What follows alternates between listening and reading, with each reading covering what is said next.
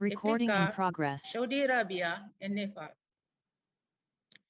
Thank you for local and national committee members for helping in organizing the conference and make this conference a success. My sincere thanks goes to my mentor, Professor M.S. Reddy, the founder and chairman of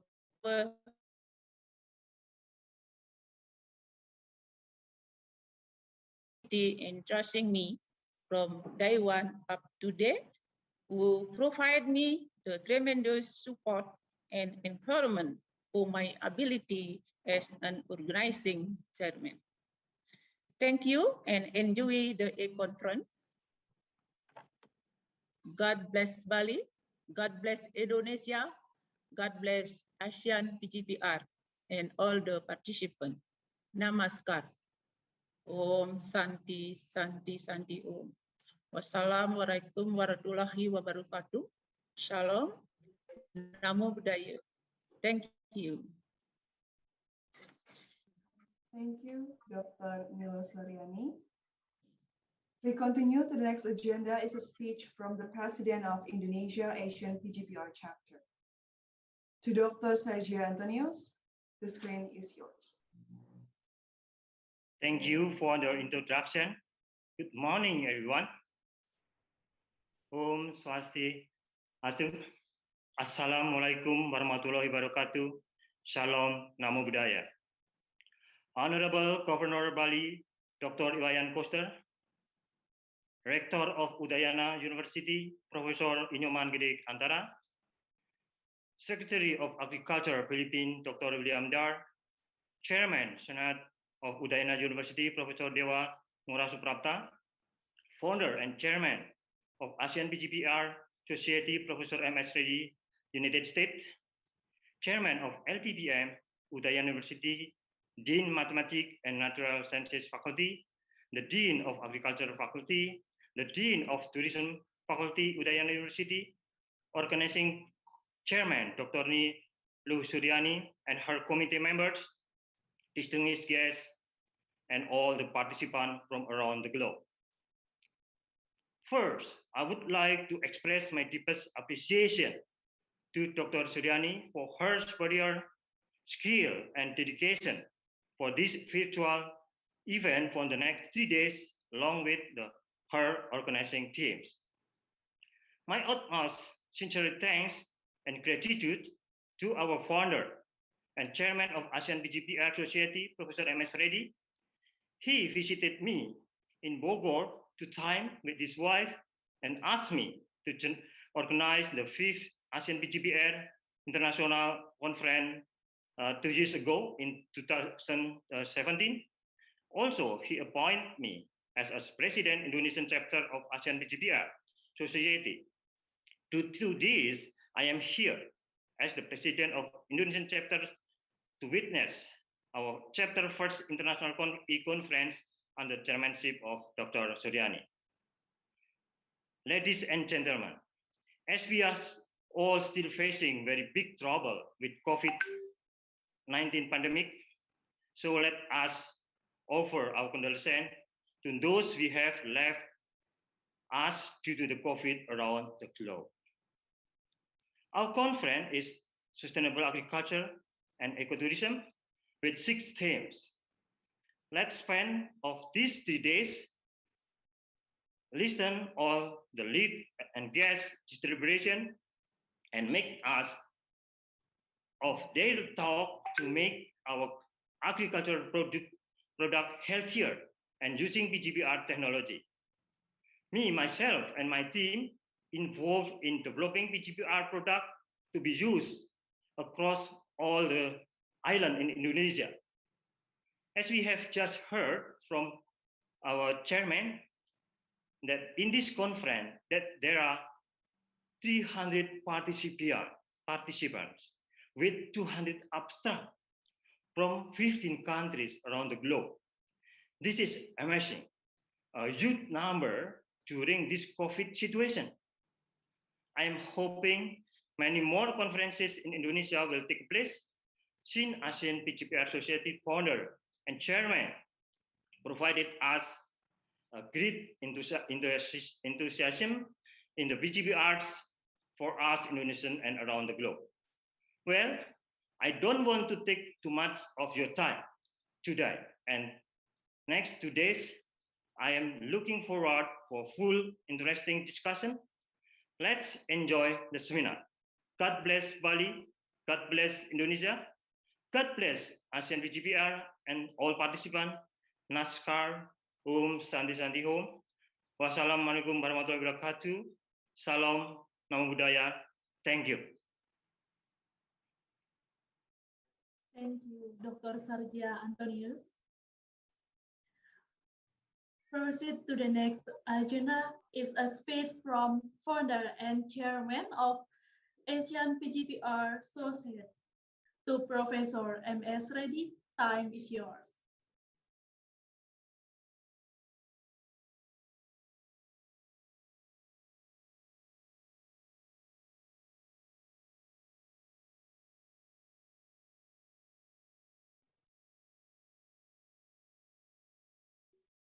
Professor M.S. Reddy, you are still muted.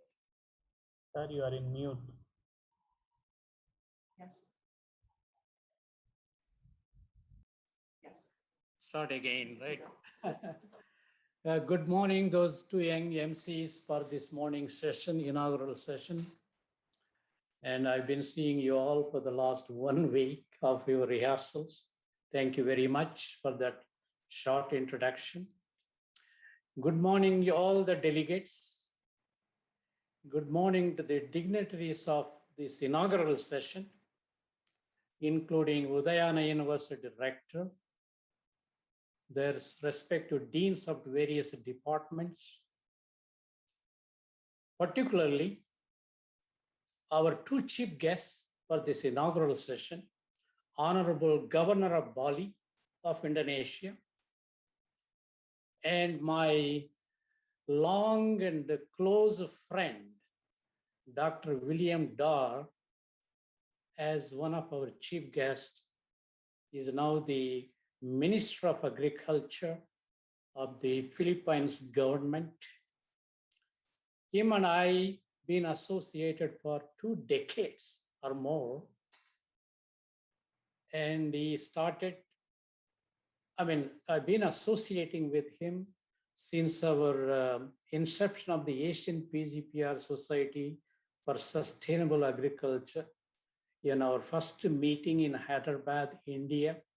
That time it was a DZ of ICRISAT. From that day on up to now, we have been associated via emails or WhatsApp, Facebooks. So finally, I invited him to come on to give his blessings on this inaugural session. He will be joining us very shortly from Philippines. On this occasion, it is my privilege and honor to congratulate 2 individuals from Indonesia, that being Dr. Suryani, the organizing chairman for the first International Conference of Indonesian PGPR chapter.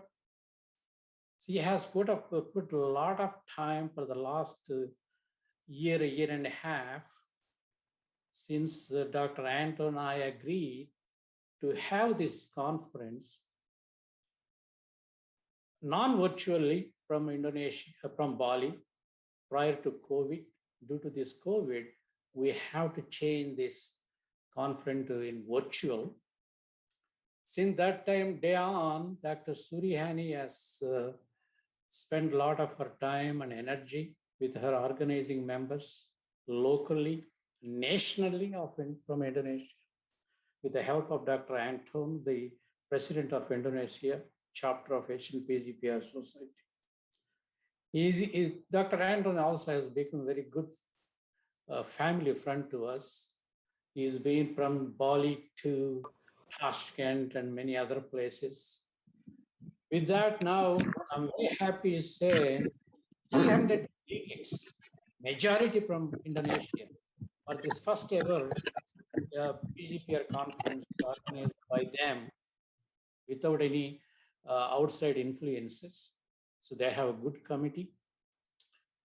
With those 300 delegates registered and paid the registration fee, which is very good, we have agreed with Udayana University by MOU with Dr. Suryani and Dr. Anton, these funds, whatever leftover funds, they will be using under Indonesian Asian PGPR chapter account for their future meetings or conferences, whatever they would like to.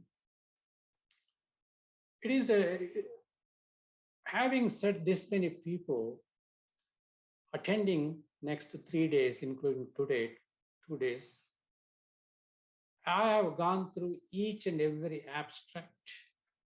I tried to edit them as much as I could.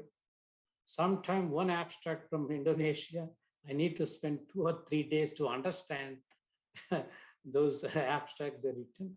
Anyway, finally, we have gone through most of them, whatever it may be right now, the shape. I did only once. Took me a month or two. If I spend more time, it takes a long time. But I have closed my eyes, said, that's it. Go ahead and put together, compile this abstract. But those abstracts from sustainable agriculture to ecotourism, covering 6 topics of this conference. Fantastic. Again, among those 200 abstracts, it's very hard to select who is a lead speaker, who is an invited speaker. It is sometimes people think, hey, I want to become a lead speaker, I want to become a speaker. Unfortunately, having so many abstracts, excellent abstract from around 15 or 16 countries, you guys, Suryan just mentioned. They're international experts.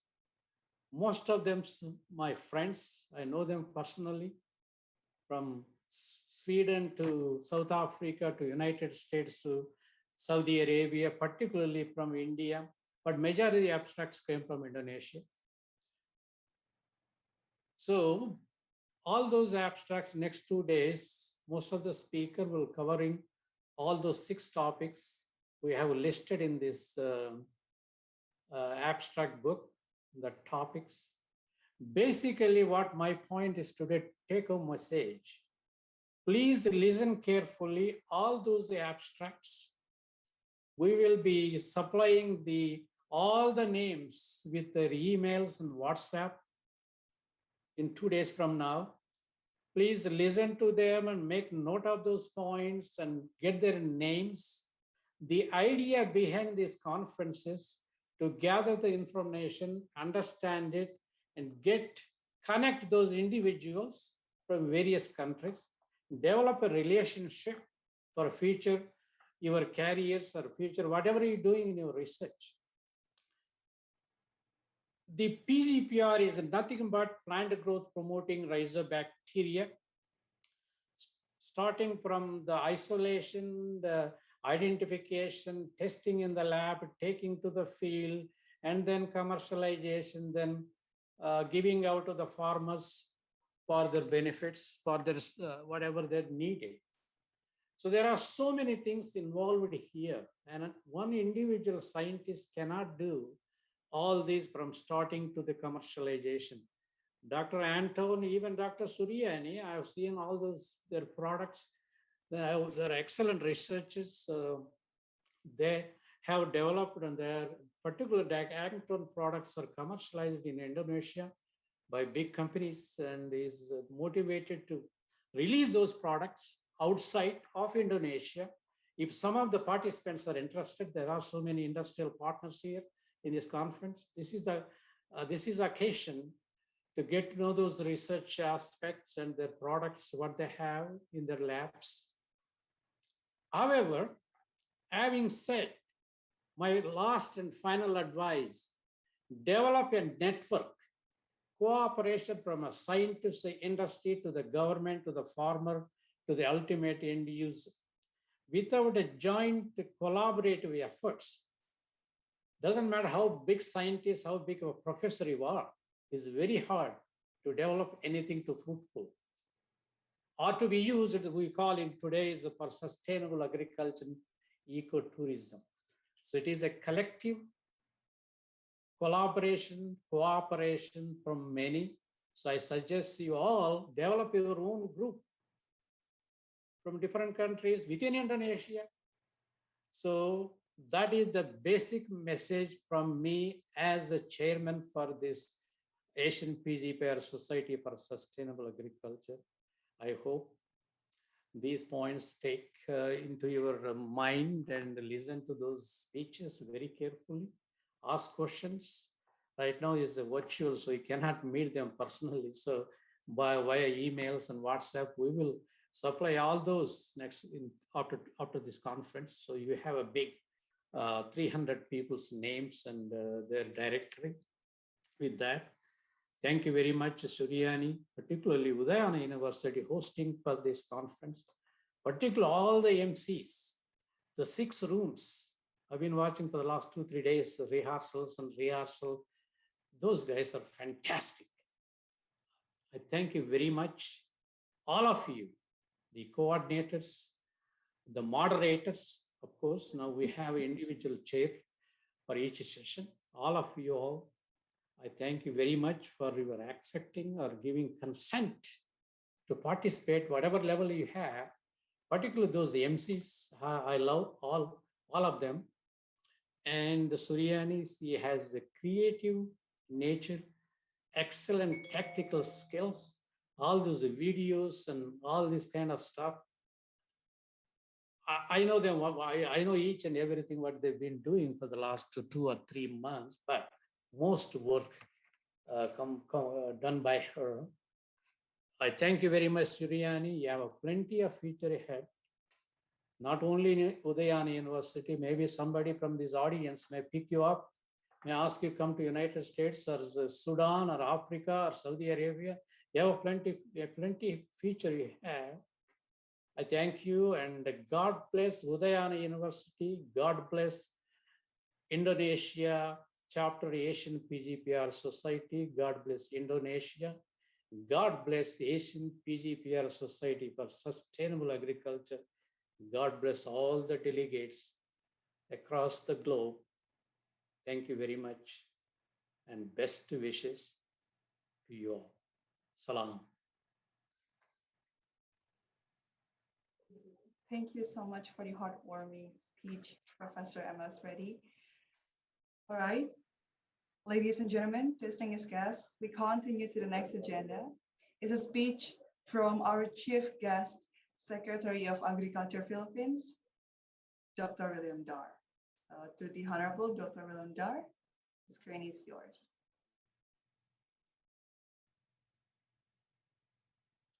I have not seen him. Did he join? His time is 9:40. You guys started your meeting very early. All right. So is anybody seen him? Because I have a message. He has 9:40 or 9:20 something. Sure, He's sir. only Okay. 8:15. He's an hour away. Sure. I'm not sure. Okay, I asked Yanni an hour ago. Yeah, we will proceed to the next very early. agenda, sir. Yeah, we will bring him when he joins. Yes. So continue your meeting. Okay, we will proceed to the next agenda, ladies and I'll send gentlemen. him a message right now. Yes, sure. Thank you, Professor M.S. Reddy. All right, distinguished guests, ladies and gentlemen. Therefore, we arrive at the official opening of the first Indonesia Asian PGPR International A Conference.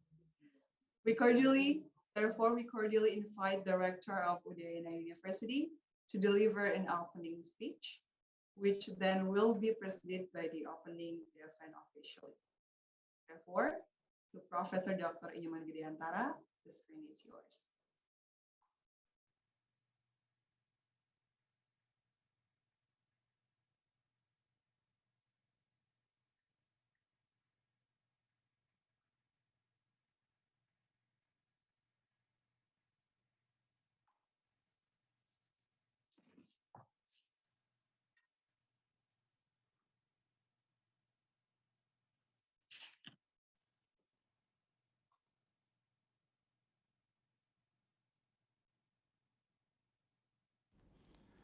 the Honorable Chairman of Senate Udayana University, Professor Dewa Ngurah Suprapta, the Honorable Founder and Chairman ASEAN PGPR Society, Professor M.S. Reddy, the Honorable President of Indonesian ASEAN PGPR Chapter, Dr. Sargia Antonius, the Honorable Chairman of ILPPM Udayana University, the respectable Dean of Mathematics and Natural Sciences Faculty of Udayana University, the respectable Dean of Agriculture Faculty, Udayana University, the respectable Dean of Tourism Faculty, Udayana University, the respectable Coordinator of Undergraduate, Master, and Doctoral Program of Biology Department, Coordinator of Master and Doctoral Program of Environment, Udayana University, and Committee, distinguished guests, all participants. Om Swastiastu. Assalamualaikum warahmatullahi wabarakatuh. Salam Namo Buddhaya. Good morning to all of you.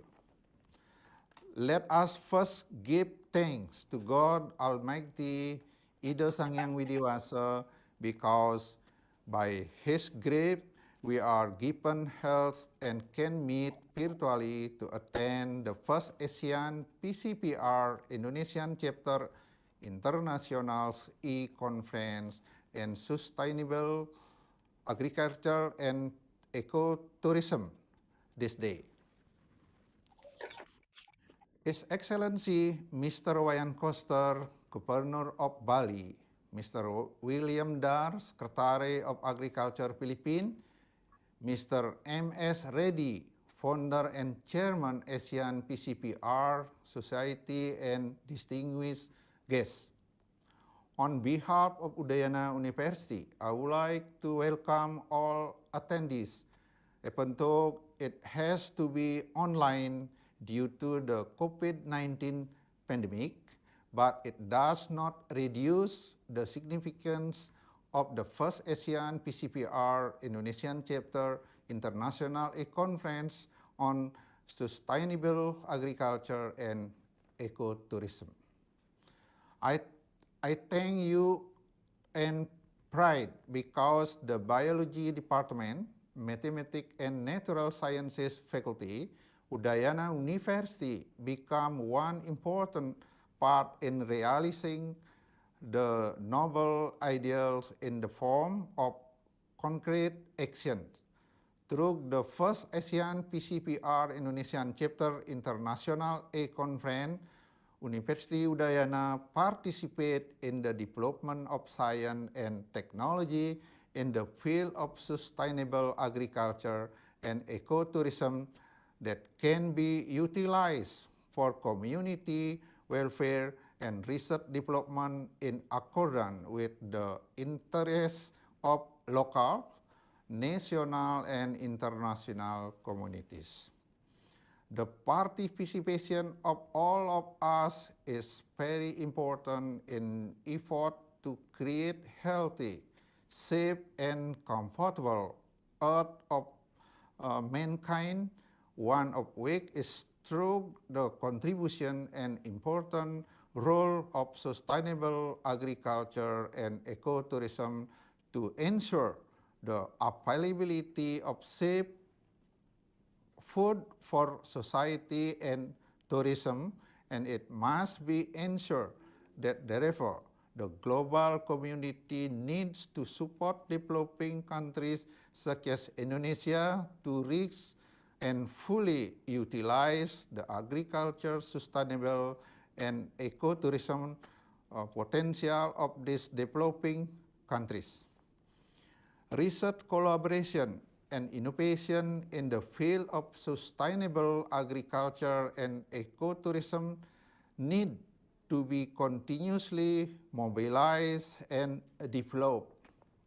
I would like to thank the Governor of Bali, Mr. Wayan Koster, the Secretary of Agriculture Philippines, Mr. William Dar, founder and chairman ASEAN PGPR Society, Mr. M.S. Reddy, President of Indonesian ASEAN PGPR Chapter, Mr. Sanjia Antonius, who enormous support for the implementation of this activity, as well as the chairman of e-conference, Dr. Nilo Suryani.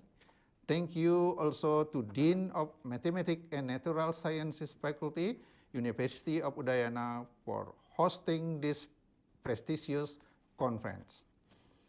Once again, I congratulate you all on holding the first ASEAN PGPR Indonesian Chapter International Conference on Sustainable Agriculture and Ecotourism. My God Almighty, Ida Sang Hyang Widiwaso, always bless all of us. I now officially open this conference. Thank you. Om Santi Santi Santi Om. Assalamualaikum warahmatullahi wabarakatuh. Salam sejahtera untuk kita semua. Selamat pagi. Terima kasih.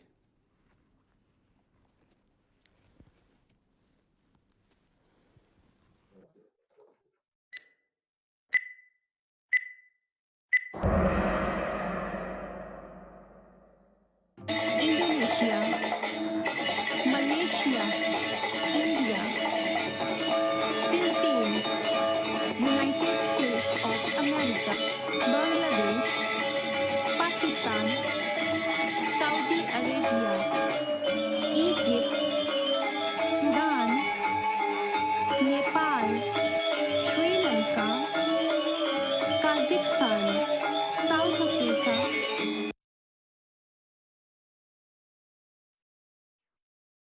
Ladies and gentlemen, therefore, the e-conference is officially open.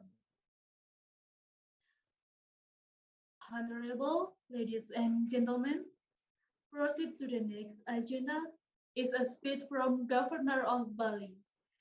The speech of Governor Bali through a video, and the video will be delivered in Bahasa Indonesia.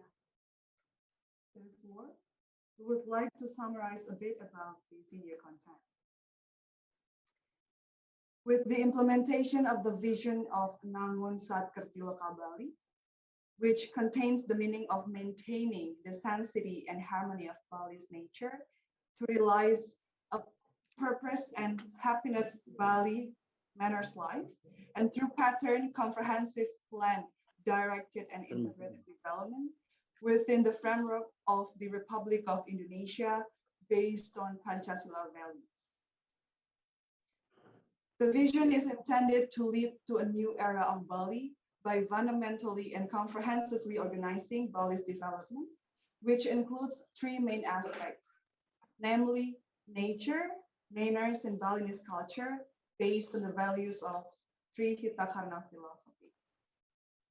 And the literal translation is roughly the three causes of well-being or the three reasons of prosperity. The three causes referred to in the principle that are harmony of God, harmony among people, and harmony among environment. To Dr. Iolani Costa, the screen is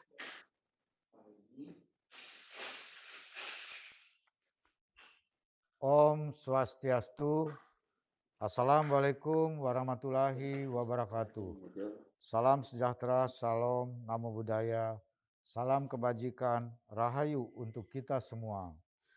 Yang saya hormati Rektor Universitas Udayana, Dekan Fakultas MIPA Universitas Udayana, para narasumber, para peserta konferensi yang tidak bisa saya sebutkan satu persatu. Marilah kita menghaturkan puja pengastuti dan angayu bahagia kehadapan Hyang Widiwasa, Tuhan Yang Maha Esa, karena atas asung ketewara nugrahanya, kita bersama-sama dapat melaksanakan konferensi ini dalam keadaan sehat dan berbahagia, meskipun dalam suasana pandemi COVID-19. Hadirin yang saya hormati, pembangunan daerah Bali diselenggarakan dengan visi nangun satkerti loko Bali melalui pola pembangunan semesta berencana menuju Bali era baru yang mengandung makna menjaga kesucian dan keharmonisan alam Bali beserta isinya untuk mewujudkan kehidupan kerama Bali sejahtera bahagia skala niskala sesuai prinsip Trisakti Bung Karno, berdaulat secara politik, berdikari secara ekonomi, dan berkepribadian dalam kebudayaan melalui pembangunan secara terpola, menyeluruh, terencana, terarah, dan terintegrasi dalam bingkai Negara Kesatuan Republik Indonesia berdasarkan nilai-nilai Pancasila 1 Juni 1945. Visi tersebut merupakan inspirasi dari leluhur Bali yang memberikan wejangan cara hidup kerama Bali menyatu dengan alam, yaitu perlunya menjaga kelestarian lingkungan hidup untuk menjaga kelangsungan kehidupan. Manusia adalah alam itu sendiri. Manusia harus seirama dengan alam, hidup yang menghidupi, urip yang menguripi. Hidup harus menghormati alam. Alam ibarat orang tua. Oleh karena itu, hidup harus mengasihi alam.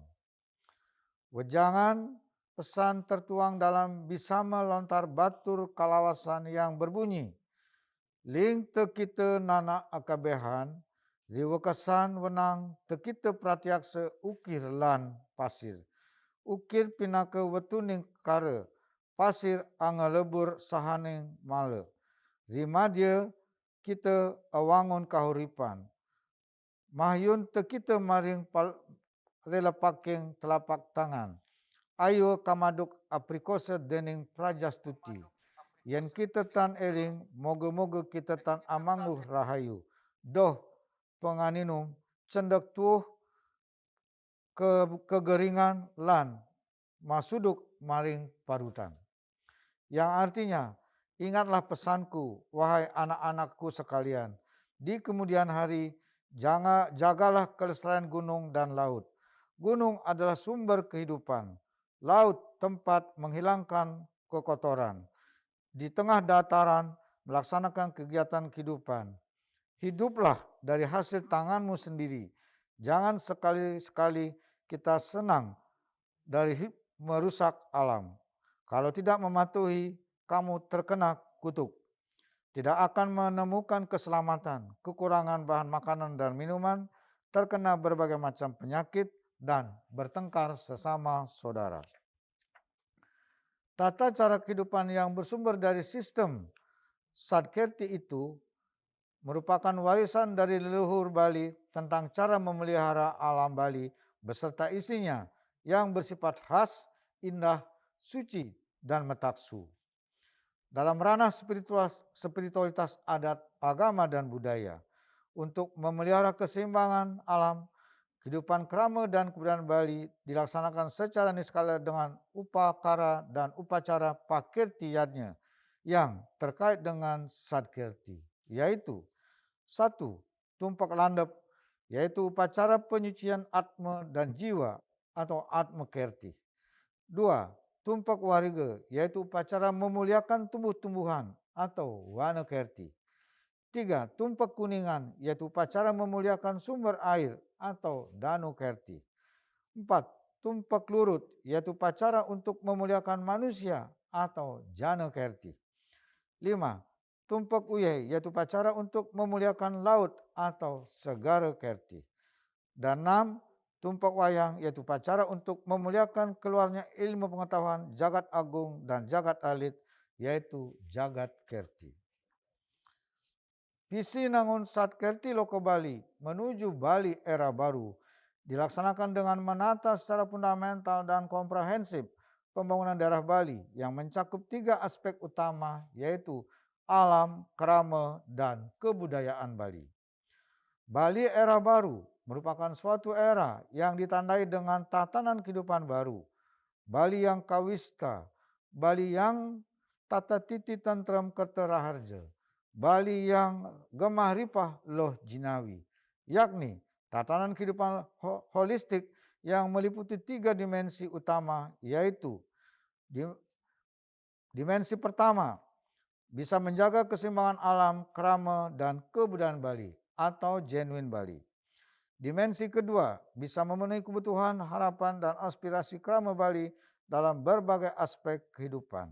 Dan dimensi ketiga, merupakan manajemen risiko atau risk management, yakni memiliki kesiapan yang cukup dalam mengantisipasi munculnya permasalahan dan tantangan baru dalam tataran lokal, nasional, dan global yang akan berdampak secara positif maupun negatif terhadap kondisi di masa yang akan datang. Visi Nangun Satkerti Loka Bali diwujudkan melalui 22 misi yang menjadi arah kebijakan pembangunan daerah Bali sebagai pelaksanaan pola pembangunan semesta berencana. Misi yang khusus berkaitan dengan arah kebijakan dalam menjaga alam beserta isinya yaitu 1.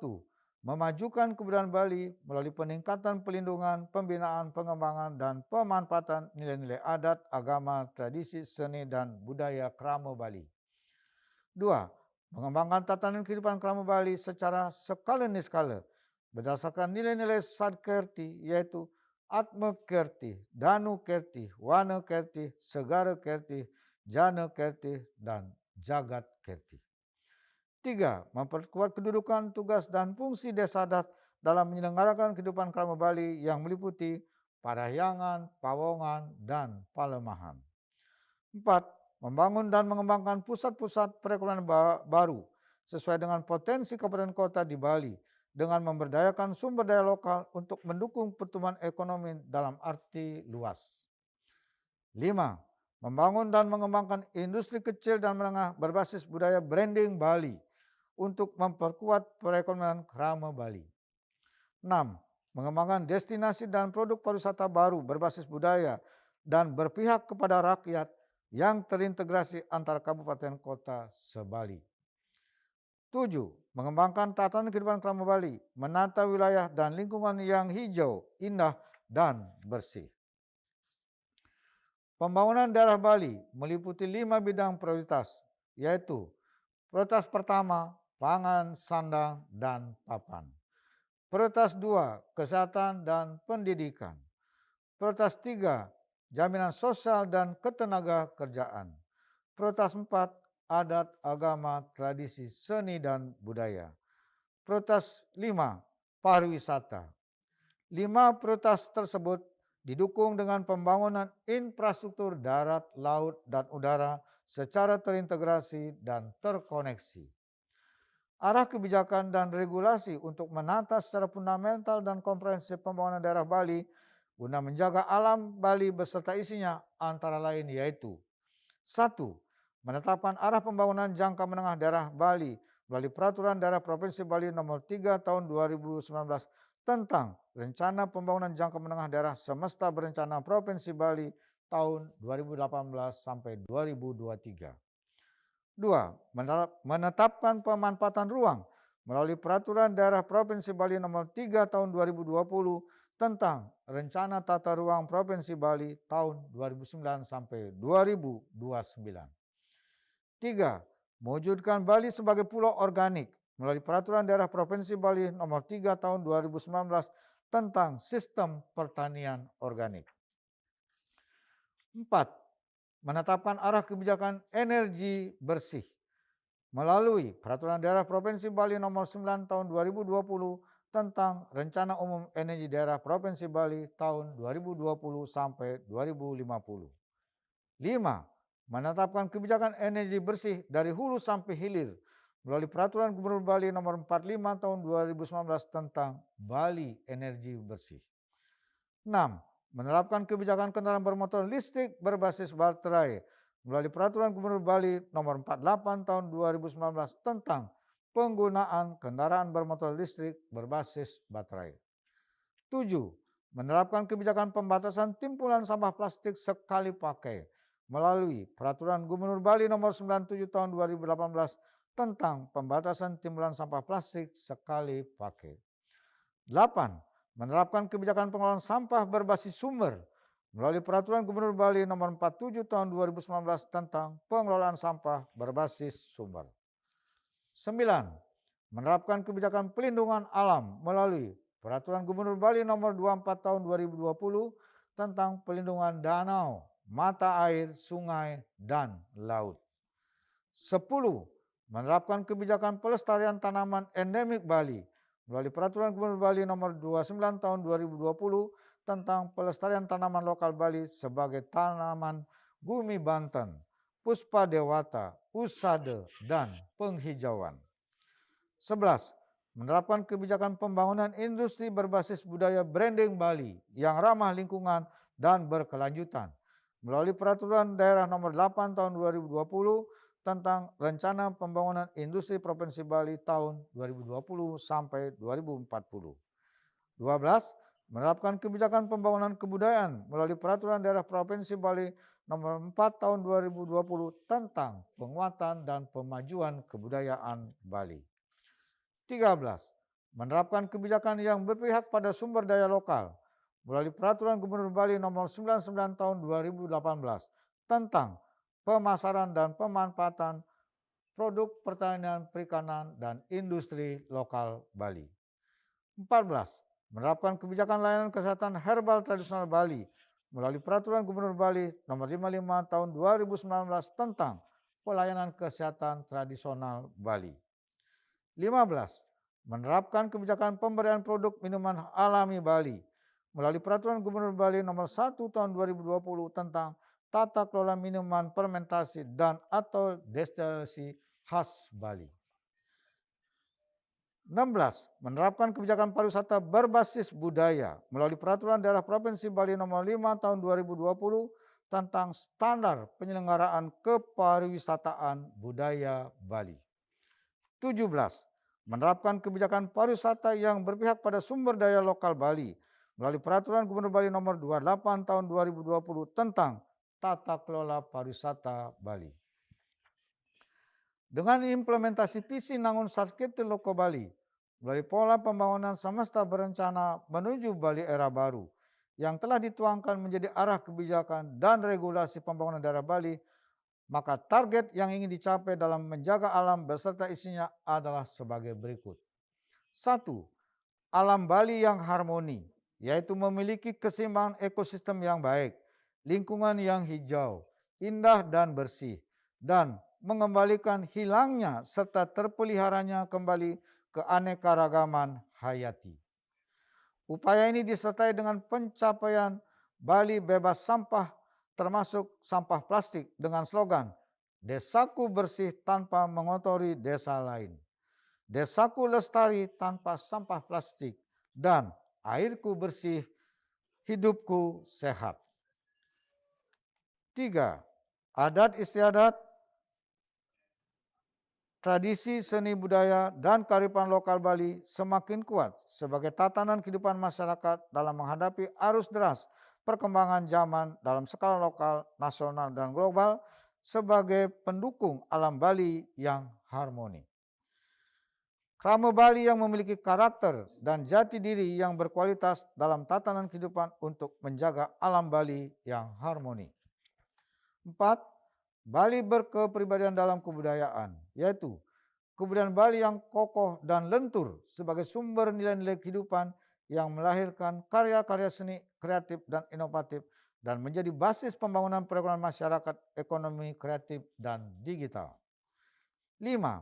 Bali berdikari dalam bidang ekonomi dengan ekonomi Kerti Bali atau ekonomi biru, yaitu perekonomian yang tumbuh dan berkembang berbasis pada budaya, kreatif, inovatif, bersifat inklusif, kapasitas ekonomi lokal meningkat, menjaga ekosistem secara berkelanjutan, dan memberi manfaat sosial serta membangun spirit bangga sebagai Krama Bali dalam mewujudkan kehidupan masyarakat sejahtera dan bahagia secara skala niskala. 6. Bali menjadi pulau organik, yaitu menerapkan sistem pertanian organik untuk menghasilkan pangan yang sehat dan berkualitas, serta mampu menjaga ekosistem kehidupan dan sumber keragaman hayati. 7. Bali berdaulat di bidang pangan, yaitu dapat memenuhi kebutuhan pangan yang berkecukupan, sehat, dan berkualitas. 8. Bali memiliki sentra industri kecil dan menengah (IKM) serta usaha mikro kecil dan menengah UMKM berbasis budaya branding Bali. 9. Pariwisata Bali yang bermartabat, yaitu memiliki destinasi pariwisata, produk pariwisata, dan ekosistem pariwisata yang berbasis budaya, berpihak pada sumber daya lokal, berkualitas, dan berdaya saing. 10. Bali cinta produk lokal, yaitu krama Bali yang mencintai produk lokal, mengembangkan produk lokal, dan bangga memakai produk lokal sebagai wujud harmoni kehidupan perekonomian untuk kesejahteraan dan kebahagiaan bersama. 11. Bali menjadi pulau mandiri energi dengan energi bersih, yaitu dapat memenuhi kebutuhan energi secara mandiri dengan energi yang ramah lingkungan. Hadirin sekalian yang berbahagia, demikian beberapa hal yang dapat saya sampaikan dalam kesempatan yang baik ini. Saya berharap First ASEAN PGPR Indonesian Chapter International A Conference on Sustainable Agriculture and Ecotourism yang dilaksanakan secara virtual ini dapat menghasilkan keputusan yang bermanfaat untuk umat manusia di dunia, khususnya masyarakat Bali. Sekian dan terima kasih. Om Santi Santi Santi Om.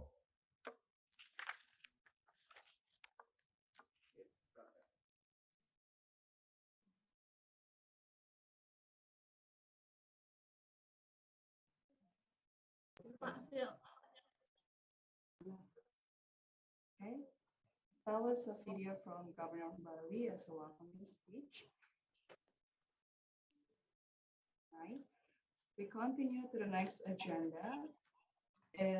Before we come to the closing and photo sessions, we would like to invite again to our Chief Guest Secretary of Agriculture Philippines to give an opening speech regarding this ceremony.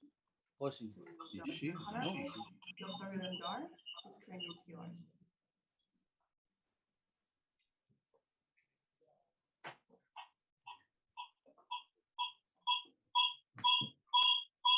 Dr. William Dar, are you there?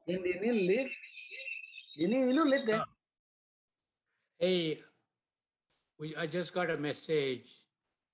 He will be joining at 9:40 a.m. That's the time we have given him. 9:40 a.m. of Bali time. Okay. Excuse me, Prof, but this is already 9:44. Is 9:44 your time? Yes, in our time in Indonesia, Bali specifically. I thought my time is showing 8:44. What time? Check. Your time is 9:40? Yes, No. It is now currently at 9:44 at the moment. Oh. I mean, his secretary posted in the chat session. Check the chat. There's a message in the chat session. Okay. DAOAC, Department of Agriculture. Can you type? Okay, DA. Yeah, there is a message from them, DA/OSEC. DA means Department of Agriculture. Okay. I'm trying to. I saw here, according to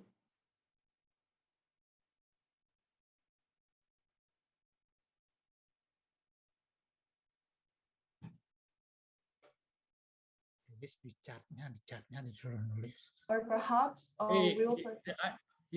the message reads like that. Professor Reddy, based on your program, Secretary Dar slot is 9:40 a.m. Indonesia time, 10:30 Philippine time. That's what they said. I don't know. That's all I know. So is anything else? You have anything else? Yes. Yeah, we actually have like 3 different times here in Indonesia. No. Any other Yes, speakers? actually, yeah. We will proceed to the next video. Yeah, please go to the ahead. next agenda. Yeah. Yeah, sure. We'll all right, ladies and gentlemen, we will proceed then to the next agenda. That will be the photo sessions and closing. So now, I think for honorable distinguished guests, ladies and gentlemen, before we come to the end of the opening ceremony, we would like to invite you all to take a virtual picture together. Therefore, with due all respect, please turn on your camera and then the committee can take screen pictures with you.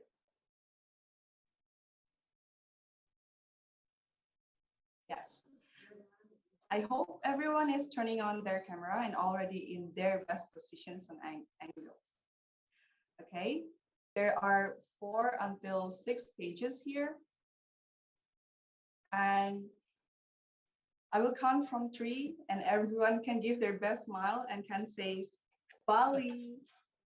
Okay, yeah, you can take off your mask first if you were wearing mask. Okay. Okay, I will count from 3 and everyone can say Bali. 3, 2, 1. Bali. Okay. The second page. 3, 2, 1. Bali. Baliku.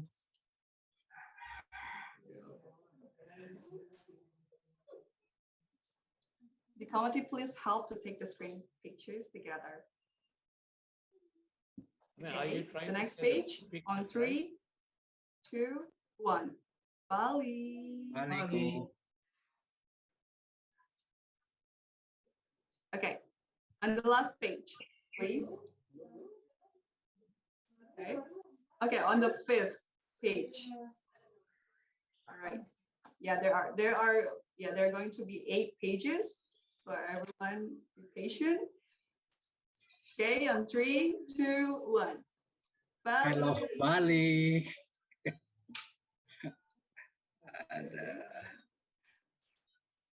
6th page. 3, 2, 1. Bali.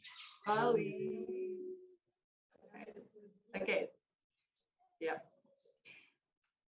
Yes, on the last page. 3, 2, 1. Bali. Bali. Oh, Bali. I hope the committee will take.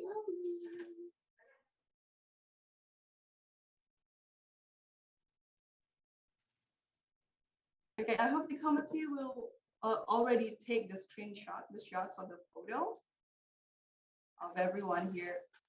Thank you very much for your time, ladies and gentlemen, honorable distinguished guests.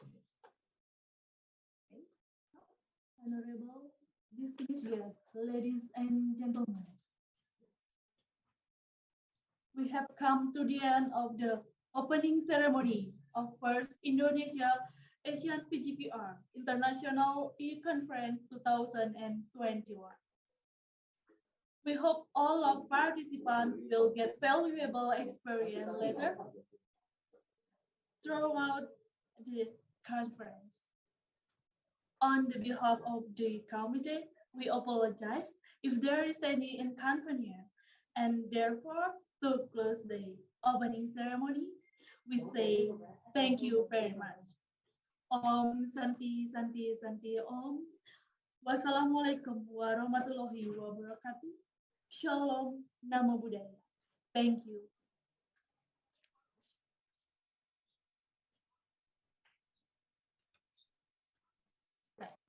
Honorable distinguished guests, ladies and gentlemen.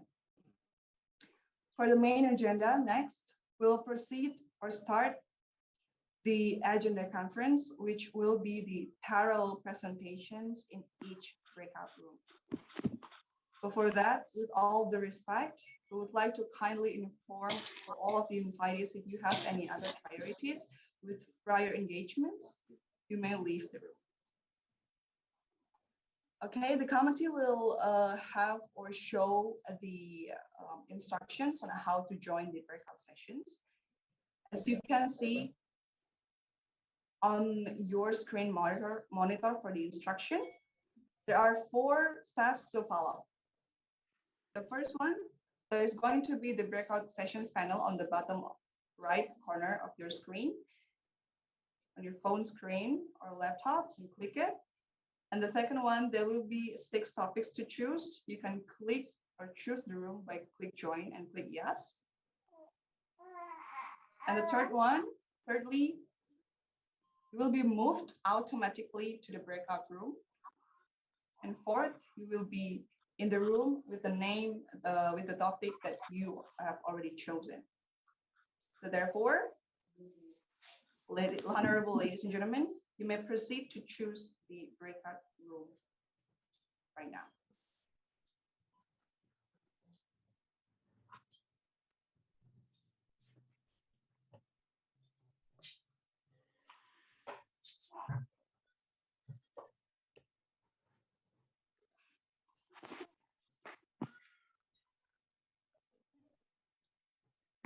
Would like to read my new game for the instructions. There are 4 steps to follow. The first one is going to be the breakout sessions on a panel on the bottom right corner of your screen. And there will be topics to choose the room by click join and click yes. And you will be moved automatically to the breakout room with the topic that you choose. And the name of the breakout room are mentioned in the top of the windows. So therefore, please join and have a great day. And also we would like to remind you for the tomorrow's closing ceremony that will be held tomorrow on 28th of August 2021 at 4:30 in general room, and we essentially hope for you to come and join on the last day. You may choose and join the breakout room session. If there is anything that needs to be asked, you can ask that on the chat box on the virtual conference. Thank you.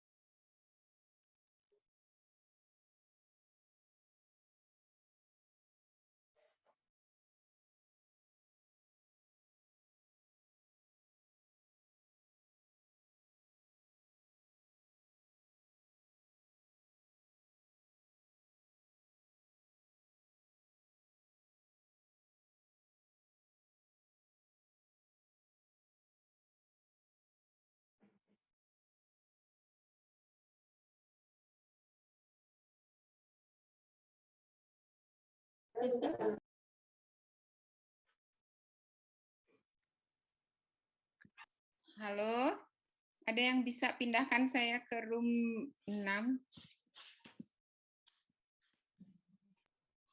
Halo Pak Bayu atau Gus Mul? Ya Bu, Ibu ditunggu dulu ya Bu. Ya, kok ini oke.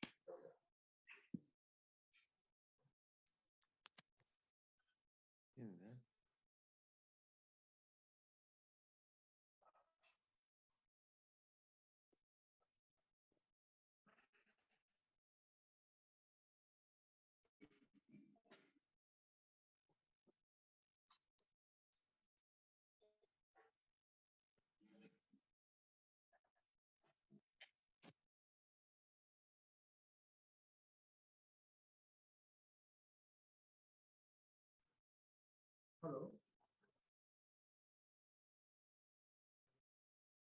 Hello. Hello.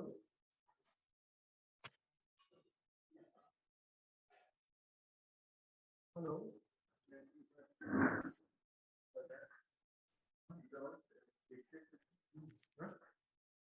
ये लोग कोई कैसे करने आ रहा है आई unmute से बेटा अच्छा ये लोग कैसे डिफरेंट हेलो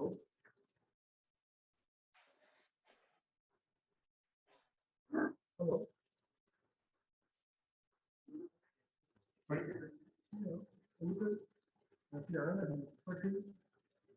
ये लोग करने कैसे अनम्यूट किया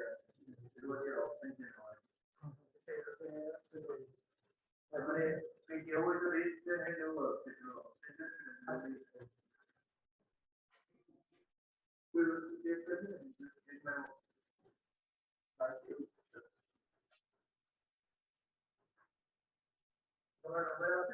हाँ मेरा अपने दे करने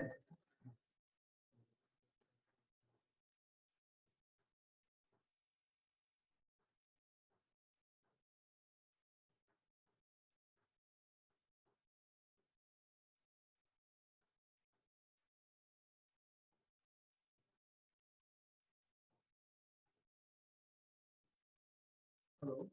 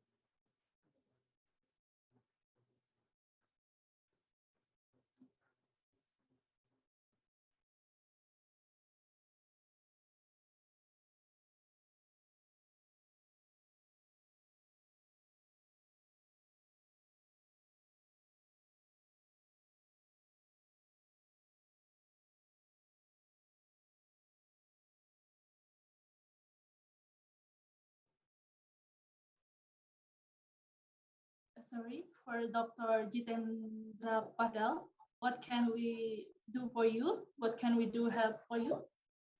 You already raised hand here.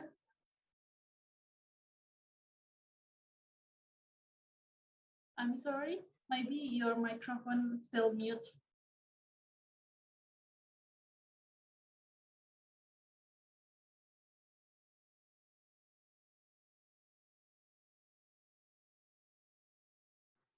Hello. Yes, please. Yeah, listen. Hello. Yes, please. Yeah, myself, Dr. Jitendra Patel. Yes. Yeah. Can I start? Hello. Hello, yes. Yes. Can I start? Sorry, pardon me. Hello. Hello. Sorry, Dr. Jitendra Patel, maybe please type in chat room and we can help you. Thank you.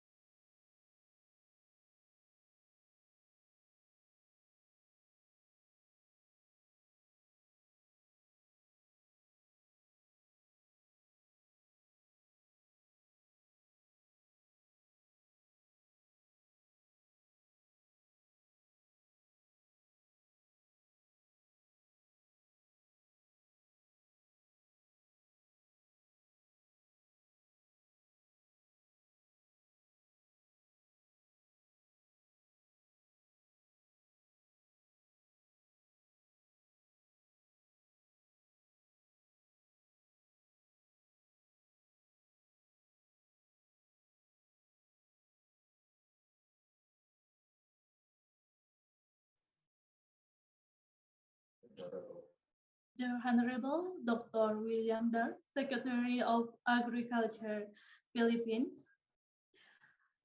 We would like to inform you if the opening ceremony is already done. So we will be breakout room.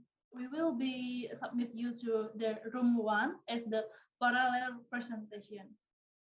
Thank you. What time? To the same time. Right now, we will break out you to the room 1 by Zoom host. Okay. Please click join in your monitor and join the room 1. Room 1. Our work actually in our laboratory of biopesticide, Fakultas of Agriculture, Udayana University. So for these sessions, for this presentation, this is content of my presentation. Sorry, pardon me.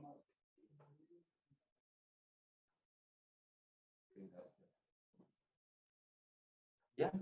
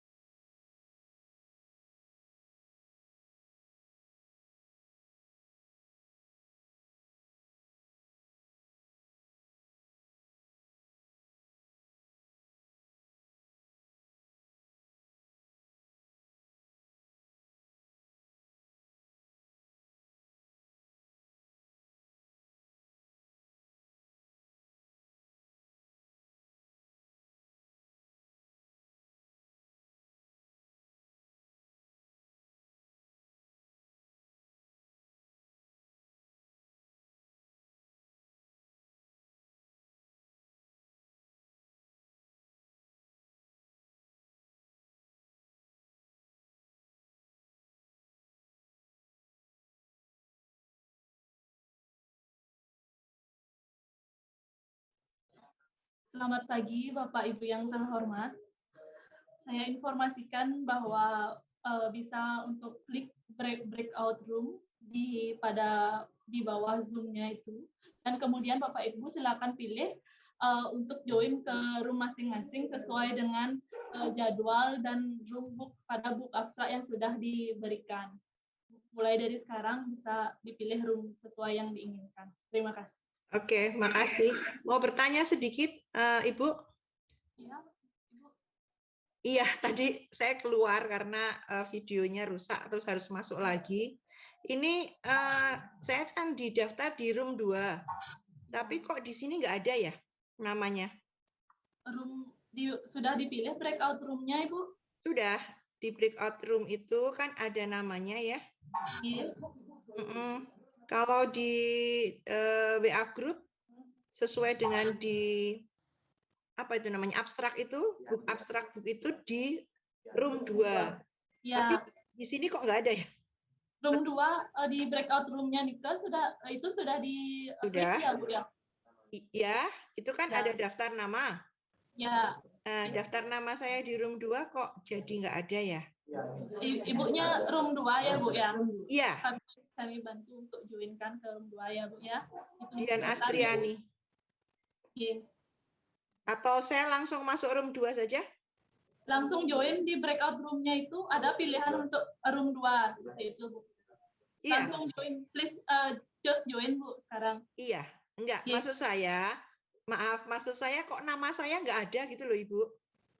Nanti setelah Ibu join, nanti akan gitu. diarahkan lagi. Ya, seperti itu. Silakan, Bu.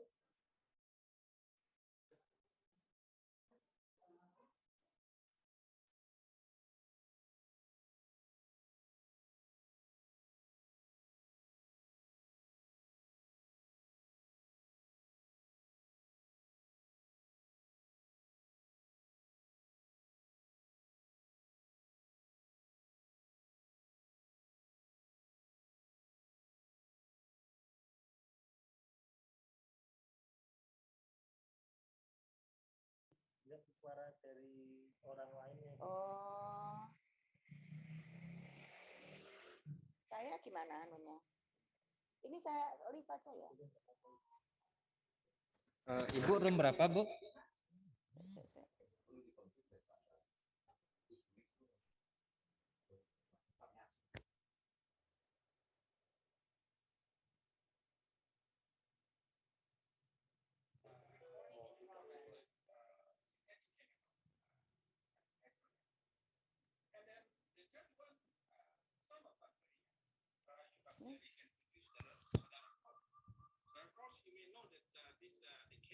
Sudah mulai presentasi belum? Ini sudah ada yang presentasi sih, Bu. Saya kayaknya nomor berapa ya? Ya, download dulu filenya.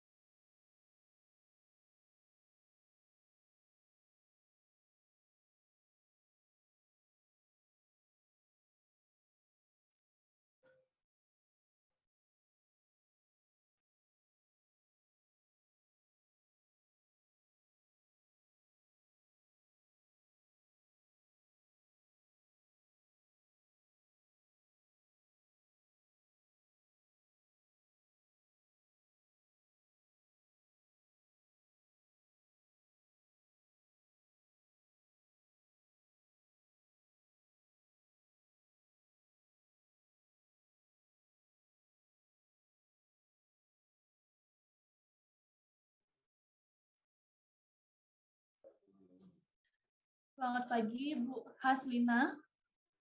Apakah suara saya terdengar? Selamat pagi, Bu Haslina.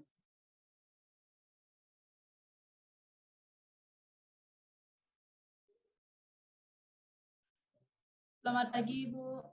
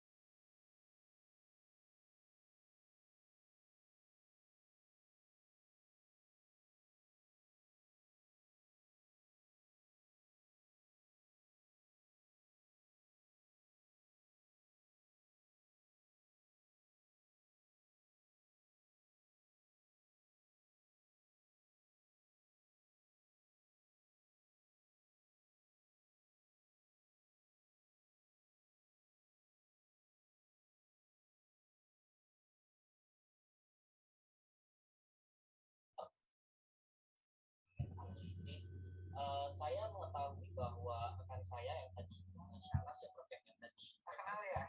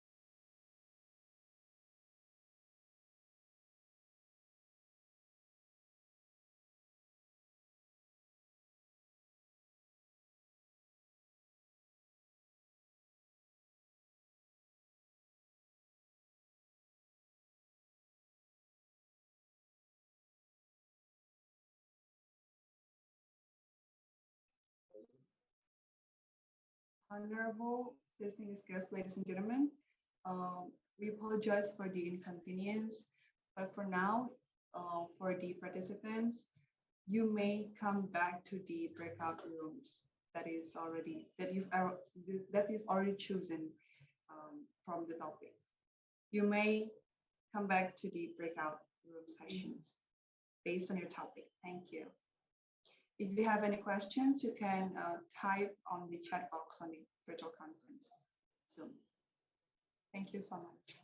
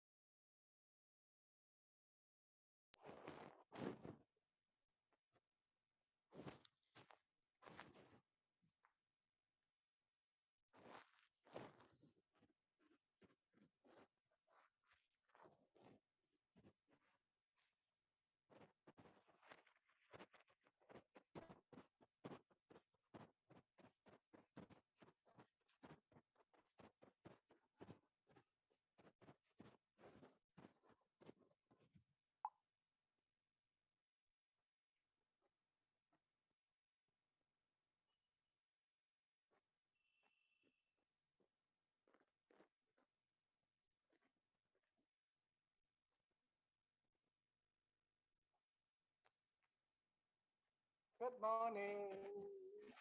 Sekali.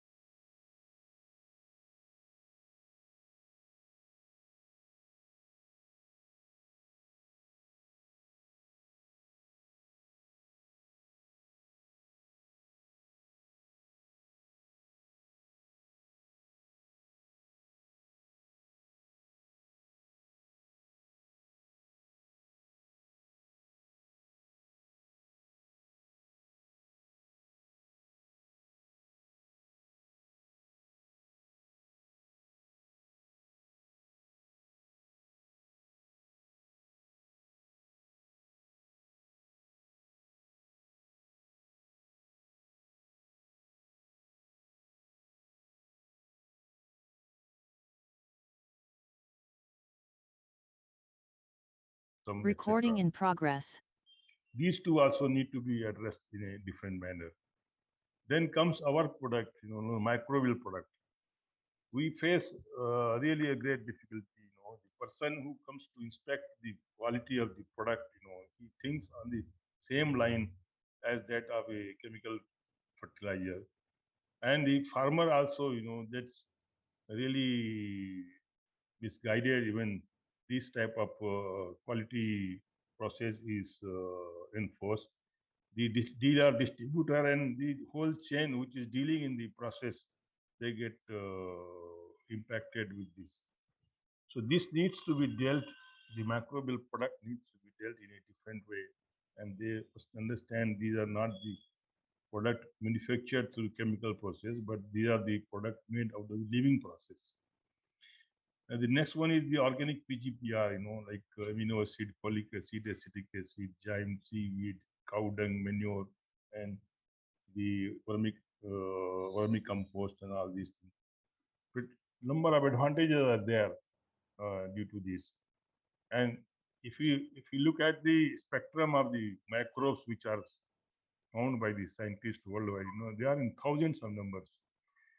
The organic compounds also, if you see, there are such a broad spectrum. But because of our orientation to speak only in terms of nitrogen, phosphorus, potash, we only have a few species identified, and the system wants to govern the whole thing within that. So the real advantage of the scientific development doesn't precipitate to the community, which doing so much of hard work. So I would like to request the whole community to think over on this.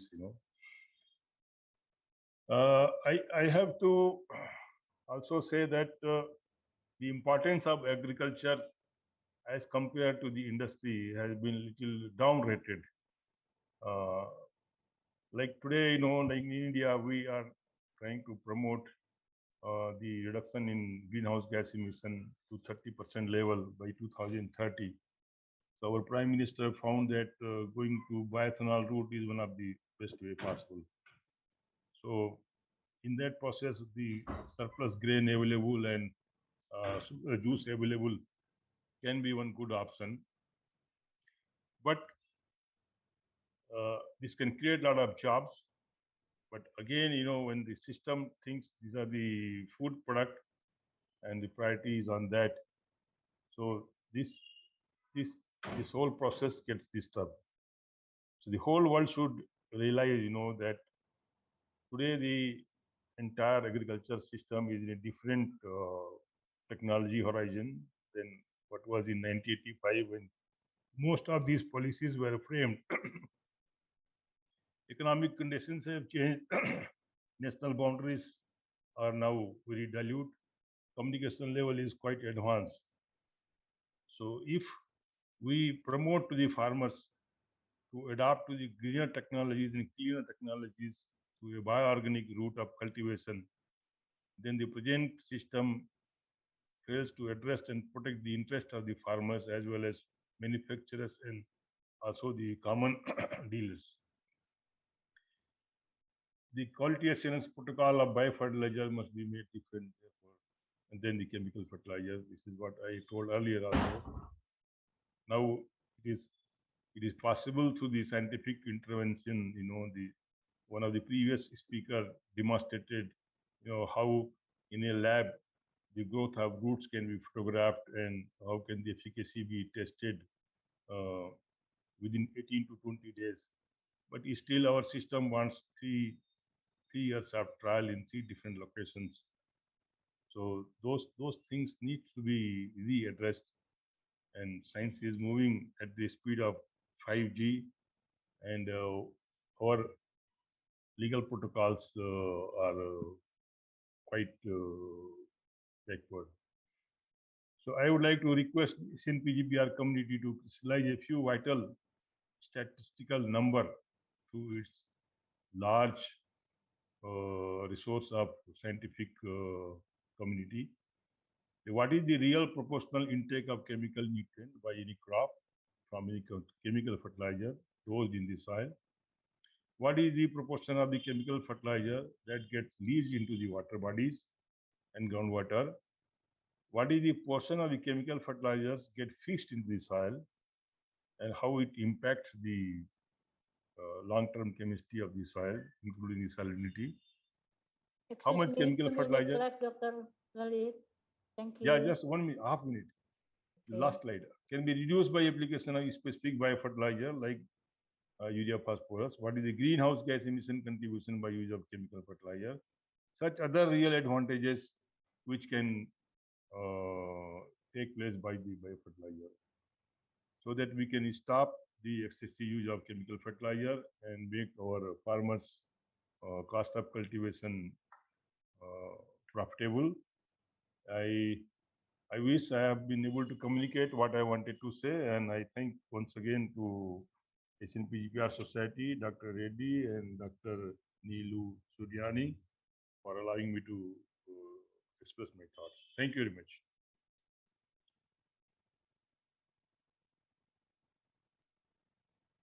My talk is over. Okay, thank you, Dr. Lalit. And now turning the last speakers is Professor Rana Pratap Singh. Time is yours, Professor, 20 minutes.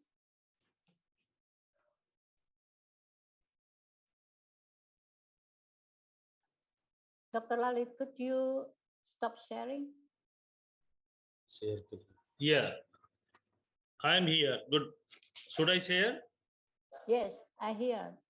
Okay, thank you. Good morning, Professor Reddy, the founder, president of PGPR Society. Excuse me, Dr. Lalit, could you stop sharing your PPT, please? Okay. Sure. Dr. Lalit. Okay. Ready, Professor. Okay, thank you. So good morning, Professor Reddy. I think he was here. Dr. Ratno, the chairperson of this session, and fellow speakers and participants. I'm going to talk to you about the potentials and limitations of PGPR, appreciating the previous speakers who have also spoken on certain aspects of this, the problems and the potentials. We have to achieve the sustainable agricultural practices for food security globally, and the beneficial soil microbes can be significant tool for achieving it. So we must try to understand the potential, but a lot more is required to be done. Here you can just see on the screen, there are many roles of beneficial soil microbes in agriculture, and many more might be there which we don't understand. It is believed that multiple form of these microbes have co-evolved with plants, and what kind of microbes have been cultured and characterized, and we are seeing a lot of potential for these microbes are just 1% of the entire microbial community which are there on the earth in various ecosystems, including agroecosystem. We don't know about the potentials of 99% microbes which are not culturable today by the kind of knowledge on culture we are having today. As my previous speaker, Dr. Singhania, spoken a lot, I also feel that there are certain bottlenecks which are required to be understood regarding adoption of the bioinoculants in field. In spite of a lot of potential, we are not able to popularize it. long-term field trials of multiple years on multiple locations are rare. Adequate knowledge on competition in inoculated PGPMs with native soil microbes and other soil organisms and its ecological successions in different agroecosystems are hardly available. The ecology has not been adequately understood when it enters into new say agroecosystem after inoculation. Adequate knowledge on impacts of agroclimatic conditions and climate resilience of inoculated PGPRs in crop fields are rarely available. This is very important. We are living in a very changing agroclimatic conditions. Climate change is a reality, and tomorrow we are going to face the very extreme situations of climatic problems. So we require climate resilient formulations for coping with the coming agroclimatic situations. Effective mechanisms for marketing management of bioinoculants up to end users in most of the commercialized products are poorly established in most of the countries of South Asia. Lack of adequate knowledge on promotional policies and regulatory provisions of governments in relation to bioinoculants for its production by small-scale entrepreneurs and its use by the farmers, which could have motivated them. And I agree with Professor Singhania that unfortunately government policies are also not very practical regarding the bioinoculant. I think some participant is Sunita, you have opened your mic, please close it. Then lack of adequate knowledge on toxicity potentials of synthetic fertilizers, pesticides, and other agrochemicals are major bottleneck for popularization and adoption of the pesticides. Endophytes, some speakers talked about it, are very important, and recently a lot of interest have been generated throughout the world on endophytes because they have already evolved. Largely they have evolved, even if they infect the plants, they found a microenvironment where many agroclimatic factors do not impact. So a lot of studies are going on, and we must include the benefits of endophytes also, studies and application part on in the whole PGPR studies. A lot of stress regulation behavior have been reported for and these endophytic microbes. Endophytic bacteria have been reported for enhancing plant growth, and similar for fungal endophytes, which have been reported to enhance the plant growth. Well, regeneration of beneficial microbes are also possible, even if we don't give inoculate or supply in microbes. They can be very useful if we can regenerate the endemic microbes, endogenous microbes, which are there in system, which are already acclimatized for that ecosystem, and of soil microbial ecology has already damaged. So they are to be मेरा presentation होगा तो बस मेरा एक दो photo ले लेना बेटा regenerated. वो उसको फोन लगा लो ना मेरे में. Then here, even after so many agricultural practices are there, which can promote the regeneration of beneficial microbes, including rhizoengineering of microbial bioinoculants. There are many claimed advantages of green revolution in India. We consider that we have got food sufficient and started exporting food, at least cereals, due to green revolution. A lot of economic benefits have been counted which I have placed on this presentation here. But in right, you can just see there are many disadvantages. It resulted in agro ecosystem damage, food contamination, loss of soil fertility, and decline in water table. It increased input cost, borrowing, and losses to farmers in disasters and epidemics. It promoted monoculture, super weeds, and super pests, and a big quantity of the crop area went to high yielding varieties, which require more water, more pesticide, more fungicides. Consumption of pesticides in India is very high and increasing day by day. It may be similar in other countries too, Asian countries especially.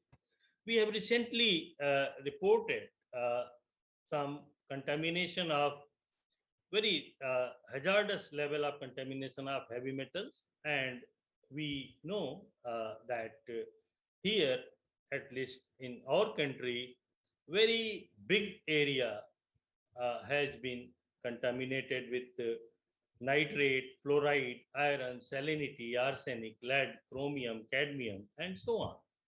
And 718 districts of India have been contamination of this kind, and they are of agrochemical origin and industrial chemical origin. So we have to bother about this. These contaminations cause a lot of carcinogenic and non-carcinogenic diseases in human beings and animals. Pesticides in your platter, common news everywhere you can find. In addition to pesticides, many kind of poisonous products are there in our food bowl. Unassimilated nitrate, nitrite, ammonium, and phosphate of fertilizer origin. We have detected in many kind of food systems. Heavy metals from fertilizers, pesticides, weedicides, contaminated irrigation water, toxins of microbial origin from pathogenic microbes, arsenic of geological origin through groundwater irrigation, and contamination from water, milk, cold drink, fruit drinks, and other liquid intakes, which make it enter to food chain. Well, I will not go for presenting this, but certainly this is a similar kind of with other strains. Research we have done for tomato, where we have demonstrated that trichoderma and bacterial combinations can effectively control the wilt, bacterial wilt, which is very fusarial wilt in tomato. So this antagonism has been, I think, getting exploited at a larger level by Indian Agriculture Research Institute and maybe by many groups in throughout the world. Obviously, we shall require more efficient and more tolerant. Tolerant means climate resilient strains which can work in varying agroclimatic conditions, and they can sustain in changing environment in the field conditions. This is major problem with the microbial inoculants, that they have to face the varied situation in varied agricultural fields in varied areas, and sometime being living organisms, they are unable to cope with that, and their efficacy get lost. So we have to be very cautious about that, and for probably the local organisms can be very beneficial in that. A lot of yearly subsidy is allocated in most of the governments in India. As talked by our previous speaker, is also a major problem.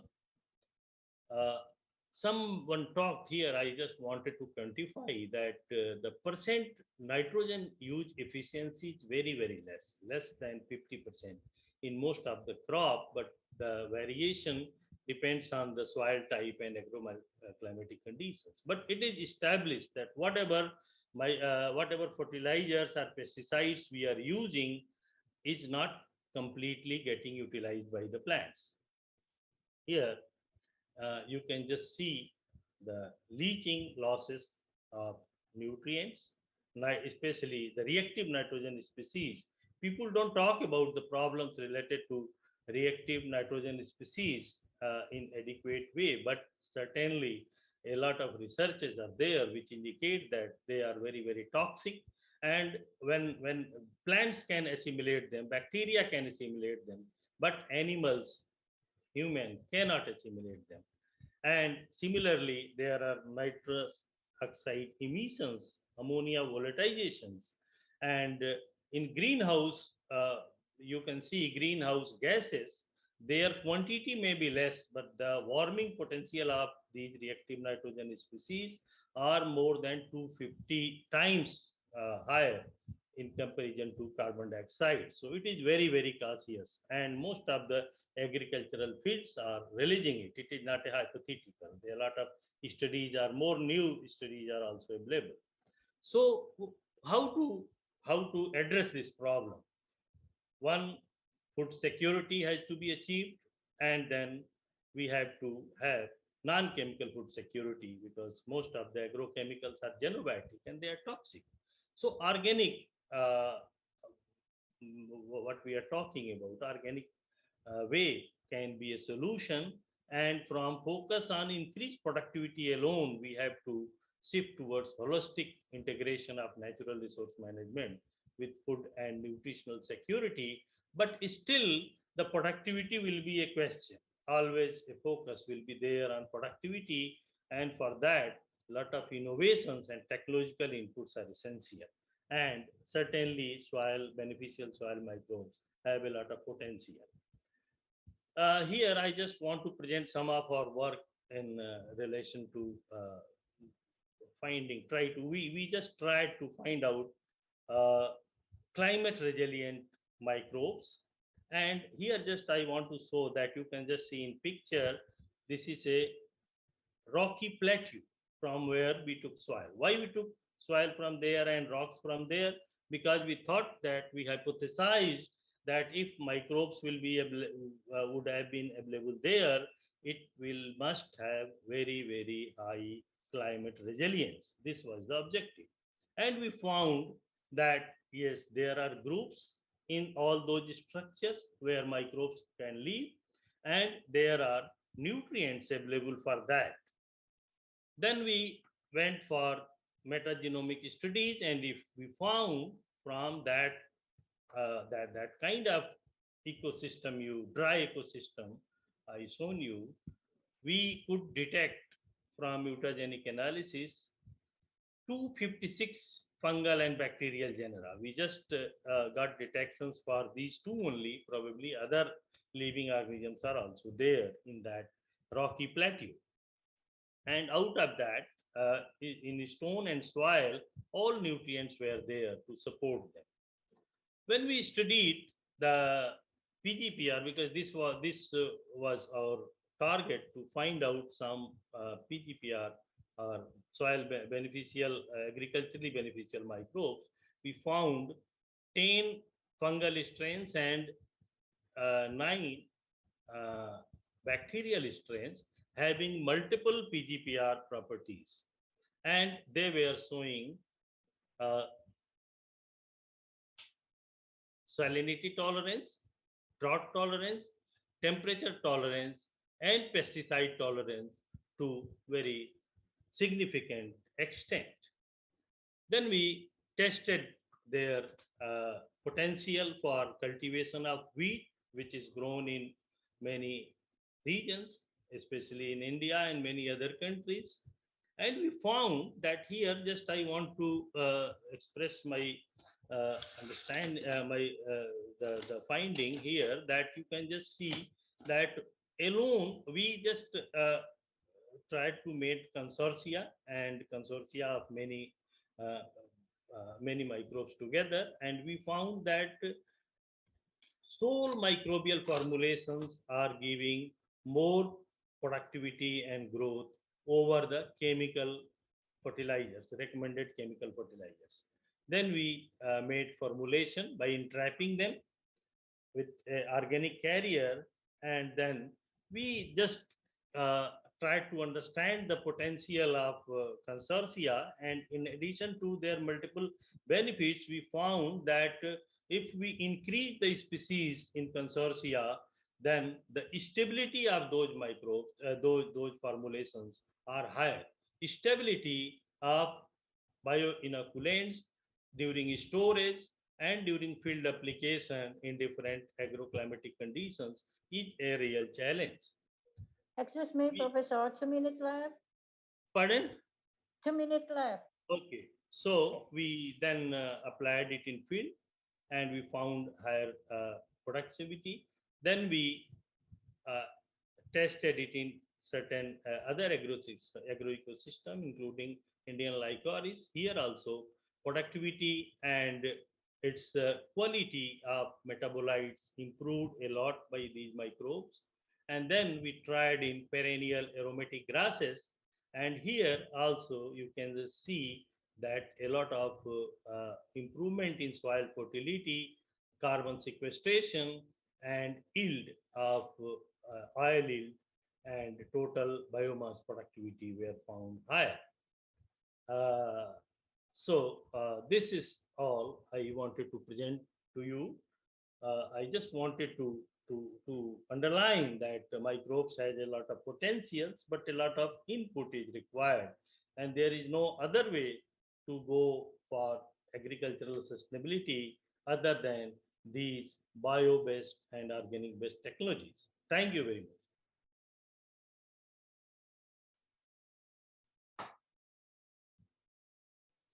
Thank you very much, Professor Rana, for nice presentation. Now we turn into the discussion session. I already picked up the question from the chat. So question one, first question is for Dr. Yang. Dr. Yang, can you read the question for you? Yes, Hello, I can see. Do you want me to answer? Yes, you answer directly now, please. Okay. Thank you. Good morning, colleagues, for a wonderful presentation for the entire thing. So now I will just zoom in towards pineapple. So pineapple is not a C3 plant. Pineapple is crustacean acid metabolism. So most of the chem plants are similar to the orchid group. So in this case, the type of biostimulant, that means you have to find the right organisms, that means the right rhizobacteria and mycorrhizal fungus that produce more cytokinins and auxin. That means for pineapple, which is an epiphyte but planted in the soil in Indonesia and the Philippines, you have to select them based on the cytokinin and auxin profile. So that's the first question. The second question, what kind of exudates from pineapple are suitable for beneficial microbe community? So I think most pineapple secrete the regular sucrose at the root. So there is no real definite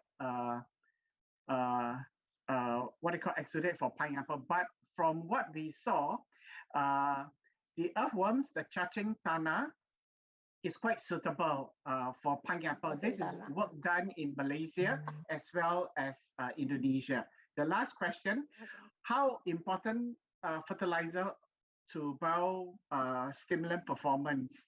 Okay, so this is where Professor Ratnap Singh has talked about you need to do a little bit of trial experiment to adjust the proportion of inorganic fertilizer, that means your chemical fertilizer, in relation to your microbial ones.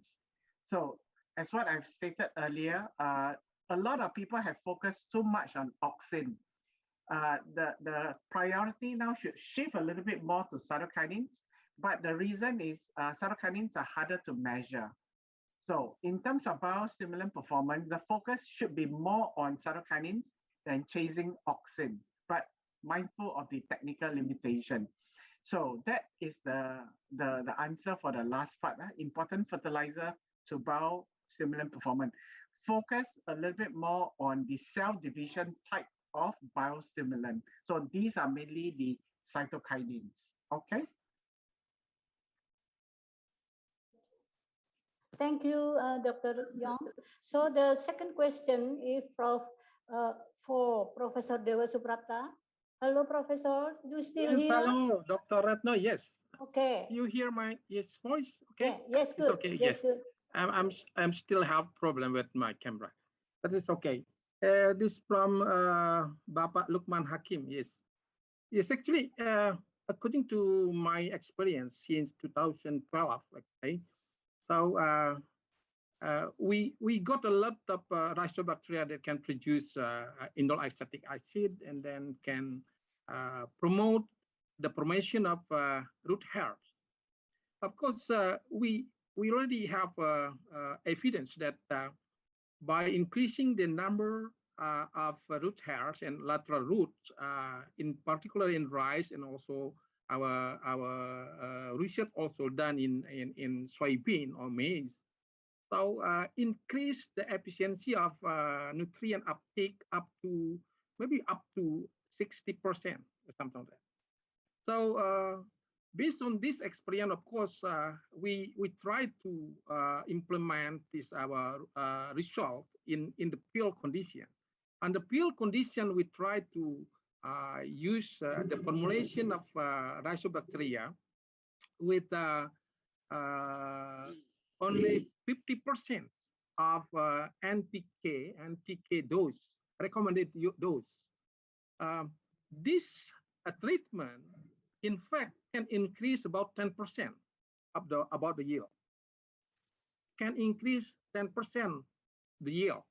This means we are not necessarily give about 400 kilogram of NPK per hectare per season. If we put only 200 kilogram is enough. But I think the problem is that the farmers are still, let's say, continue using this recommended dose. So we try now to give evidence to the farmers that not necessarily use, let's say 400 kilogram of NPK. Please shorten your question. Shorten your question. Yes. Okay. That is why, yes, if we reduce the number in organic fertilizer, and then also we combine with rhizobacteria treatment, so we can still, let's say, get a higher yield. That's my question, my answer. Still we have. We prove it under field condition. Thank you, Bu Reno. Your question to who?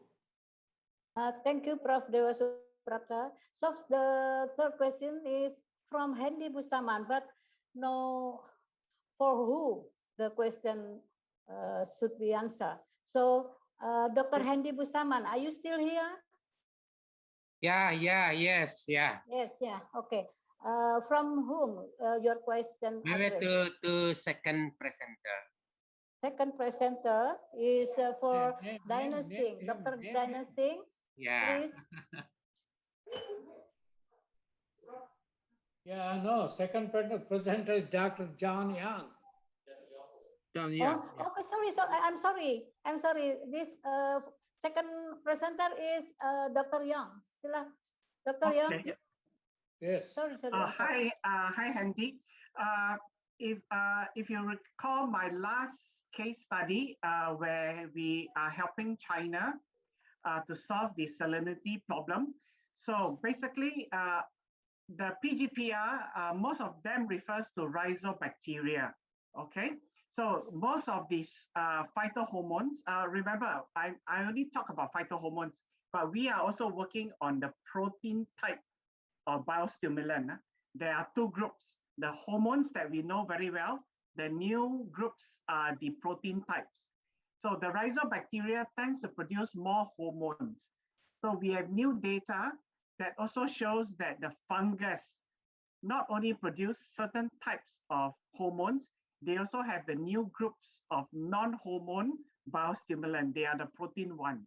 So as what Professor Prana Singh have talked about, the consortia is very important. That means a good consortia should have not only the bacteria, it should also have the fungus. So together, you get the complete set of biologically active substances. So that is very important. So even for the mycorrhizal fungus, it's not just the mycorrhizal fungus. On the mycorrhizal fungus, you have your bacteria on it. So a lot of people have overlooked all this thing. And I want to add, so a lot of people don't work on cytokinins, but a lot of people work on auxin. They are limited by the chemistry. Okay, it is 1,000 times harder to measure in terms of concentration. It's very, very dilute compared to auxin. This is why if you look at all the microbiological works, a lot of colleagues only focus on IAA because it's easier to measure. So this is why I'm in Sweden. All right, I have to leave my home to go to a place where they have very good instruments to measure the cytokinin. Remember, auxins are important, but remember the big brother is not the auxin. The big brother is the cytokinin, which is 1,000 times more dilute. So you need sophisticated instrument to measure that. That means all my colleagues are doing the right work, but now they need to measure the cytokinin and now the keratins in addition to the auxin. And then the story will be complete. So have your bacteria, but don't forget the fungus. The fungus is important also. Okay, thank you. Okay, thank you, Dr. Yang. We still have 2 minutes left for the discussion. Ibu Eti, you raise hand, so you can ask the question directly, and for whom you ask the question. Please, time is Chairman, Professor Chairman. Okay. I have a general comment. Okay. So we had 5 speakers. We call lead speakers. 1 from Indonesia, 1 from Sweden, and 3 from my own country, from India. I have chosen them because of the first session in the first room having a good title, topic. Every speaker has their own identity. Every speaker has their own background, expertise. I loved all those speakers because they're all my friends. Doesn't mean that I have to criticize those too. Particularly from Indonesian speaker, I love those pictures and is completely commercial oriented, even though I don't know him. Somehow I think, I don't know, God has given the choice to select him. Fantastic, fantastic commercialization of all kind of stuff. I have no questions on him. I'll come back. Of course, my friend John, I mean, he's the best scientist, in my opinion, in this world. Professor Rana Pratap Singh ji, Dr. Dinesh Singh ji. Lalit is a different perspective as a farmers and what do you call open media talking. So I can sense some of his points. Among all you 5, having you delivered a good speeches, what is your message to the 300 delegates listening you all today? Each one, just 1 sentence, take home message. No complicated, John, auxin, gibberellin, this, that, NPK, this and that. Simple 1 point, guys. Do this, do that, don't do that, don't do that. Or all work together. Please. Start with the first speaker. What is his name? Suprata. Yes. Suprata. Yes. Thank you, Professor Reddy. Yes. My message just let we strengthen our collaboration in considering biosolution among Asian countries. Among Asian countries. Right? Yes. Biosolution. Yes. by using rhizobacteria. Okay, that's my message actually. Yes. Okay, second one. Hi, my message is simple. We need to use define PGPR and microbials. That's all. We need to define it to reduce the variability so that people trust us a little bit more. That's a good one. Pratap ji, Rana Pratap Singh ji. Oh, Dinesh Singh. Oh, no, sorry. Dr. Dinesh Singh.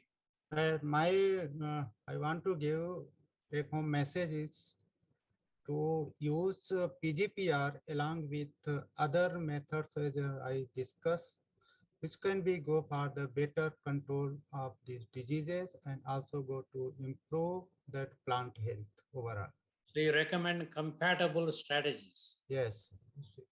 Integrated strategy rather. Professor Pratap Singh, sir. Yeah, thank you. My message is come together, try to understand the problems of scientists, problem of farmers, and problem are basically impress the policymakers to go for useful policies. Not the problem of the scientists. First, find the problem what farmers need. Yeah. Scientists don't have a problem, right? Sorry.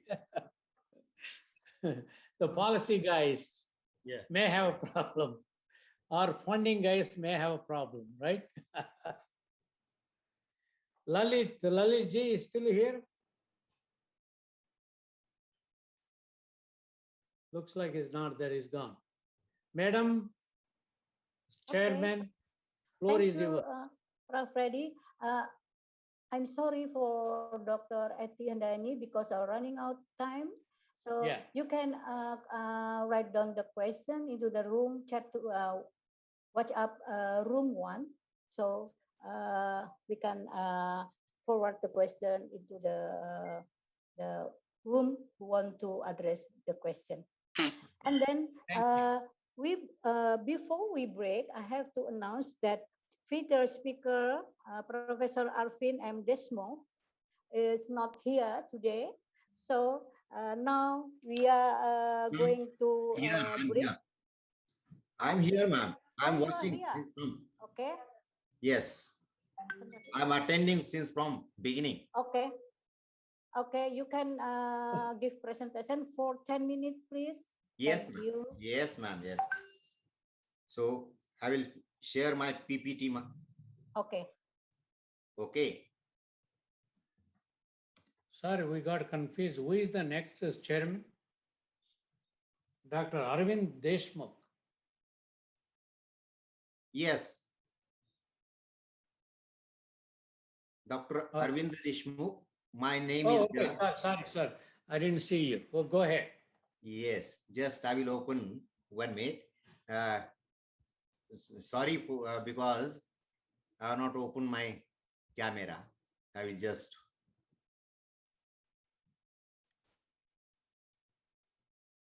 Okay. Yeah, yes, sir. Sorry, Chairman, to interfere. So sorry to interfere you. I'm not disturbing you, your capability, but just I want to make sure.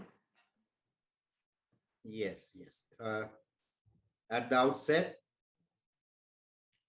I'm expressing my extreme thanks to Professor Reddy sir for arranging such a beautiful event on a very needy topic, which problem we are facing throughout the world. And the PGPR problem that we are discussing. So let us go to the first. I'm talking on a biofertilizer, an eco-friendly tool in agriculture to improve soil fertility. Now, let me tell you, because I've attended all lead lectures and excellent lectures in which lastly, Dr. Reddy has insisted for the message of every speaker. And that's true. From your lecture, you should give in one sentence, one message. Now, I'm also tempted now to give the message of my talk in the 10 minutes. My message is that actinomycetes, or now we call it as actinobacteria. They are the wonderful organism, and they are neglected up to the time. Throughout the world, they are neglected.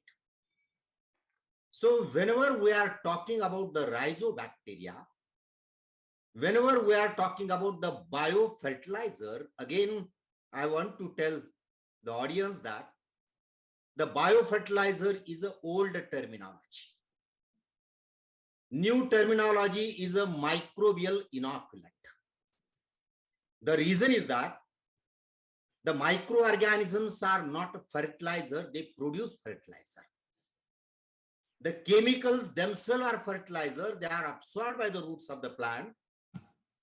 Chemical fertilizer is a correct terminology, but biofertilizer now has been changed and we call it as a microbial inoculant.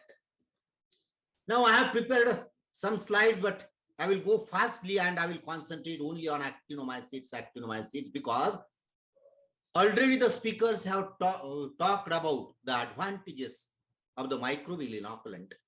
That is, they are cheap. They reduce the demand. No pollution problem. Production is a very, very simple. Also supply plant growth hormones. Supply other nutrients along with the intended nutrient. Control plant pathogens, and that's why again I'm going to stress on that. Is it possible that we can use one organism as a biofertilizer and biopesticide? Yes, it is possible. We have worked on that. Because throughout my life, my thrust area was actinomycetes. My 17 PhD students work only on actinomycetes. We isolated many Streptomyces genus, Streptomyces species, and some of them were playing a dual role.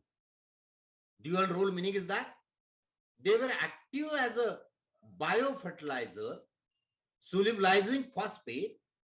At the same time, they were antibiotic producer, killing the pathogen.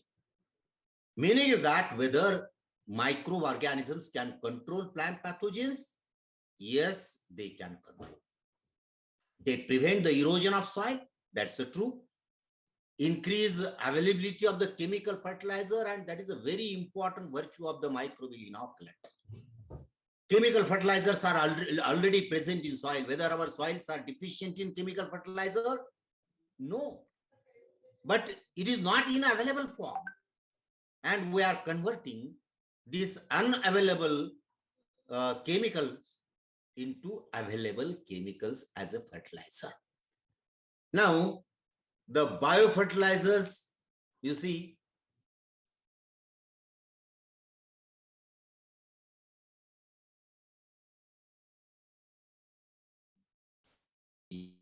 foreign currency, we are losing foreign currency, pollution problems are there, health hazard, decrease in soil fertility, more demand of chemical fertilizer in India. There are queue in the front of the shops demanding chemical fertilizer.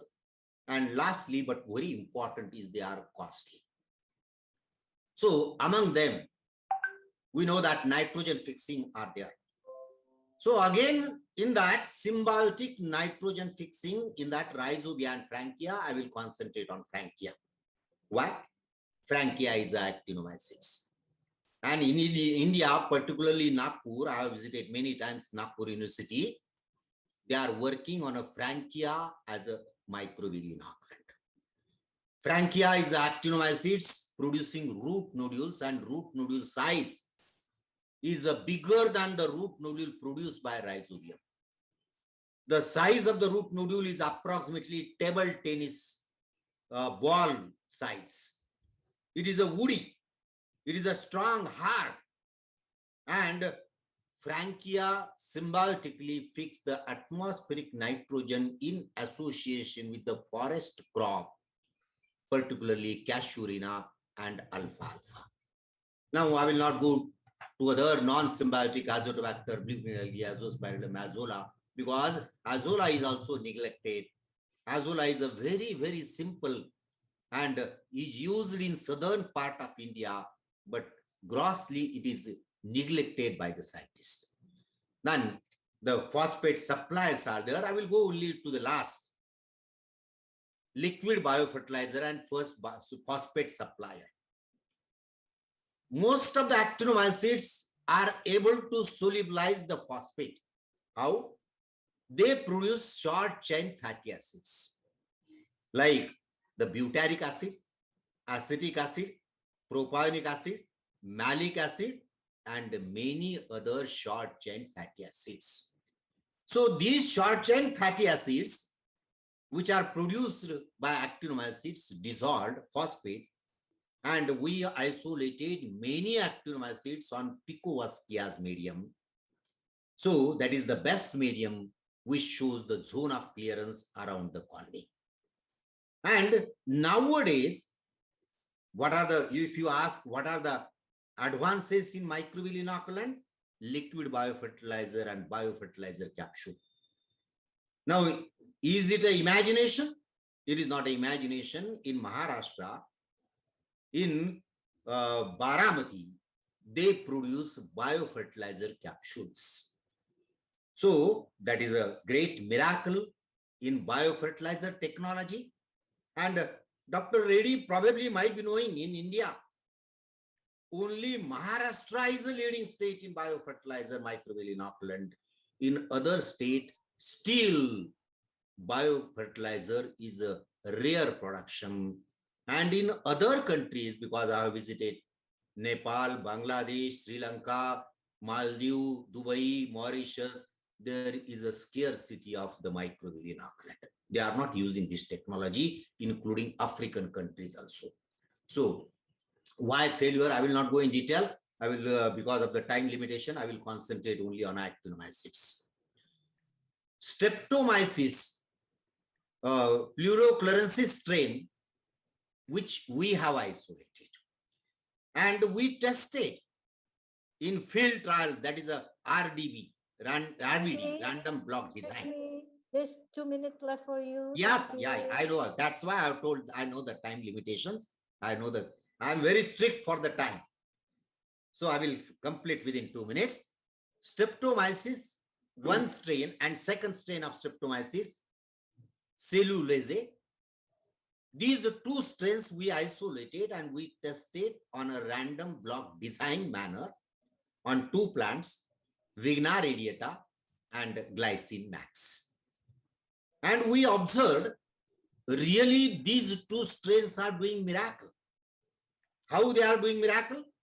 That is, they are increasing the phosphate availability near the roots of the plant. At the same time, they control plant pathogens. Which plant pathogens? Soil-borne plant pathogens.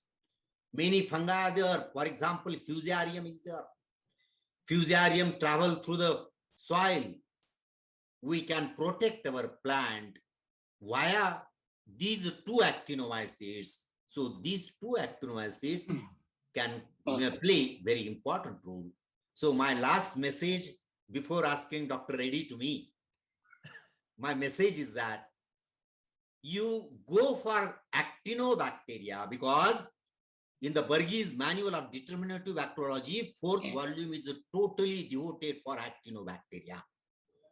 Actinobacteria are now very important, and it is my duty to tell the importance of actinobacteria in your PGPR conference. Thank you, sir. Thank you for giving up an opportunity to me to speak for 10 minutes. Thank you. Thank you very much, Professor Alvin Desmuka. So we are finished for today. No discussion anymore because we're running out the time. So we are going to the break for 1 hour, start in 12:45 time in Bali till 13:45. What? Going to break for what? Break for have a lunch. Oh, My for you presentation. guys. Yeah. So I can go to sleep. Yeah. Yeah. For 1 hour, Professor. Whatever our presentation, ma'am. I'm After sorry. this, we start again the presentation and at 1:45, 13:45. Oh, This Bali Bali time. time. Bali So you time. have to understand other country people time too. Anyway, Madam Chairman, Yeah. Dr. Deshmukh, Over my fantastic work. Thank you. presentation, sir. Thank you very much. You have more than 10 minutes. Sir, for what's about our presentation, sir? The Actually, we are organizers have chosen you the 10 minutes talk. I understand actinomycetes. If you recall, long before PGPRs came into world, Azotobacter, all kind of those things, the Russians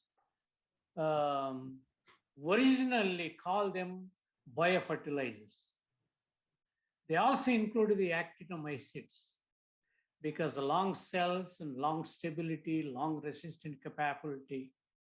So is anything in India, as you know of, actinomycetes are in market?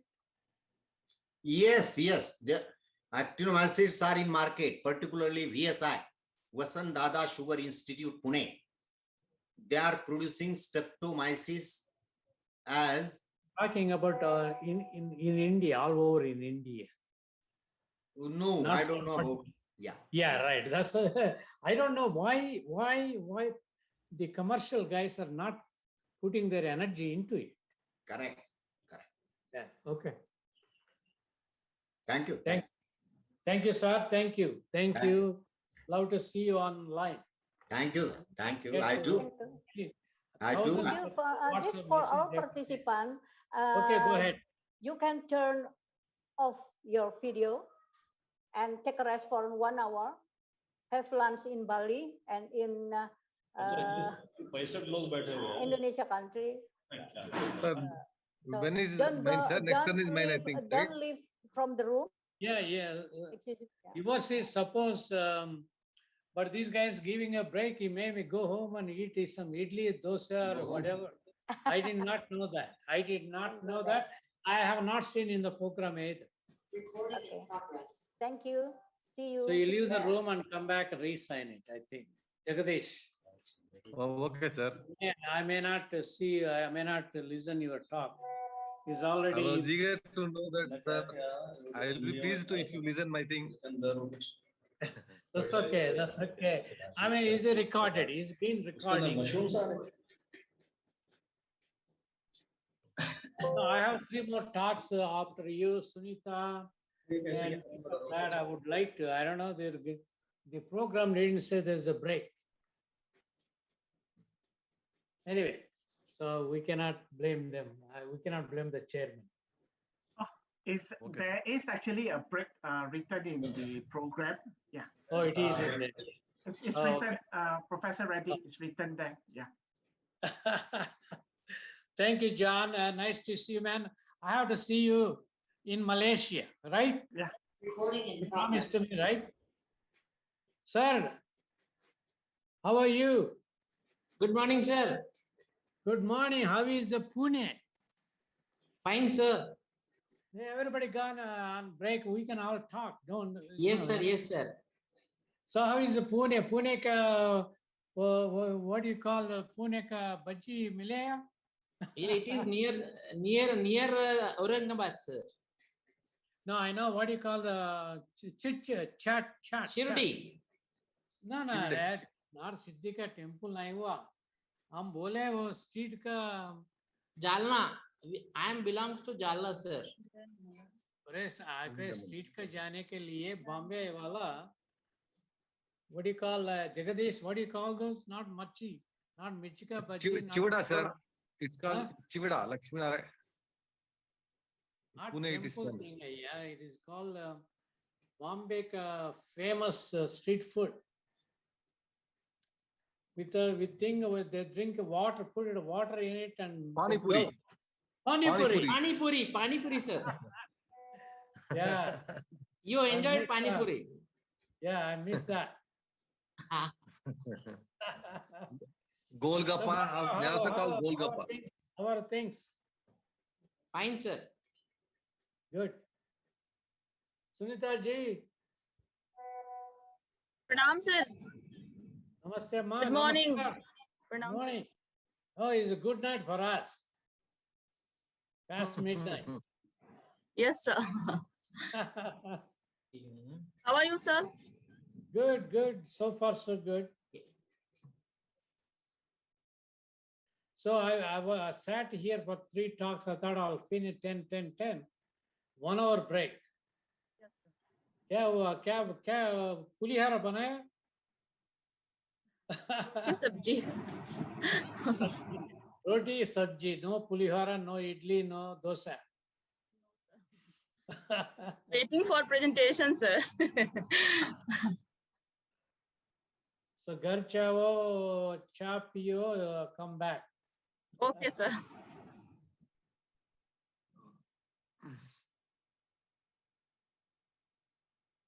Okay, sir. I think you are going to sleep now. You are not going to listen my thing, right, sir? Sir? Yeah.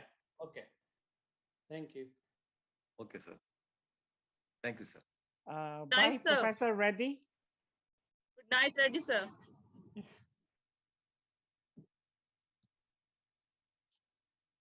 Okay, bye-bye, all other colleagues. Bye-bye. It's early in the morning in Sweden. Yes, sir. Bye. Going back to sleep.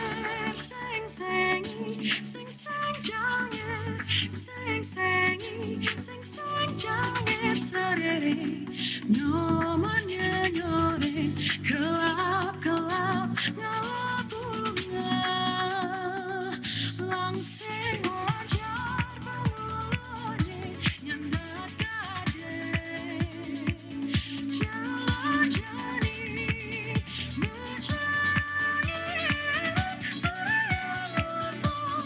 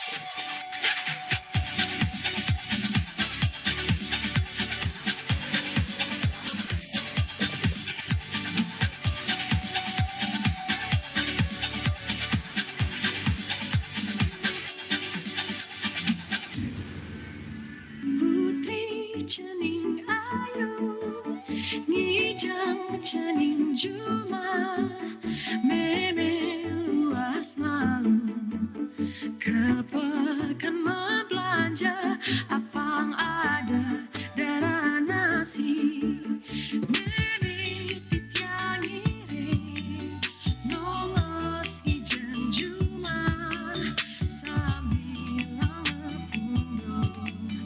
Aja titiang dada dimulai nih dongkap kape tanah airku tidak ku lupakan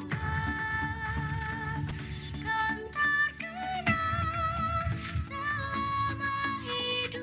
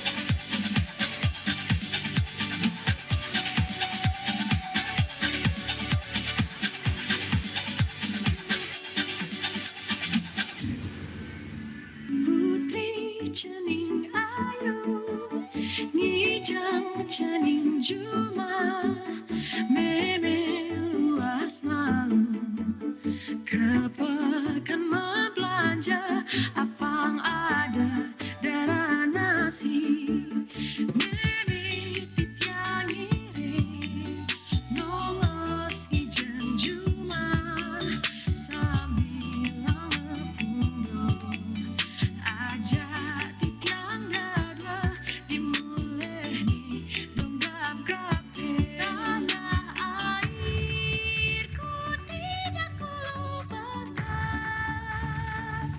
kan terkenang selama hidupku biarpun saya pergi jauh kita kan hilang dari kalbu tanahku yang ku cintai engkau ku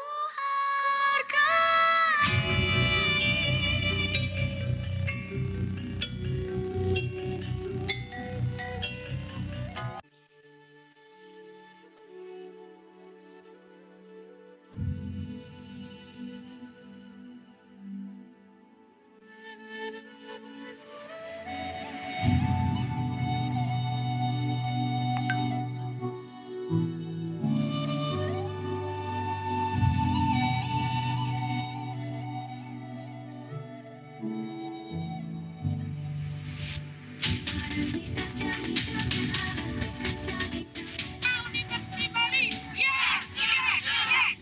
PGPR. Yes, yes, yes.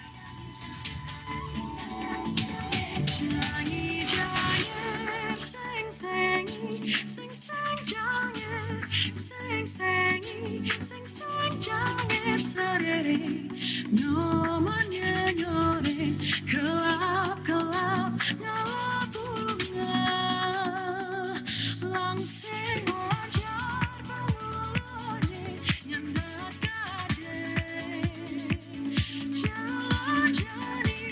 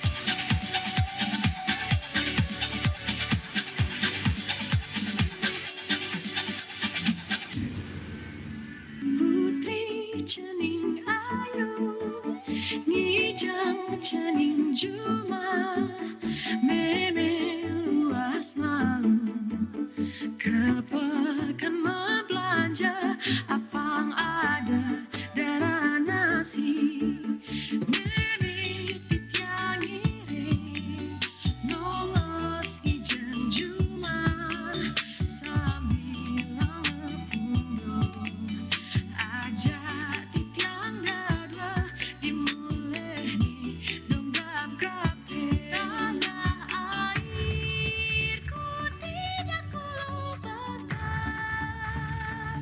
kan terkenang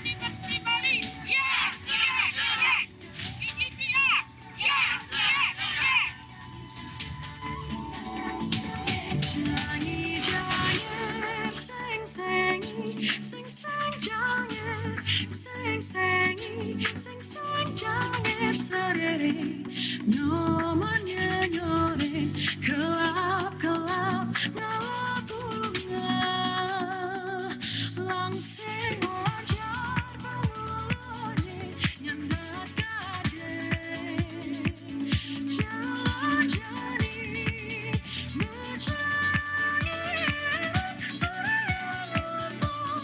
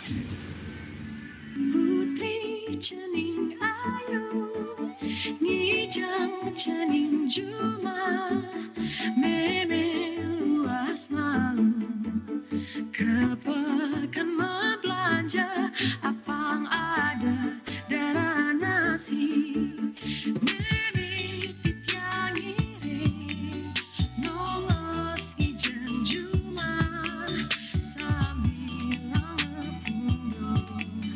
Aja tikang dada dimulai donggap kape tanah airku tidak kulupakan kan terkenang selama hidupku biarpun saya pergi jauh. Ikatan hilang dari kalbu, tanahku yang ku cintai, engkau ku hargai.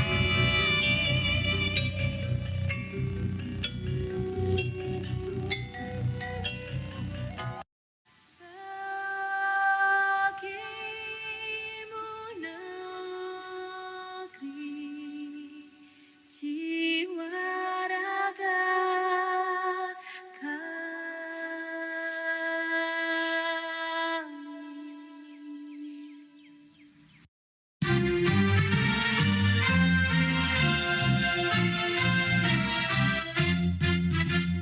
Udayana yang mewarna kita, dia tak lupa bangsa Indonesia.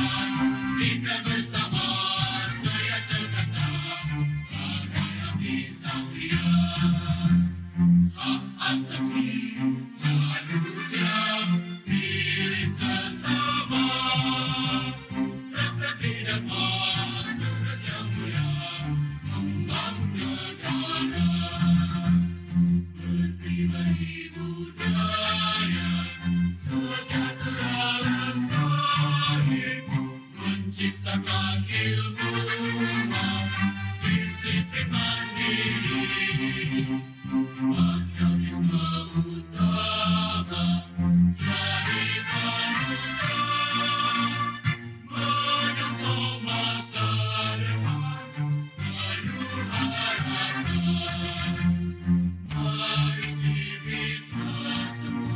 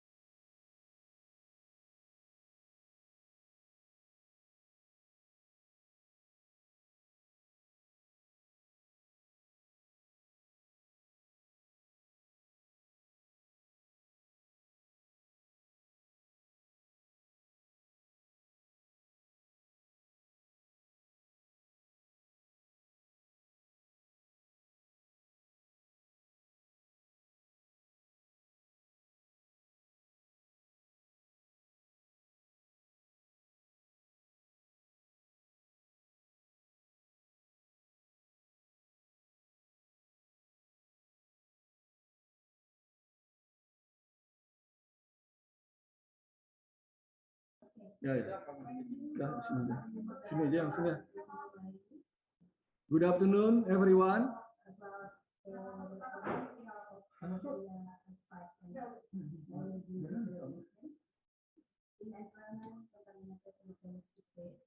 Good afternoon, sir. Yeah. Welcome to this room. I would like to introduce myself. My name is Dr. Agung Darmadi from Biologi Doctoral Program, Matematika and Natural Science Faculty, Udayana University in Bali.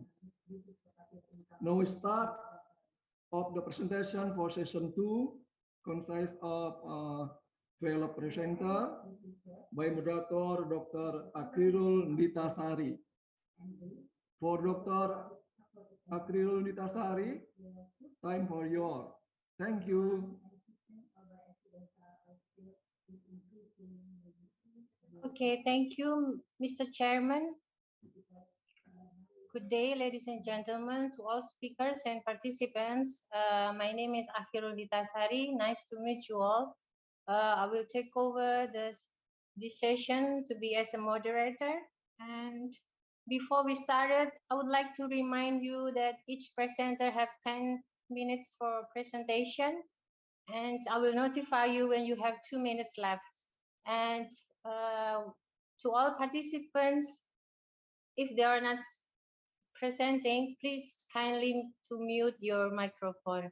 Okay, without further ado, I would like to invite Mr. Jagadish Reddy from Dandufari-Pali, AP India and Asian PGPR Society for Sustainable Agriculture in USA to present his presentation titled Hands-on Experiences in PGPR-Based Nature Farming for 21st Century Sustainable Agriculture in Chittor District of Andhra Pradesh, India. To Mr. Jagadish Reddy, the time is yours. Hello, Mr. Jagadish, are you there? Hello? Shall I present myself? Dr. Kumari Sunita, second speaker. Ah, okay. Okay, so because Mr. Jagadish is not ready yet, so we continue to our second speaker, Dr. Kumari Sunita. She is from Plant Physiology and Biochemistry in PGPR Lab Department of Botany, GDU, Kharagpur, University of India. With her work entitled Plant Growth Promoting Rhizobacteria, a Potential Role in Crop Improvement and Sustainable Agriculture. The time is yours, Dr. Sunita.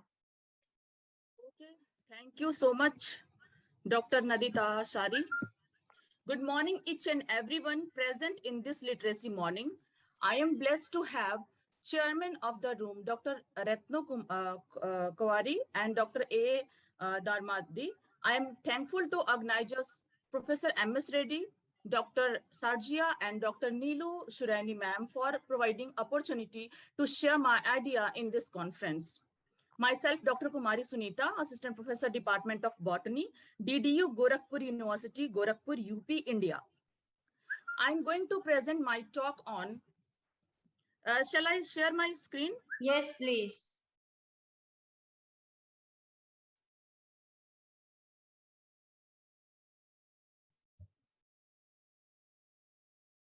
My slide is visual. Nadita Sari, Yes, ma'am, my slide is visual. Yes, I can see your presentation. Thank you.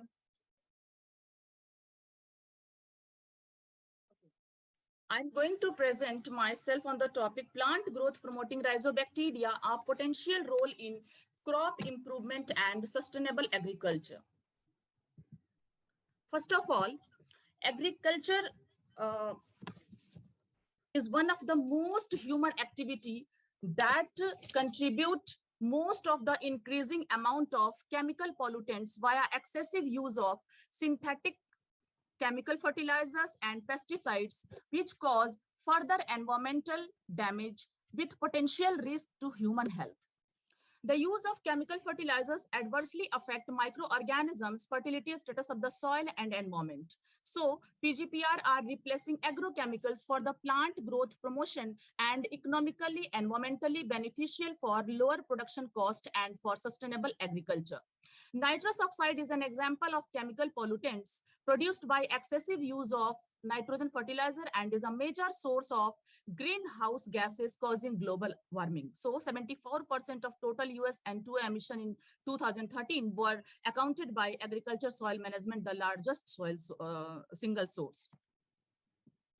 PGPR are known to induce plant defense that confer beneficial effects such as increased plant growth via low susceptibility to disease caused by pathogen.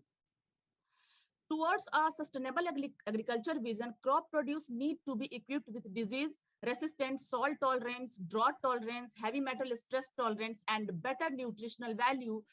To fulfill the above desired crop property, one possibility is to use soil microorganisms like bacteria, fungi, and algae, and PGPR are best known for that.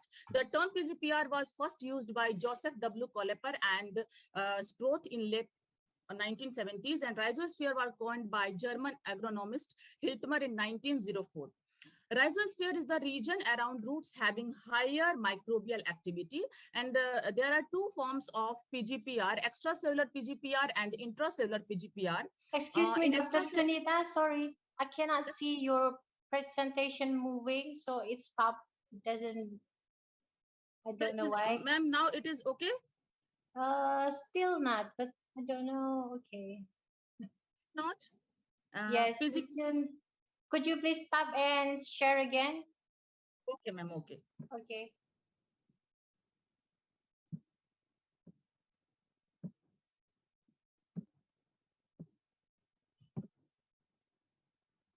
Okay, now it's good. Yes, yes. Thank you so much. Thank you. There are two forms of PGPR. First one is extracellular PGPR and second one is intracellular PGPR. In rhizosphere or between cells of the root cortex, some of the PGPR are found, that bacteria are agrobacterium, orthobacter, and azotobacter. And in intracellular PGPR, they are present in a specialized nodular structure of the root cells, and they are bradyrhizobium, etc. Pseudomonas, bacillus, and Klebsiella, they are have been studied, commercialized, and the utilization of PGPR in the agriculture industry represent only a small fraction of agriculture practice worldwide. Next. What happened? Yes. Now, in this slide, we can see that how siderophore is one of the most important iron binding protein which are secreted by PGPR. Iron is among the bulk mineral present on the surface of the earth, and it is unavailable in the soil for plants. Iron is commonly present in nature in the form of Fe3+, which is highly insoluble to solve the problem, and PGPR secretes siderophore. Siderophore are low molecular weight iron binding protein compound involved in process of chelating ferric iron from the environment. When Fe is limited, the microbial siderophore provided plant with Fe, enhancing their growth.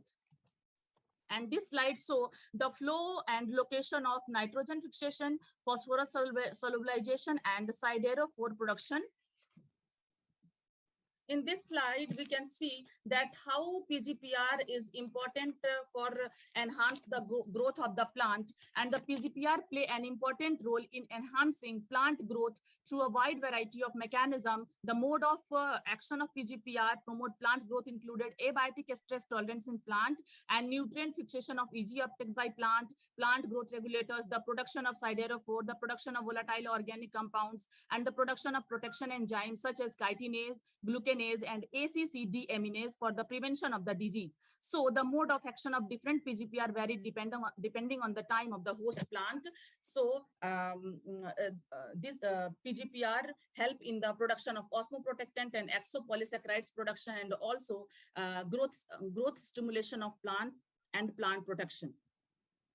There are two modes of mechanism of PGPR. First one is direct mechanism and second one is indirect mechanism. In direct mechanism, we can see that PGPR fix atmospheric nitrogen and provide it to plant by two mechanisms. First one is symbiotic nitrogen fixation and second one is non-symbiotic nitrogen fixation. In symbiotic nitrogen fixation, mutual relationship between microbe and the plant, and in non-symbiotic nitrogen fixation, it carried out by free living diazotropes. And biological nitrogen fixation PGPR help in disease management, growth promoting activity, maintain nitrogen level in agriculture soil.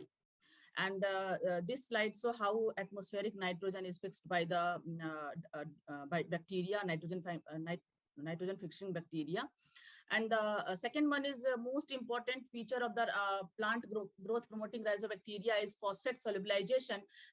Phosphorus is the most important key element in the nutrition of the plant that convert insoluble phosphorus to an accessible form. And the phosphate solubilization mechanism employed by PGPR, first one is release of complexing or mineral dissolving compound, and second one is liberation of extracellular enzymes and the release of the phosphate during substrate degradation. Next, siderophore production. We know that the siderophore are low molecular weight iron chelating compound which provide a high affinity to coordinate ferric ions, and Koleper et al. Were the first to demonstrate the importance of siderophore. And this one, the indirect mechanism of PGPR. In indirect mechanism of PGPR is a promising, sustainable and environmentally friendly approach to obtain sustainable fertility of the soil and plant growth indirectly. So first one is antibiotic production is biocontrol mechanism of PGPR against phytopathogens. And the increased use antibiotic PGPR as biocontrol as and develop resistant against antibiotic. Here are the list of some antibiotic and the target phytopathogens. Next one is lytic enzyme. PGPR produce enzymes such as chitinase and glucanase and lipases and proteases exhibiting hypersensitivity activity, and the suppression of the pathogenic fungi including Botrytis cinerea and Phytophthora species and Rhizoctonia solani, Pythium ultimum. And the exopolysaccharides production, the production of exopolysaccharides is important in biofilm formation and root colonization. Effective colonization of plant root by EPS producing microbes help to hold the free phosphorus and circulating essential nutrient to the plant. Functions performed by EPS producing microbes constitute shielding from desiccation, attachment to surfaces, and plant invasion and plant defense response in plant microbe interactions. And in this slide, we can see that how PGPR show nitrogen fixation, IEA production, auxin hormone production, siderophore production is, and phytohormones. I told about the IEA and the antioxidant feature of the enzymes and enzymatic activities that can avoid plant defense responses and also biocontrol structure recognition, and it also avoid desiccation stress tolerance. Conclusion of my study is PGPR may have a direct or indirect mode of action, function as biofertilizer, bioinoculant, and other growth activity. New concept need to be constantly developed. Recent progress in our understanding on the diversity of PGPR in the rhizosphere along with their colonization ability and mechanism of action should facilitate their application as a reliable component in the management of sustainable agriculture system. Marketing and commercialization are other important factor for PGPR-based technology. So, however, their success is heavily dependent on advancement and improve in interdisciplinary research, formulation, large-scale production, awareness, education of farming community for their use. Sustainable approaches are those that are not aimed solely at maximizing short-term production, but rather those that consider long-term production gain, safeguard the ecology of agricultural system and profitability of farmers. There is an urgent need to promote integrated pest disease management at a faster rate, and it is driven by emphasizing originally produced food, conservation of biodiversity, unpolluted environment, and sustainable agriculture. Thank you so much. Without wasting my time, and others also, lots of presenters are waiting. So thank you so much for such a kind listening, and thank you so much. Thank you, Dr. Sunita. You are quite on time. Okay, next I would like to invite again Mr. Jagadish ready to present his presentation entitled Hands-on Experiences in PGPR-based nature farming for 21st century sustainable agriculture in India. So to Mr. Jagadish. The time is yours. Namaste, everyone. I thank all the PGPR members, especially MS Reddy sir, who gave me this opportunity to speak few words about my natural farming and how I am encouraging many farmers to do this thing, and how I am bringing awareness to the general public about this healthy farming. See, agriculture is the backbone of human existence. We are the only planet in entire solar system which have abundance of life. Just we need to know how to utilize it properly. See, when earlier I was a chemical farmer, I practiced the farming as how my grandparents were doing. They teach me this chemical practices. Later on, I continued the same practice. Sorry, Mr. Jagadish, I haven't seen your presentation. Could you please share your? But how to share, madam? That I can't understand. Will you please help? You can. Sir, on your screen, you can see the option share screen. On your screen, you can see the share screen. Yeah. Yeah, right. Right. Yeah, you can share, madam. That's okay. Is it okay now? Yeah, I think it's okay. It's not a PPT. It's PDF, right? You don't have. PPT. Okay. You share the slides actually. Okay. Can I continue? Yes, I can see your file. Yeah. After several years of chemical farming, I understand the seriousness and detrimental effect on soil health, environmental health, as well that of public. So I quit chemical farming, came into natural way of farming. I was impressed by Subhash Palakarji, who taught me the nature farming techniques, and many things I understood. How farming was that 50 to 60 years before? There was no chemical fertilizer, no urea, no DAP, no pesticides. Farming was healthy at that time. Then came the green revolution. Farmers are dragged into this kind of chemical practices, and so on. Later on, the situations are happening that everybody know. Our soil health has destroyed. Greenhouse gases emitted more. Lot of things. But in this theory, everybody speaks about theoretical knowledge. I appreciate all of you as a scientist and doctor, they are explaining. But from my side, I want to tell you everything practically, what I observed in the farming. When I came into nature farming, first year, it was difficult to me at the time. There was no one to explain me 7 years before. Now, as of now, I'm explaining many people, hundreds of farmers. That's okay. And come to the point. When I started this chemical farming, first year, after first year, second year, I observed by using the main 4 pillars of nature farming is Jivamrit, Ganjivamrit, mulching, Bijamrit. These are the 4 pillars.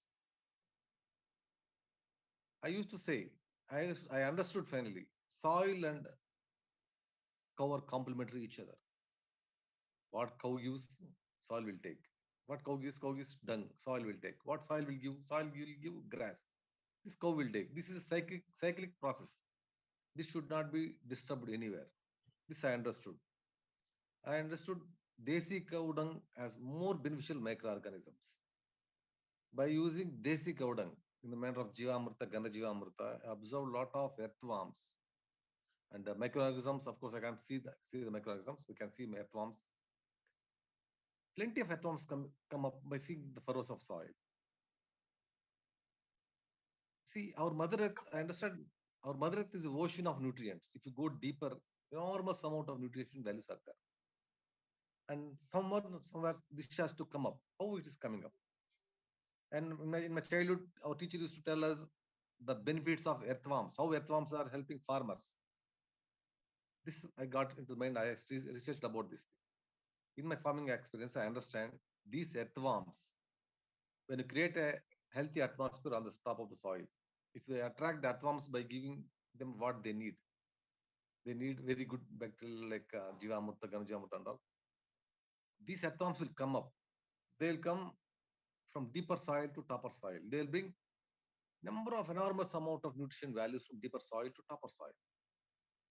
Every year we farmers grow. We plant take nutrients from top 9 in soil texture. If there is any deficiency in the soil texture, these soil biotome microorganisms will work. They transform those deficient nutrients from deeper soil to topper soil. As a farmer, since 7 years, I never use any urea, DAP, chemical fertilizers, pesticides, fungicides, anything. Everything I prepare by my own. I prepare this Ganajivamrita naturally at my farm. One cow is enough for 30 acre of farming. This is absurd. Practically, I'm telling this thing. 5 kg of Ganajivamrita cow dung, 5 kg of urine. This is enough for 1 acre of farming. So I started doing this farming. I enrich the soil by using this green manures, as you see in the picture. This green manure, we broadcast the seeds and we dump into the field. So more nutrition values. My concentration is not on the yields especially. My concentration is to make soil healthy. When the soil is healthy, automatically the grain, the crop which grows from the plant will be healthy, and it can make and it gives a good, very healthy nutrition value grain. This I observed. I grow paddy. I grow mangoes. For mangoes, I prepare my own natural pesticides elements like neem external cake we do, and we immerse 9 to 10 type of leaves which cow doesn't eat. See this picture you see is Ganajiva Amrita. We take desi cow dung, as shown in the picture. We take jaggery and horse gram flour. We mix this together and we sun dry, we shade dry this for a few days, and we broadcast in the soil while preparing any crop. See, this enriches this Ganajivamrita, these microorganisms will be in sleep mode. When it touches the soil and it was wet, these earthworms will generate, these microorganisms will activate. This enriches the soil. This is one of the process which we do. And such many practices. See, this is Ganajivamrita or broadcasting. This is Bijamrita. We do seed Bijamrita. We dip Bijamrita seedlings. See, this is a 9-leaf kashaya which we do. We take 10 type of leaves, 10 type of leaves, and we immerse this into water. These water take alkalides from that leaves, and we spray this liquid by using 1:10 ratio to the plants. So the plants gets micronutrients naturally. Even I am involving my son into farming. See, if everybody, every act I'm making him in the farming. And in this picture, you see, I mix Jivamrita and I pour this into my well. To this, I pump this liquid manure to the field, and I spray this as well. Sorry, you have 2 minutes left, Mr. Yes. Mr. Jagadish. In such a way, I'm doing practices by say I'm preparing neem external cake and all. You see, I observed in the farming, healthy and wealthy grain I used to see in my paddy farm. See, when I take this 100 kg of paddy, I get around 80 to 80 kg of rice. Whereas a chemical farmer takes, he'll get only 60 kg of rice. This I observed. I'm happy. I'm selling my produce for very better price to people, and also many are happy by consuming these chemical-free produce which are grown naturally in my farm. And I'm working on 3 objectives: doing natural farming, promoting this natural farming, and making general public aware on this thing. And these natural farming practices, the PGPR systems I'm observing, and I was encouraged. See, you can see a lot of earthworms. Earthworms are our underground heroes. This we are attracting. This as a farmer, and my practices attract these earthworms. When I observe my farm, I can see a lot of beneficial pests. Lady beetle. These help my crop very well. These pests will eat all the harmful pests. This I observed practically. What all I'm speaking now is the practical knowledge I'm telling. And these are things which I am doing, and still I continue this kind of activities. And I thank PGPR sir, MS Reddy sir, who gave this opportunity, and all the PGPR members. And I work for this PGPR society. And further, I want to make many people realize how the farming is. How, and one more to conclude, I want to say, everybody says farmer is the backbone of the nation. I say it's wrong. A farmer who do nature farming, a farmer who saves soil health, A farmer who protects the environment, he only is called as the backbone of the nation. I believe in this. And I thank you all. I thank MS Reddy sir and all the Poly PGPR members for giving this opportunity. And I hope further we'll continue and we promote this kind of movement. Thank you all. Thank you very much. Okay, thank you, Mr. Jagadish Reddy. Okay, before I move to the next speaker, I would like to remind all participants to write down their question in the chat box if there's any question. And next, Dr. Nagaraja Surya Devara with his presentation on evaluation of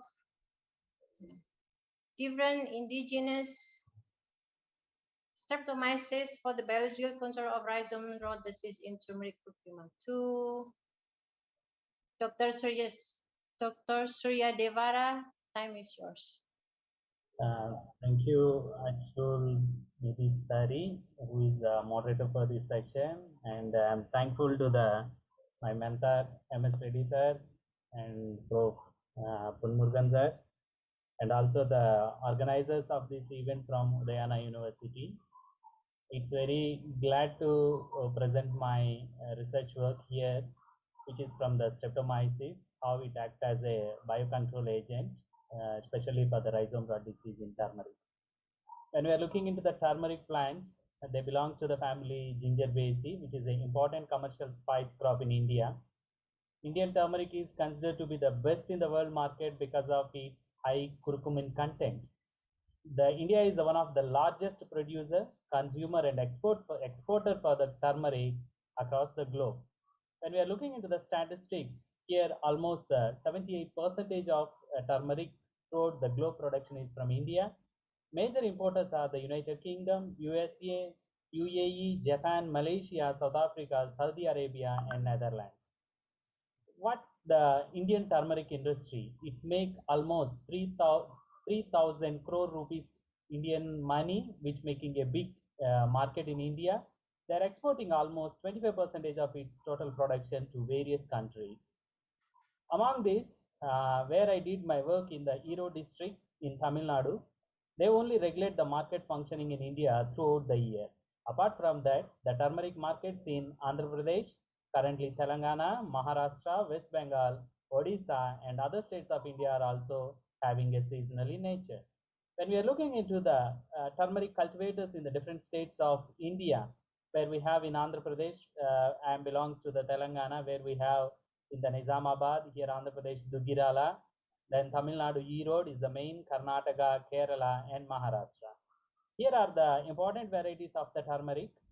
Then what are the major diseases of turmeric? When I was working my PhD, where I met the farmer, their main problem is rhizome rot disease, especially from the Fusarium pythium or the Pythium aphanidermatum. These are the one which causes the rhizome rot disease, which make roughly crop losses up to the 50%. This is the survey done on the rhizome rot disease, where the plantations in that particular area, where we work on the Coimbatore, Dharmapuri, Krishnagiri, Erode, Namakkal, and Villupuram districts, where it have the moderate, the clonal susceptibility, and high with a different varieties. Okay, plant showed the stunted growth, where you can see this is the variety of the healthy and the normal one. When you're looking into the turmeric, this much of almost I said just before, there is a 50% of the loss when we are looking into the yield.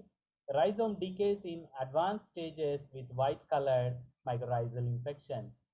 Mother rhizomes are, when it comes to the rhizome rot disease control, what did mother rhizomes are soaked in the suspension of companion 1 hour before the planting.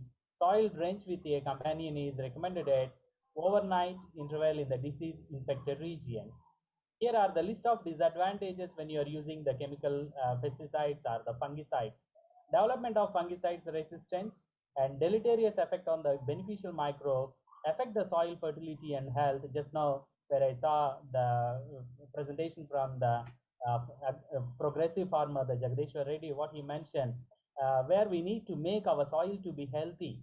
Just now he mentioned, right? Because I was worked in Nizamabad for the 4 years, to educate the farmers under the project called the Community Managed Sustainable Agriculture, where it makes the people, I went to the each and every farmer to the villages and I met the people. It is a very difficulty to make them to be understand, because those who are interested progressive farmers, they will come forward. But when it comes to the, we are educating those who are not at all know about it, it's very hard. Especially it makes our soil to be infertile and unhealthy, then healthy hazardous to the human beings, where we have a lot of cases when it comes to the Kerala, where we are using these chemical fertilizers, which is the Kasargod, where the cashew nut plantation, and there is a lot of mentally retarded people. So there is a lot of disadvantages when we are using the chemical fertilizers or pesticides. So here we are come up with under the supervision of Professor Ponmurugan from the Bharatiyar University, bioagents and the bioinoculants, which are the PGPRs, which is act as a biocontrol agent, biofertilizer agents, which lead to increase the soil fertility, suppress the minor soil-borne pathogen, and enhance the plant metabolism, which need at the present for organic tea cultivation, organic plantation, whatever it is. Here is the origin of the study. Rhizome rot disease is an economically important disease in turmeric plantation in terms of a heavy crop loss. 15 varieties are being cultivated in Tamil Nadu. However, none of them is resistant to rhizome rot disease. For disease control, various contact and systemic fungicides are applied in turmeric field, as chemical fungicides harm the soil, microbiota, and pollute the environment. Alternate control strategies are the need for our. This is why we are here as an Asian PGPR team. Okay, so the biological control can be viable alternative or supplement for the chemical control for the management of rhizome rot disease. Importantly, as a pesticide residue would greatly affect the efforts of turmeric, biological control can be an ideal and eco-friendly disease management practices. Although few biological agents are being used for the control of turmeric rhizome rot disease, no attempt has been made to evaluate the efficacy of antibiotic producing streptomyces against the rhizome rot disease. This is about the streptomyces, which belongs to the actinomycetes, and combination of bacteria and fungi, filamentous and fungi-like structure, gram-positive with a G plus E content high, which is about 70 to 80% of the guanine and cytosine, well known as a secondary metabolite producer, having antimicrobial and antagonistic properties, which secrete the enzyme inhibitors, and growth hormone. Produce a broad spectrum of antibiotics. More than 95% of antibiotics are being extracted from the actinomycetes, which is 33% are from the streptomyces. This is about the objective, where we would like to work on the against the rhizome rot disease pathogen Pythium aphanidermatum, study the mechanism of biocontrol activity excised by the selected strains, identification of the selected streptomyces strains by following the method of polyphasic taxonomy, then mass multiplication, evaluation of the bioformulations, and development of the suitable management strategy against the rhizome rot disease to be adapted by the turmeric plant. Here is the bioformulation: culture filtrate of potent streptomyces isolates with 1 kg of the talc with 500 ml of the culture filtrate and 1 kg of the lignite. Then talc, lignite, coir with cow dung and the vermicompost formulations. Applications to the turmeric plantation soil at the depth of the 10 centimeter. Bioformulation will be applied twice in a year. Here is the different bioformulations. We have 2 minutes left. Yeah, thank you. Here is the cell viability study after the bioformulation, where you can see how the cell viability is maintained at the different dilution factors. Then the parameters observed are rhizome yield, curcumin content, curing percentage, biometric, biochemical and biophysical parameters, shelf life of the organism, soil health assessment, toxicity and biosafety study, in vitro cellular toxicity and cell viabilities. This is the pathogens which are infected from the turmeric rhizome were isolated. Then this is also the same. Then fungal pathogens associated with the turmeric are, these are the listed here. Then this is the pathogenic experiments which are done in the greenhouse before we are going to the farmland. This is the genomic DNA of the fungal pathogen, which is already submitted to the NCBI USA. Then here is the adaptive analysis of the soil samples. Then growth rate of the actinomycetes, culture characteristics of the streptomyces, then where it have the ability to produce the cellulase, chitinase, protease, which are the extracellular enzyme production, then followed by the siderospore production, then SEN production, production of the non-volatile compounds which are confirmed from screening tests at the antagonistic activity, how it's work on the fungal pathogen, then interaction mechanism of the streptomyces with Pythium aphanidermatum using the slide culture techniques, where it concludes from the GCMS results, where it contains the bioactive compounds are anthracene, phenone, anthraquinone derivatives. Then this is about the standard media preparation. Then by using our fermenter at the laboratory, then selection of fields with rhizome rot disease, where you can see some of the area where it is incidences. Then further move on to outcome of the study, efficient streptomyces strains with specific biocontrol traits against the Pythium aphanidermum were selected. Knowledge on the mechanism of action of streptomyces was studied, and method of delivery, dose, and time of application of bioformulation against the pathogens were evaluated. Okay, with this, I would like to thank KSR College of Technology, Tiruchengood, where it was supported for this project, and also the Bharatiyar University, Coimbatore. I'm very thankful to the organizers and everyone who given me this opportunity to represent my findings of research. Thank you. Okay, thank you, Dr. Syadevara. Next is, I would like to invite Dr. Susiana Purwantisari with her work on evaluation of plant growth promoting rhizobacter and trichoderma sp on growth of potato. So to Dr. Purwantisari, time is yours.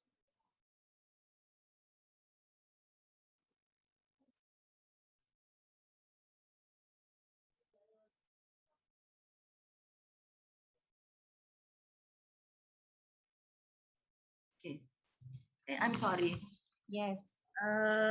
Good afternoon, ladies and gentlemen. I am Susiana Purwantisari from Biology Department di Diponegoro University, Semarang, Central Java, Indonesia. Before I start my presentation, I would like to thanks to committee who helps this event and all people who helps us in this research. I would like to share my research about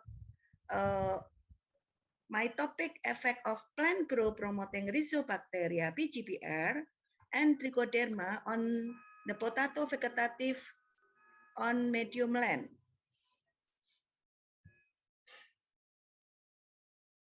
And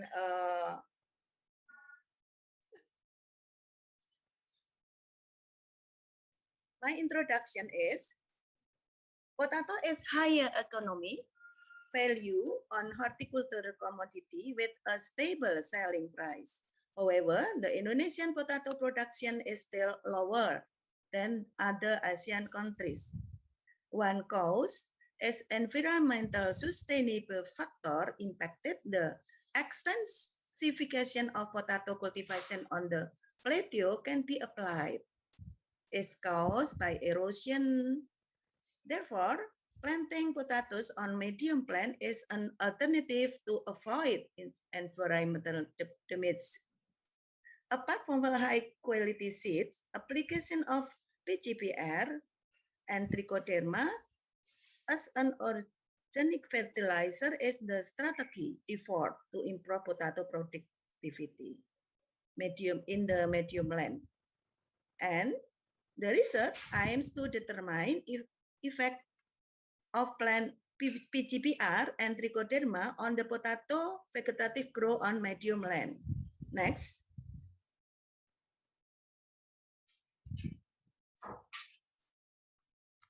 My method and experimental as here, the study was conducted at Sawangan, Magelang, Central Java on altitude 480 meter upper sea level from April up to July 20 and 21.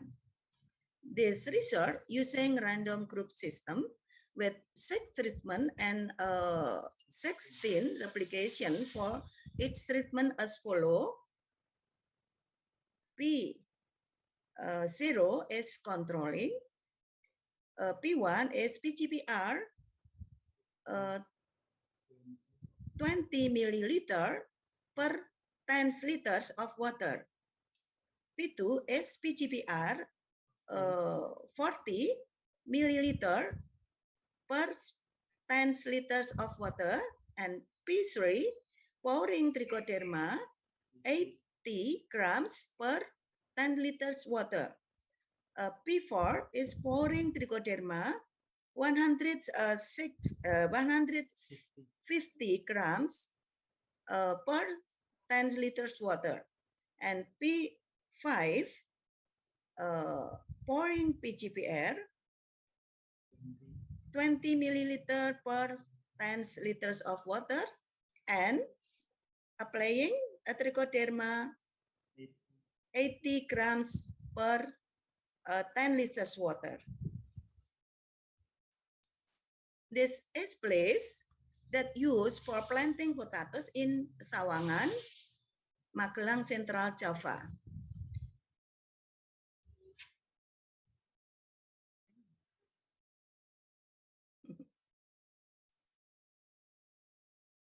Method is obtained data will be analyzed by the analysis of variance with a significance level of 5%. Statistical analysis done by the Microsoft Excel program. The ANOVA distribution is intended to determine the effect of treatment factors on the diversity of experimental data. Result and discussion. Point 1 is height of plant. Height of plant. Based on the ANOVA, it's revealed that F hitung lower end than F double. So, application of PGPR fertilizer had not affected on the height of potato plants. The treatment of PGPR combined with trichoderma affected to the plants more higher than plants treated by PGPR itself on the plants that not treated by PGPR. Next, point of number of leaves. Based on the ANOVA, it was proven that there was no significant impact of using a certain level of PGPR concentration on the number of leaves of potato plants. The combined treatment of PGPR with trichoderma resulted more number of leaves than using PGPR itself or not using PGPR. And last, number of shoots based on ANOVA of potato plants is F hitung higher than F table. So application of PGPR and trichoderma effective significantly different impact between the treatments. The single treatments of PGPR compared to the combination treatment of PGPR and trichoderma resulted a very significant different impact on the number of shoot formed. And this picture is show that local farmers has been produced PGPR biofungicide and biofertilizer from indigenous microbe. That is a product. This conclusion in the research is the application of single treatments of PGPR in various doses has no impact for the plant height and leaf number of potato plants growth. But the combination treatments of PGPR and trichoderma resulted a significant impact for plant height and number of leaves growth. The combination treatment of PGPR and trichoderma resulted the growing of height of potato plants optimally. The study revealed that the application of combination treatment of PGPR and trichoderma influencing the number of shoot potato plants grow. The high number of shoot grow mostly by P1 treatments. About pouring PGPR 20 milliliter per 10 liters of water, which was 1.93. Thank you very much.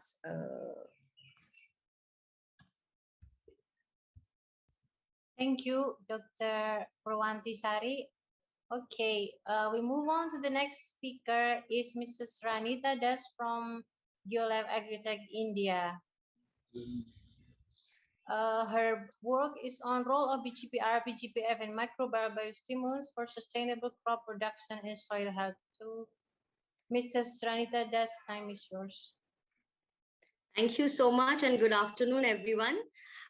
First of all, I would like to thank the entire Asian PGPR committee who has given me the opportunity to talk in between such esteemed speakers. So I would just like to share my presentation now.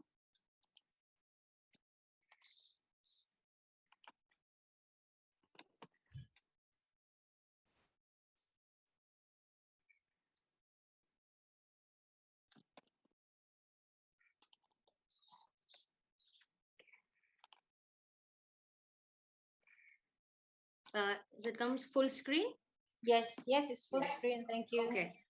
Okay, so my topic of presentation is role of PGPR, PGPF, and microbial biostimulants for sustainable crop production and soil health. So before I proceed, I would just like to introduce myself and my company. I am Mrs. Ranita Das, Technical Manager, International Business at GeoLife Agritech India Private Limited. GeoLife Agritech India Private Limited is one of the fastest growing organic agri-input companies in India, with marketing network across 22 major states with more than 3,000 plus dealers and distributors and more than 10,000 retailers. And we are currently serving 70 plus countries globally. We are a highly research-based organization, and we have our own established research farm over 6 acres and an R&D department where we are doing a lot of research in different microbial strains, different PGPRs, and also we are developing certain biostimulants and also biopesticides through these beneficial microbes. And we also do a lot of efficacy trials, laboratory analysis, and technical evaluation before launching any product. I'll just come through the short milestone of our company. We incepted in the year 1973. In 2008, we became GeoLife Organics. We started our pan-India operations in 2012 and turned into a private limited company. In 2013, we started 3 new verticals, which was exports, B2B sales, and government sales. In 2019, we also entered online sales. And in 2012, we have ventured into urban gardening as well. So coming to PGPR, I think everyone knows what it is. It's basically root colonizing bacteria that form symbiotic relations with many plants. And rhizobacteria with PGP activity includes strains belonging to genera of Azospirillum, Azotobacter, Rhizobium, Bacillus, Pseudomonas, etc. And the rhizobacter bacteria propagated in liquid media using bioreactors. Coming to the role of PGPR in sustainable agriculture is very important. It has direct and indirect both kind of roles. So we'll start with the direct role first.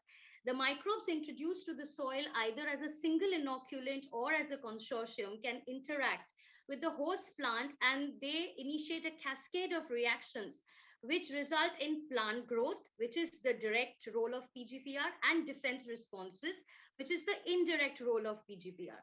Now, the direct promotion of plant growth involves production of auxin phytohormones, of course, decrease of plant ethylene levels, nitrogen fixation, and also facilitating uptake of nutrients.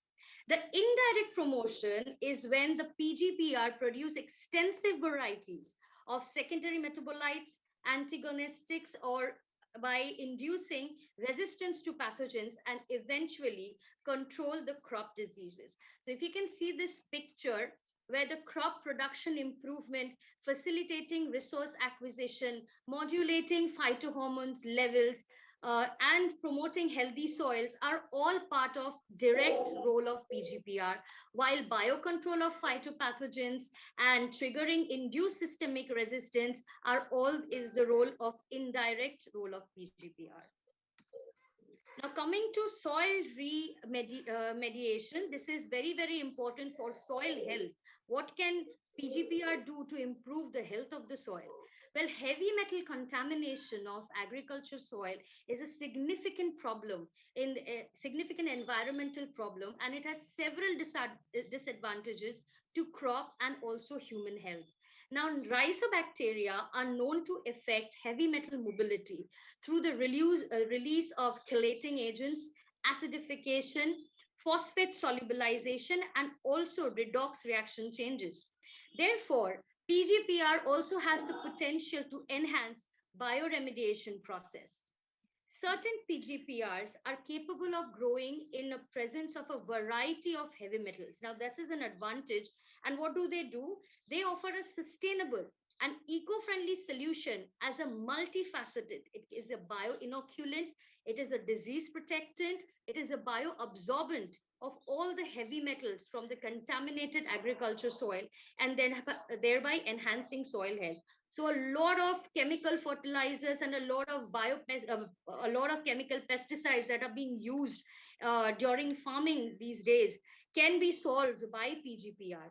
And bioremediation, if I can just tell you what it means, it is the process which involves to clean up contaminated soil by beneficial microbes. So these beneficial microbes use the contaminants as their food, and then they help to remove these kinds of heavy metals or other contaminants that are present in the soil.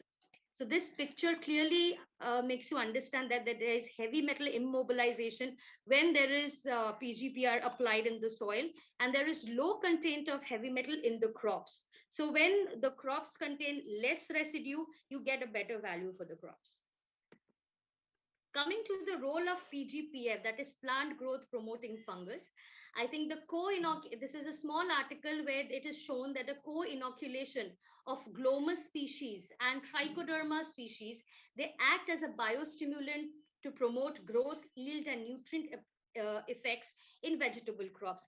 And just a speaker before me, I think her name was Dr. Susena, just showed us how trichoderma and PGPR as a collaboration, like a plant growth promoting fungus plus the plant growth promoting rhizobacteria, is helping the growth of different kind of vegetables and plants in the soil. Coming to the biostimulant categories, well, there are 4 important biostimulant categories. I think Mr. Yong also in the previous session had gone through this part. I'll just quickly give you a brief of it. The extracts part, that is microbial part, synthetic chemical part, and the hormonal part. In case of microbial extracts, there is plant and kelp, which is seaweed extracts, amino acid, protein hydrolysates, decay products, humic and fulvic acid, all come under biostimulant extracts. Then there are microbial biostimulants, which are living microbes, which are bacterial and fungus. And then there are combinations with NPK when you can use these kind of biostimulants. And also there are hormonal biostimulants like auxin, cytokinin, gibberellic acid, and abscisic acid. And there are chemical biostimulants, which are used, which are synthetic chemicals, basically. So we are going to concentrate mostly on microbial biostimulants, which consist of living microbes and also microbial extracts. So microbial biostimulants. Now, use of microbial biostimulants like AMF is arbuscular mycorrhizal fungi, which I think everybody knows, where there is an interaction with the fungus roots of the plant, where the fungus is the hyphae of the fungus takes all the nutrients from the soil and provides it to the plant, and the plant provides the food and sugar to the hyphae. And then there is PGPR and PGPF and their extracts, which is very, we have very 2 minutes left, Miss Guys. Yeah, the PGPR extracts consist of proteins and certain amino acids. So, and also it consists of a particular nitrogen and phosphorus deficiency. They stop these kinds of deficiency when you use it. I'll come to why microbial biostimulants are better than non-microbial biostimulants. Non-microbial biostimulants are humic acid, protein hydrolysates, seaweed, the common ones. And microbial are the ones where you can use extracts and PGPR. They are better because they improve the soil crop yield and quality. They stimulate the plant metabolism. They optimize the nutrient uptake, assimilation, and efficiency. They protect the biotic and abiotic stresses and also enhance the soil microbial activity. Microbial extraction technology, this is the technology that is being used by our company for formulating different kinds of biostimulants. So step one is we use the microbe identification. We identify certain important strains. Then we isolate them in pure culture. Then there's metabolite expression, especially primary metabolites and secondary metabolite. And then we put those metabolites in our final product.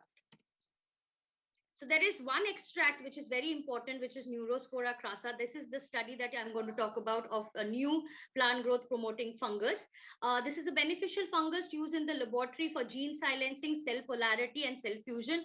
Not much work has been done in case of microbial biostimulants, but we have done a lot of research on it, and their extracts produce enzymes that help in complete vegetative development and also converts non-available form of carbon into a available form and produces proteins that can be used as nutrition.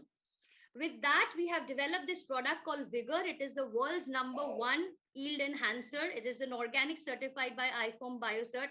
It is our flagship product. Now it contains the extracts of course, Neurospora crassa, which is a plant growth promoting fungus. It contains nutrients, vitamins, and antioxidants. It can be used in 3 types as soil application, drip, drench, and foliar. The dosage is only 1.25 gram per liter of water. Benefits: complete plant development from root to shoot, increases photosynthesis. Sorry, time is up. Yeah, just 1 minute. It can be tested across, it has been tested across 20 plus universities across India. And these are some of the trial results in eggplants, in paddy, in wheat.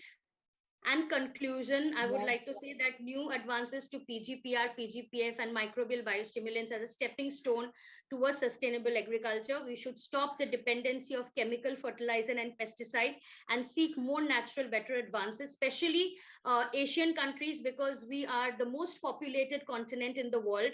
And PGPRs and biostimulants can add to that. Thank you so much for giving us our time. Yeah, it's okay. Thank you. Okay, and, thank you, Mrs. Yeah, if you have any information, you can write in the chat box or you can email us at info@geolifegroup.com. Thank you so much. For thank you very much for the nice presentation. Okay, next, before we move to our discussion, is one presenter, Dr. Hasina A. She is from Department of Agriculture Microbiology, Agricultural University, India, with her presentation entitled A Comparative Study of the PGPR Population and its enzymatic activities in the flood and non-flood affected regions of Kerala, India. Case study. To Dr. Hasina, the time is yours.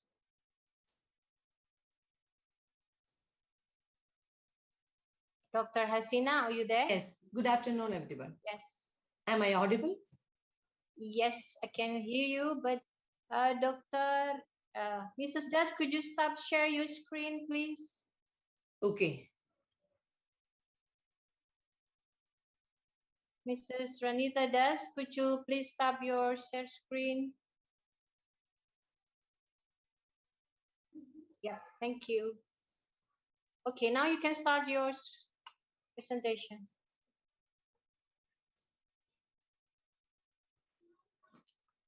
Yeah, am I audible now?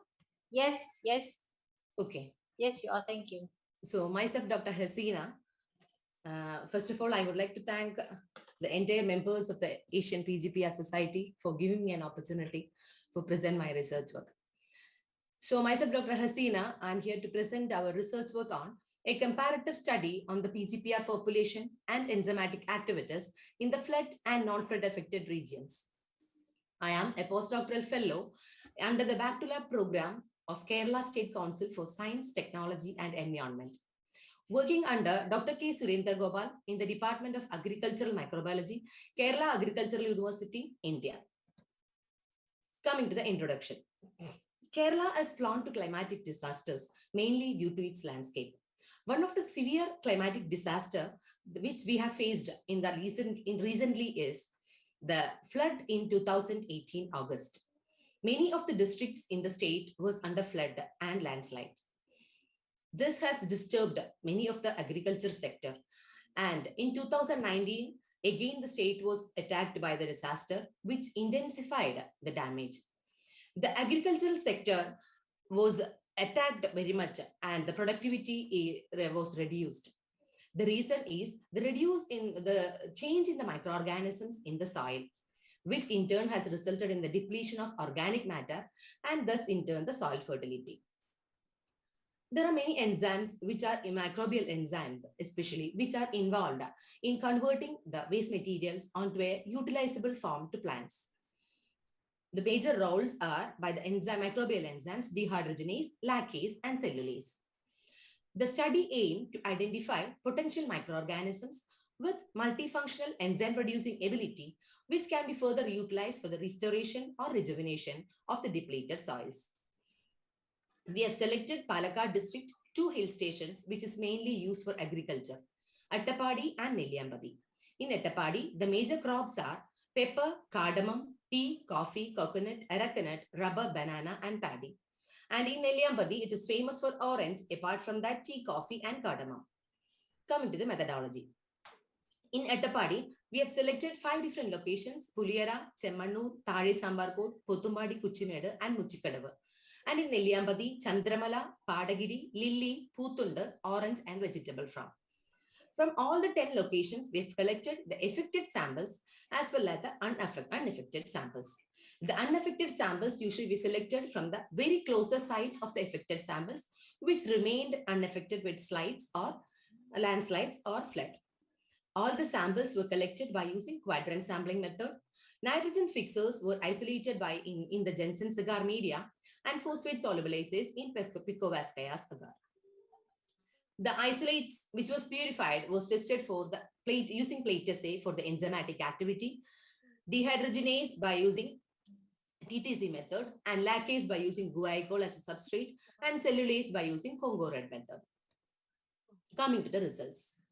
When we're comparing the entire nitrogen fixers of the flood affected and unflood affected samples of Attapadi, it was found that the microbial count of the nitrogen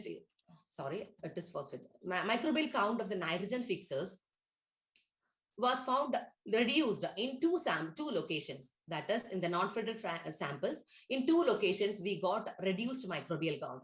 Whereas in the other 3 locations, the microbial count was found higher in the nitrogen fixers. After isolating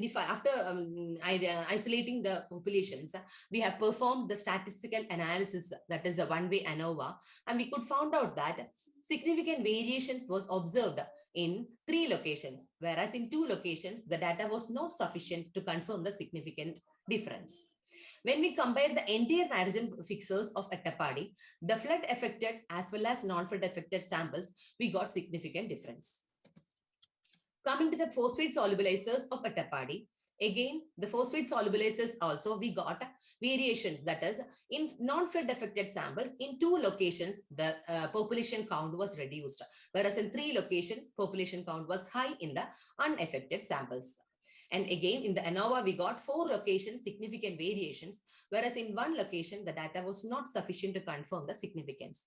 When we combined the entire phosphate solubilizer population of Attapadi, we could find out significant difference in both flood affected as well as in non-flood affected samples.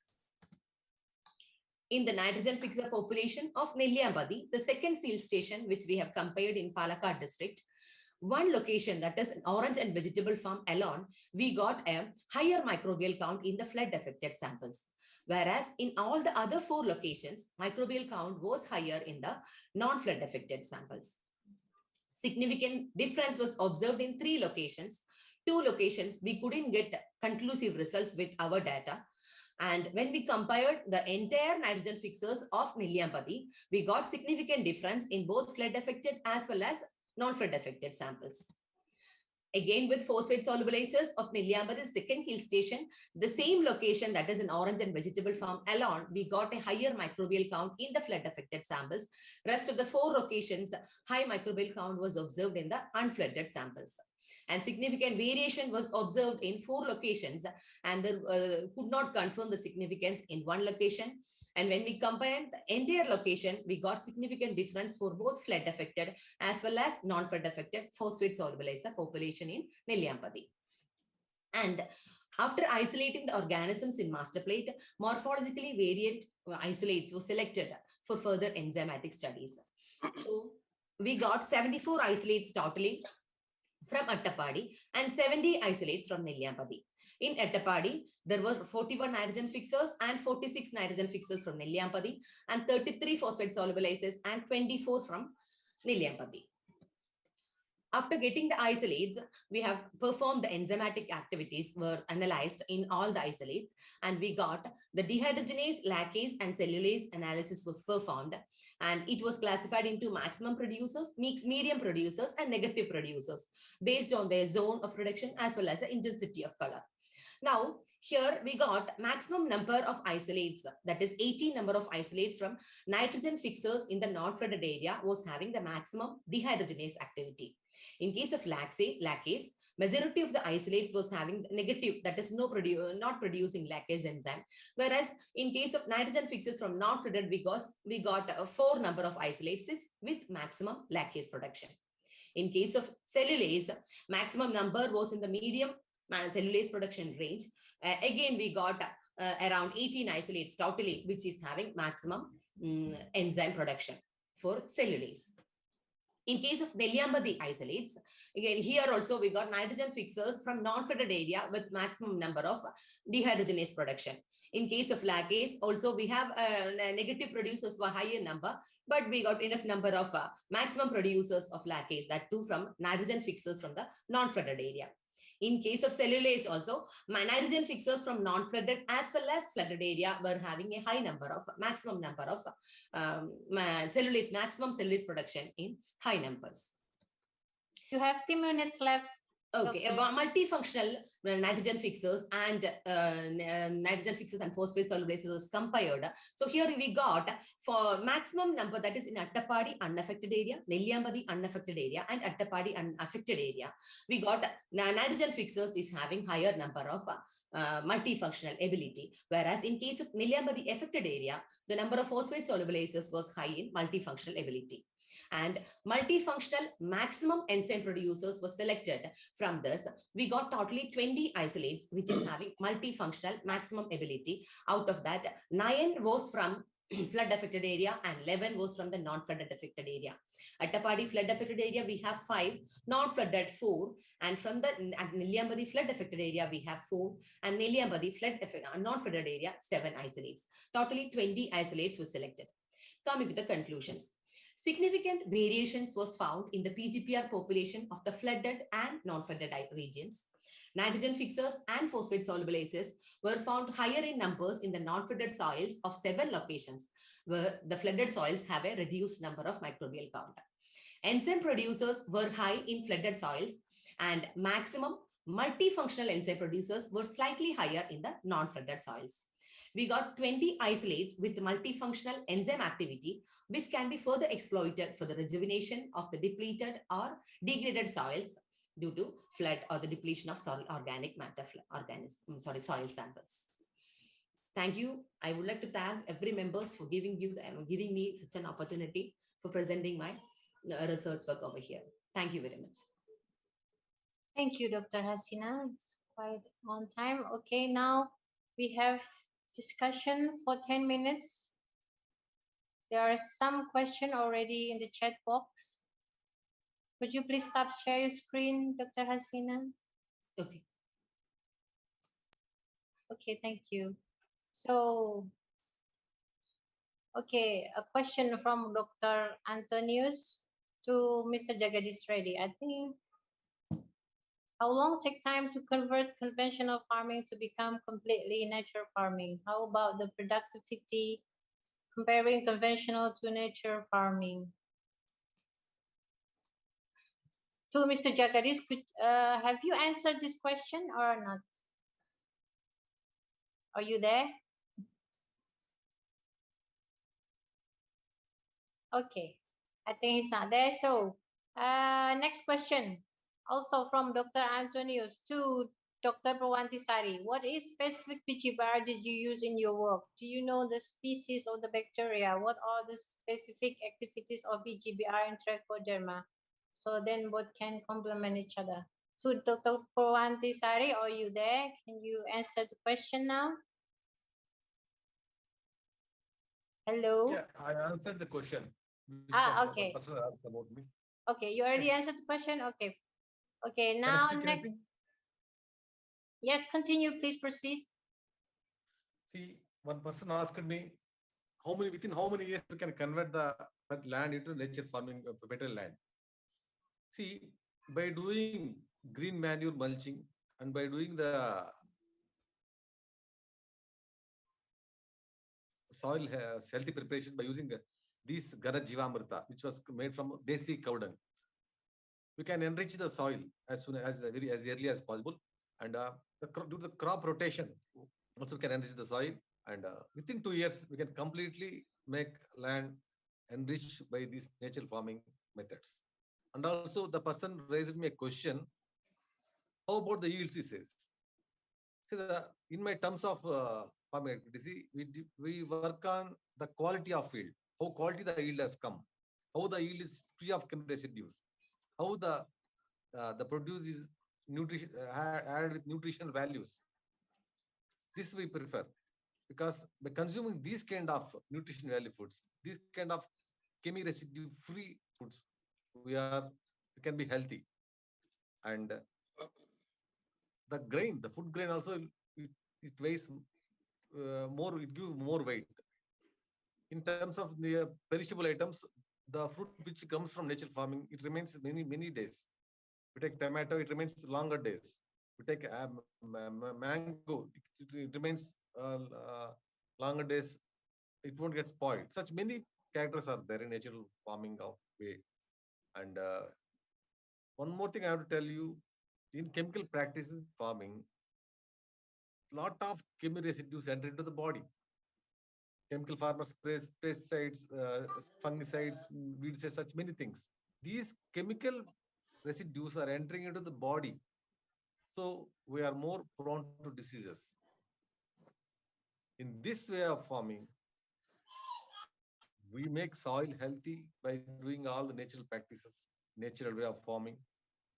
So it leads to a very healthy food grain or a fruit, whatever it grow from the soil.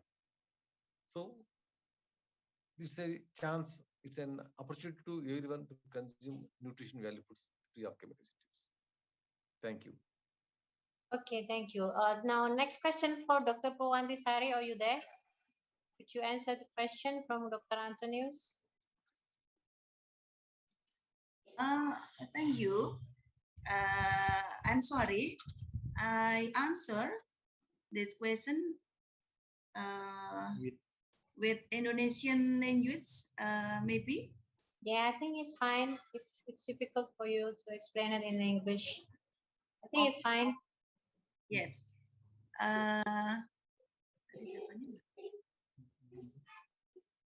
What specific PGPR did you use in your work? Do you know the species on the bacteria? What the specific activities of PGPR and Trichoderma? So then, but can complement. Yes. Complement each other, maybe. Yes. Ask it for Dr. Antonius. Oh, yeah. Saya menggunakan spesifik PGPR, produk petani lokal Temanggung, dengan bahan baku bakteri yang diambil dari akar tanaman rumput dan tanaman bambu, kemudian difermentasikan dengan beberapa medium pertumbuhan. Kemudian ini juga trikodermanya juga beberapa produk itu kemudian saya campurkan. Kemudian ini pertanyaannya spesifik bakteria, maksudnya bagaimana nih? Spesies. Spesies. Spesiesnya. Saya belum mengetahui spesies bakterianya, tapi saya akan menunjukkan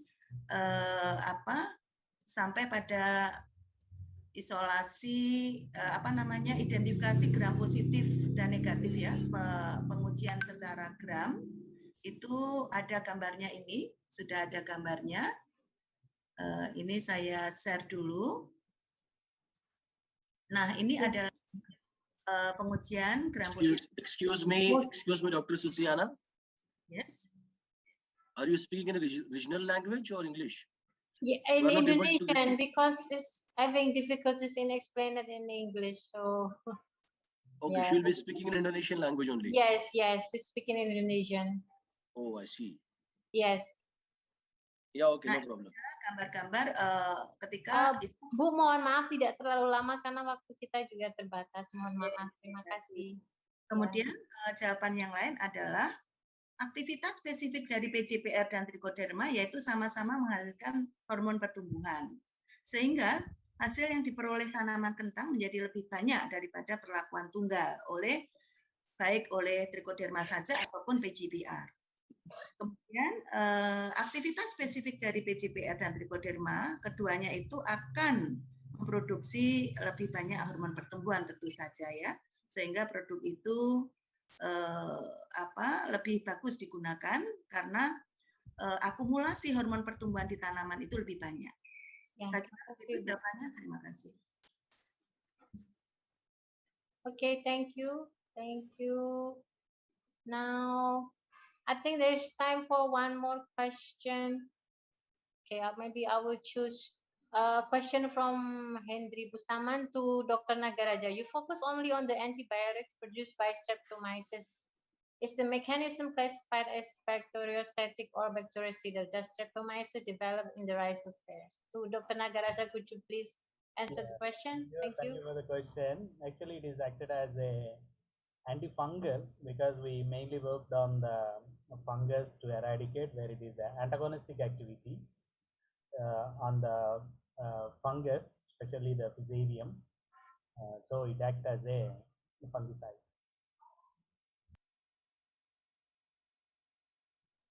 Okay, is that enough? Okay, maybe we have still 1 more minute. Maybe I will choose one more question to Mrs. Ranita Das. Does your company serve the manufacture of biofilterizers with our isolate consortium in large quantities? From Mr. Lukman to Mrs. Ranita Das. Could you answer the question, please?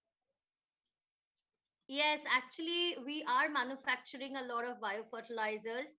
There is a PGPR mix also that we are currently selling, and also a consortium of bacteria of 19 bacteria. We are also into manufacturing of biofertilizer, which consists of VAM, which is vascular avascular mycorrhiza in gel form as well as in powder formulation. I want to ask Mr. Lukman, is he looking for his isolates that he wants us to manufacture in large quantities? Is it his question, or is it how we manufacture? Mr. Lukman, are you there? Hello? I think he's not there. Okay, he can let me know later on also, because if he has his own isolate consortiums, we need to understand the strains and mechanism of his microbes, and then we can do with fermentation and other methods, we can produce in large quantities. So okay, thank you so much. Thank you so much for all speakers and participants. I will move on to the next session of presentation. Okay, first, I would like to invite Dr. Guru Ratsunkat. He is from Department of Plant Pathology, University of Agricultural Science, India. His work on significance of plant growth promoting microorganisms for the integrated management of plant disease. To Dr. Guru Ratsunkat, time is yours.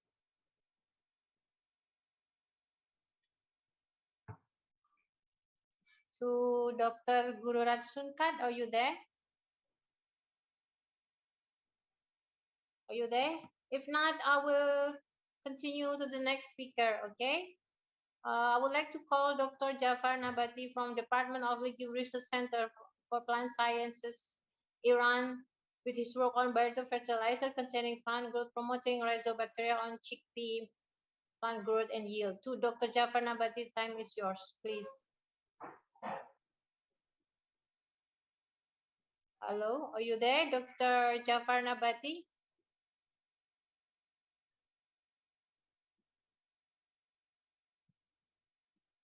Okay then, now move on to the next speaker. If they are not there, I would like to invite Dr. Shams Shaila Islam from Department of Agronomy, Faculty of Agriculture, Haji Muhammad Dani Science and Technology, University, Bangladesh, with his work on impact of vermicompost as a plant growth promoting rhizobacteria for sustainable production of boro rice in northern region of Bangladesh. To Dr. Shaila Islam, are you there? Please prepare your presentation. It's not there too? Okay. I think that means, okay, who's there? Let me check. Is Dr. Igusti Ayu Lanitriani there? Yes, I did. Yes. Okay, Okay. so let's straight to Okay, your presentation, okay? So Okay, Dr. Igusti Ayu Lanitriani is from Faculty of Agriculture Technology, University of Udayana, Badung, Bali, Indonesia. So please proceed your presentation. Thank you. Permission to share PPT. Okay. Yes, yes. Okay.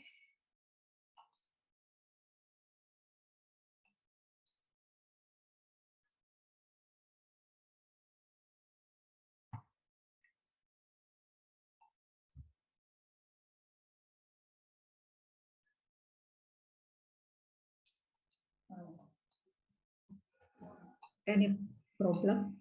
Okay. Yes, I can see your presentation. Thank you. Okay. Okay. I start my presentation. Om Swastiastu. Good afternoon. Thank you, moderator. Introducing, my name is Igusti Ayulani Tiani. Me and my research team will present the result of our research entitled Characteristic of Vegetable Using Growth Promoting Bacteria Application as an Environmentally Friendly Cultivation Innovation.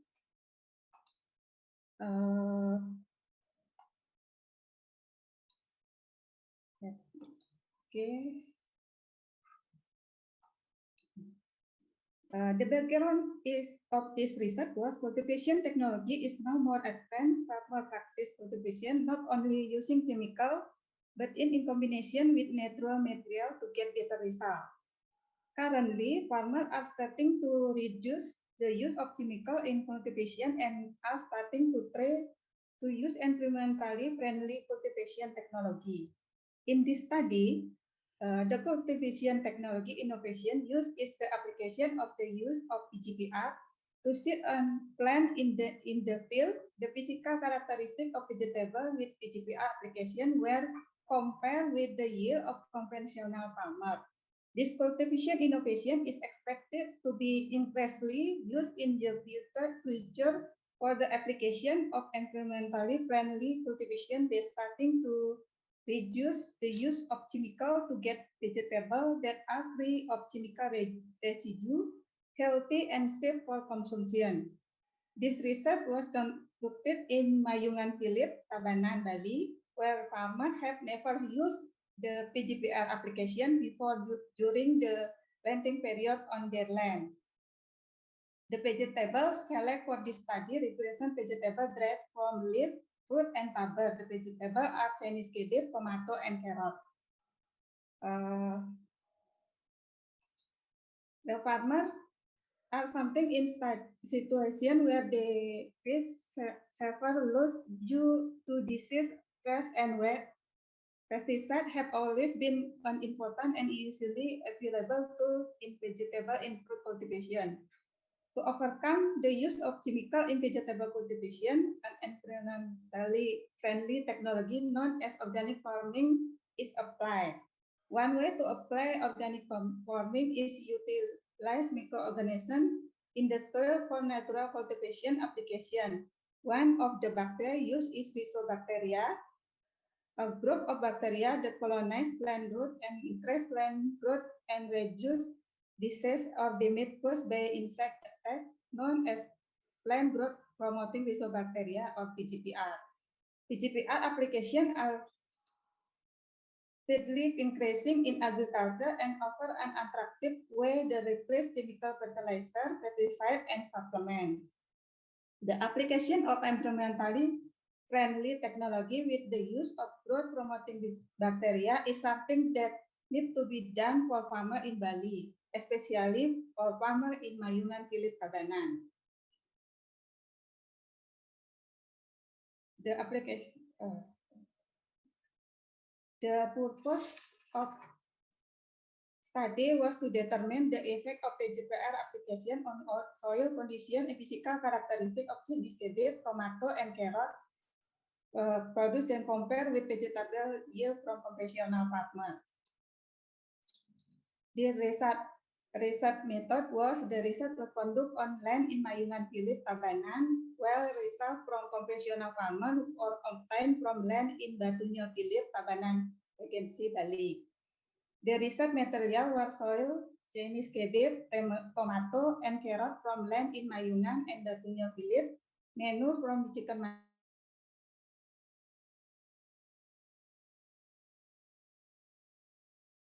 Recording in progress.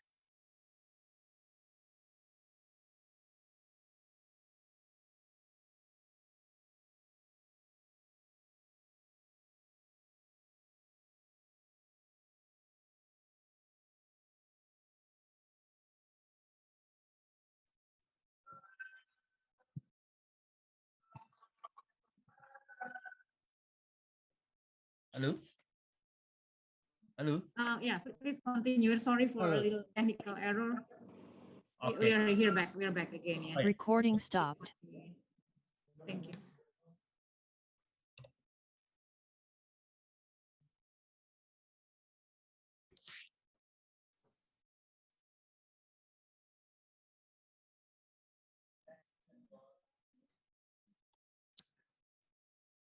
Kok error ya? We need to go back to breakout rooms and then go to room 2. Di breakout room, Pak. And then pilih room 2, kembali ke room 2.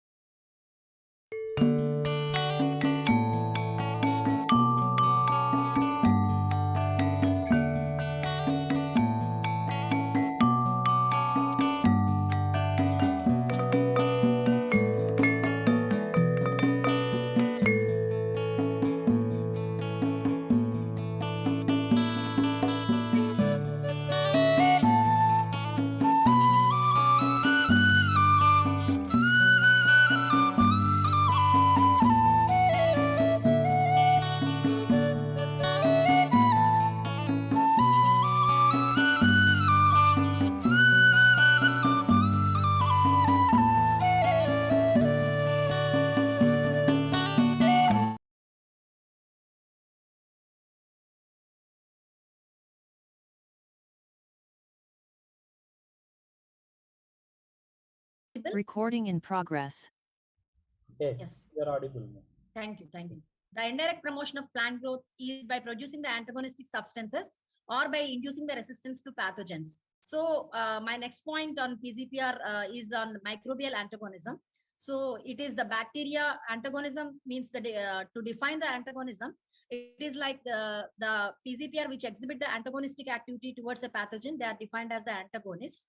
So important rhizospheric environment and bacterial antagonistic activities relating to this PGPR or synthesis of hydrolytic enzymes, mainly like chitinases, glucanases, and proteases and lipases, which can break the pathogenic fungal cell walls. And there is also a competition for the nutrients and suitable colonization of niches at the root surface, and also the regulation of the plant ethylene levels through the ACC deaminase enzyme, which modulate the level of ethylene in a plant in response to stress imposed by the infection. And microbial antagonism is also concentrating on the production of siderophores and antibiotics. So next one is on the secondary metabolites and siderophores. So we mainly the secondary metabolites and siderophores, they are playing a crucial role in the relation between the PGPR and the plant growth. So siderophore production plays a pivotal role in determining the ability of the various microorganisms contributing to the development of the plants. So microbial siderophores enhance the iron uptake by plants, which are able to recognize the bacterial ferric siderophore complex, and which also plays an important role in the iron uptake by plants in the presence of elements such as the nickel and cadmium.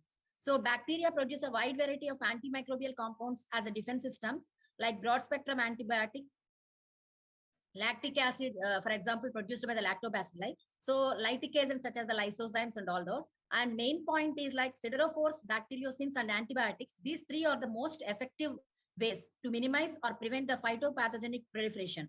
So numerous types of antibiotics have been isolated from the fungal and bacterial strains until now, which inhibit the synthesis of pathogen cell walls and influence the membrane structure of the cells and inhibit the formation of the initiation complexes on ribosomal subunits. For example, pyrrole nitrine, the antibiotic which is produced by the Pseudomonas fluorescens. And my next topic is the point is induced systemic resistance and systemic acquired resistance, which plays a very significant role in the relation between the PGPR and the plant growth while offering the resistance. So non-pathogenic rhizobacteria, they suppress the disease by inducing a resistance mechanism in the plant, which is called as the ISR, induced systemic resistance. It is a state of an enhanced defensive ability developed by the plants when appropriately stimulated. And the inducing rhizobacteria and the pathogens, they were inoculated and they remained actually confined. They are separated spatially on the same plant, so that the microbial antagonism and the protective effect was the plant mediated. So rhizobacteria mediated ISR, that is the induced systemic resistance, it resembles the pathogen induced systemic acquired resistance. They both uninfected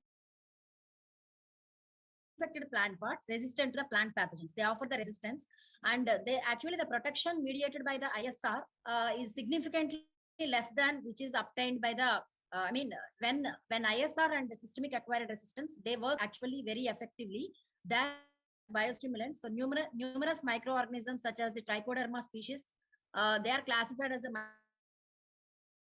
microbial biological control agents. So single strains are also enlisted, but a lot are there to be enlisted. So there is need to create the new registration track for the microbes or microbial consortia still, which are showing with multiple plant beneficial functions. So in order to regulate the use of the effective agricultural products like biofertilizers and biopesticides. So Trichoderma and this is the one species we are working on, Trichoderma as biostimulating agent. So the numerous species of Trichoderma are the successive biostimulating agents, and along with the biopesticidal activity, they are the effective biofertilizers and biostimulates and bioenhancers of the crop resistance under both biotic and abiotic stresses. So improvement in plant development is that is typically noted with the increased seed germination above and below the ground plant parts. So the chlorophyll content and also in the yield, size and number of the flowers and fruits, all these will be affected by the Trichoderma. So that shows the very positive growth of the plant growth in all these points. Last 2 minutes. Yes, sir. Okay. The PGPR effect is contributed to the attributed to the role of Trichoderma in the solubilization of phosphate and micronutrients. And Azotobacter is also a wonderful biostimulating agent. It directly influences the nutrition in agrosystems by nitrogen and form the heat and desiccation resistant cysts, producing the inoculants with a long shelf life and tolerance to drought and salinity stress actually. So in its resistant form, Azotobacter can withstand the biotic and abiotic stress very effectively, positively interacting with other microorganisms. So numerous commercial biofertilizer products contain the Azotobacter as the active ingredients. So one of the wonderful thing is probiotics in agriculture, so which involves the rhizosphere engineering, which proposes the addition of effective microbial to emulate the structural biological networks in native soils, in the recovery of functional beneficial microbial groups positively linked to soil fertility. So plant microbe engineering, it requires the identification, culturing of potential PGPMs and deep analysis of various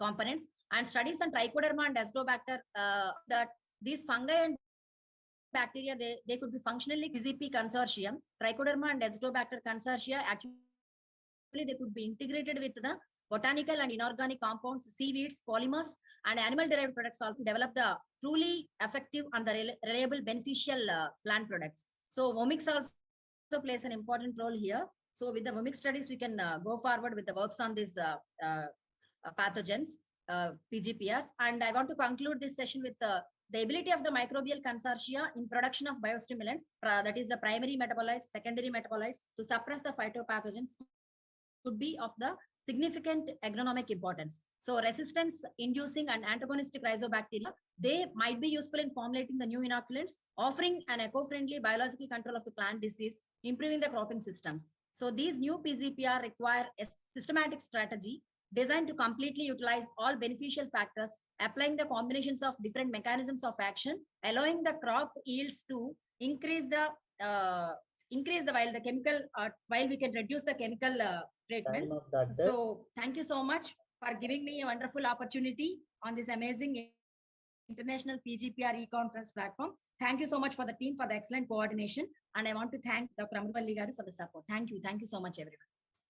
Thank you, Dr. Swapna, for your presentation. Now I invite the next presenter, Ms.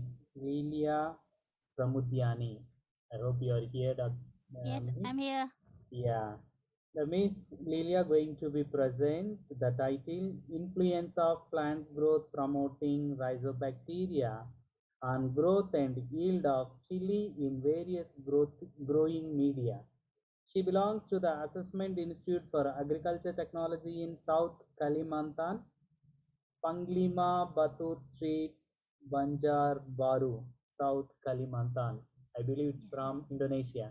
Yes. Yeah. Yes, Okay, from right. Indonesia. Screen is yours, Miss. Please proceed.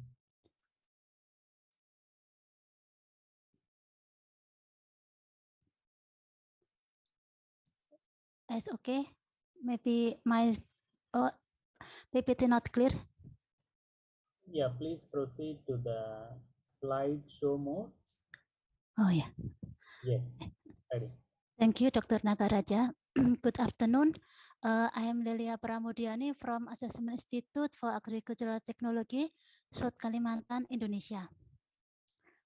First of all, I would like to thanks to committee of this conference that has been given to me for presenting my paper. I'm going to talk about influence of plant growth promoting rhizobacteria on growth and yield of chili and various growing media. For introduction, chili is one of the strategic commodities in Indonesia and contribute to economic inflation due to seasonal price fluctuation. Environmental factors play an important role to achieve maximum growth and yield. Growing media is one of the environmental factors that need to be considered. Its source of nutrients for chili plant in addition to fertilizer application. The use of PGPR is one of the biological fertilizer environmentally friendly alternative that can improve crop productivity as well as soil quality. We are going to research objective. The research objective is to determine the effect of the use of PGPR on the growth and yield of chili plant in various growing media. We are moving on material methods. The research conduct and screenhouse of the agricultural technology research assessment in South Kalimantan, located in Banjarbaru. on June 2022 to until February 2021. Chili plant were planted in large polybag or pot. We use a Chico variety from Vegetable Crop Research Institute. The variety is open pollinated chili and adaptive to low until medium length. The study was arranged using a completely randomized block design with 5 treatment and 5 replication. Here we can see the treatment. There are 5 treatment, consists of M1. There is a mix of sand and good manure and PGPR liquid. M2 consists of sand and co-manure and husk charcoal. M3 sand and good manure. M4 is compost block and mixed with PGPR liquid, and the last one is M5 consists of mix of compost block and good manure. Next, there is the application of PGPR fluid was carried out 3 times. The first applied to M1 and M4 planting media by mixing with manure. The second and the third application by spraying on all plant at the age of 3 and 6 weeks after planted. The microbial content in the PGPR liquid is Pseudomonas floran, Bacillus, and Azotobacter. We can see in this material presentation the population number, and the compost block was made of a co-manure with a compressed and round molded with a hole middle as the place for planting plants. We can see at the picture. The variable observed the number of leaves at the first harvest, the number of productive branches, the diameter of the fruit at the first harvest and crop yield, the height and diameter of chili plant at the first harvest, the wet way and the plant and the wet way of the root, the dry way of the plant and the dry way of fruit, the length of the way of the fruit at the first harvest.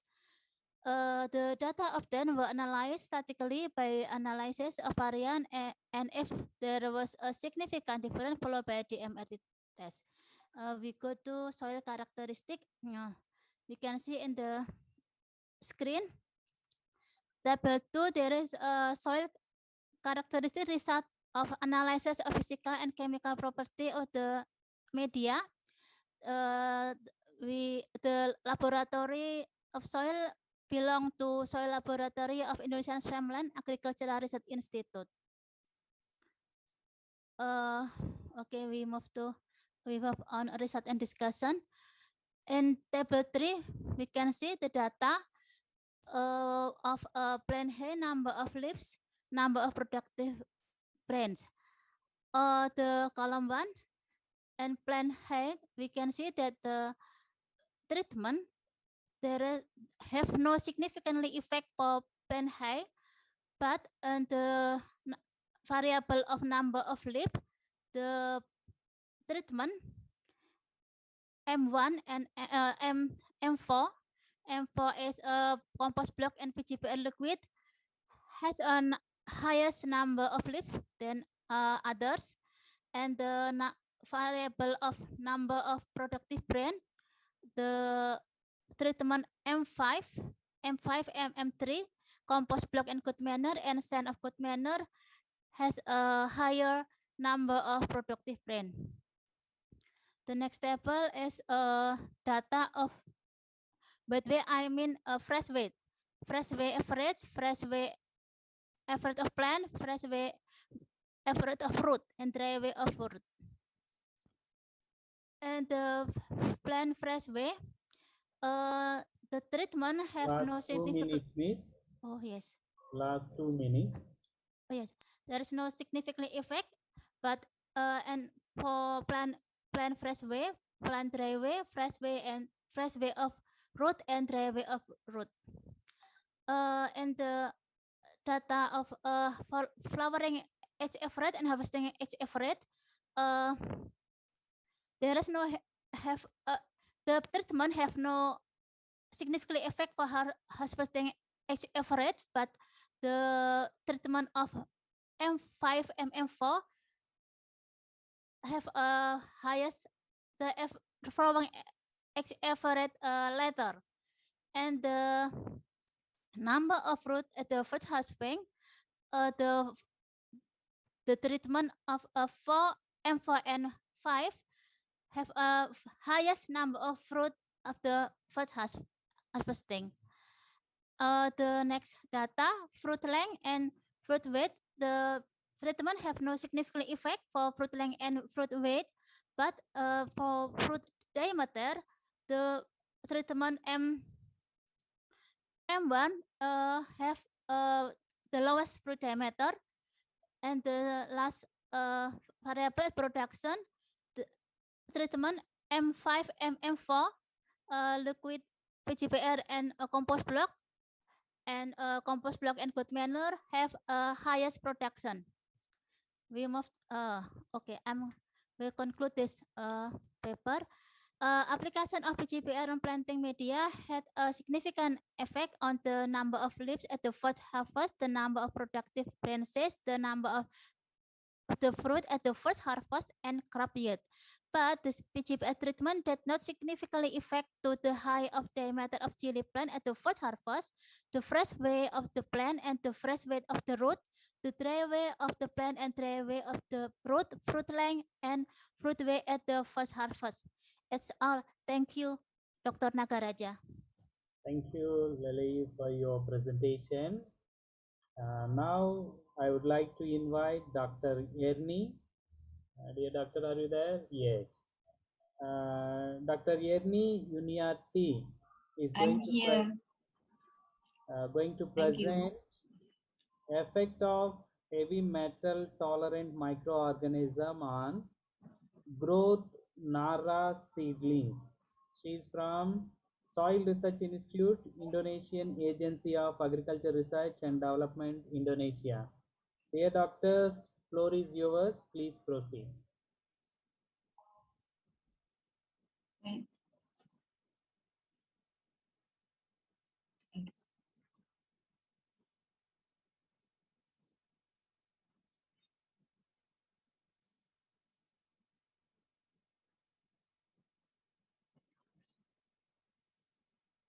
Wait.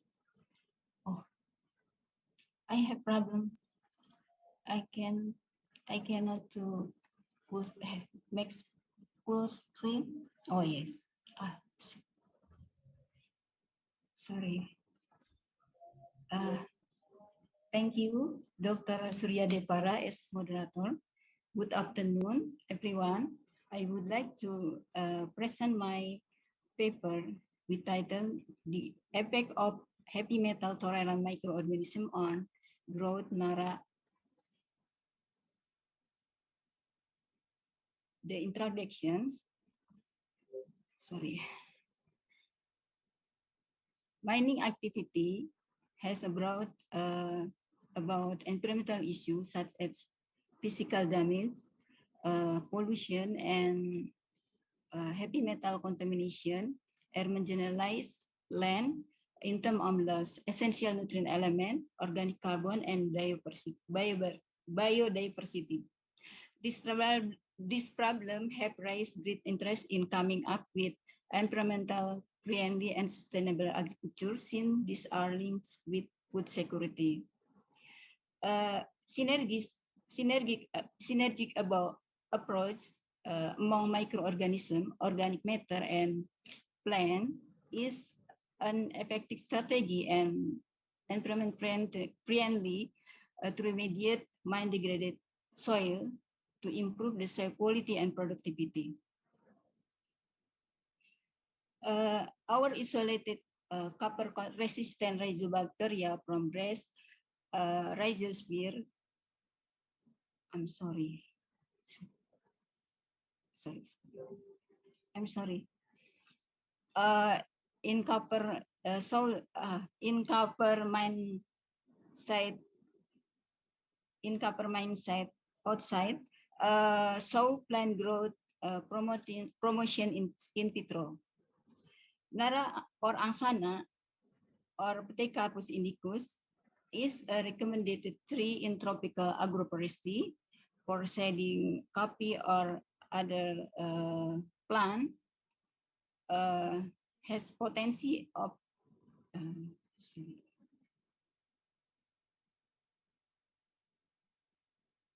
in tropical agroforestry. Sorry, I'm sorry. I can see. In agroforestry, seen the potency of synergy among heavy metal resistant promoting rajobacteria, compost amendment, and naratri in phytoremediation of copper contaminated soil specifically need to be tested. The study was conducted. The objective of the study is determine the effect of inoculation of the PGB on soil parameter improvement, nara growth, and copper accumulation. The methodology microbial source, 3 heavy metal resistant rajobacteria were originated from copper mine outside in Mandriku, Philippines. They saw plant growth promotion in vitro, namely by film promotion and fixation, phosphate solubilization, IA production, and ACC deaminase production. The Nara seed were obtained from Bogor Botanical Garden. Experimental design for the post-study, there are 12 treatment, consists of combination of lime inorganic fertilizer and compost and inoculant. There are two doses of lime and inorganic fertilizer, that is with and without, two kind dose of compost, 4% and 0%, and three kind of inoculant, formula A and formula B, and without inoculation. Fertilizer included in this study was to assess how strong inoculation gave effect to Nara seedling growth. The step of the study, firstly, soil sampling and chemical soil analysis. Soil was collected from Kentrong, Banten, from province Indonesia. Secondly, soil preparation. Copper chloride solution was added to soil up to penal concentration at 445 ppm, and lime 2 megagram per ha were added 2 weeks before transplanting, and recommended fertilizer for soybean were added 1 day before transplanting. Then seedling preparation. Seed were soaked in water overnight, unpotted, and germinated in sterilized mixture of sterilized soil and compost. After that, inoculation preparation and inoculation. Nutrient broad culture of rhizobacteria were formulated as inoculant A and B. Method inoculation by immersing the root of 3 weeks old Nara seedling in inoculant for 10 minutes and put the root after putting in the 2 minutes left. Yeah. Okay. This I'm moving to the research and discussion. Kentrong soil as marginal soil was artificially contaminated with copper at 445 ppm, reflecting the situation of copper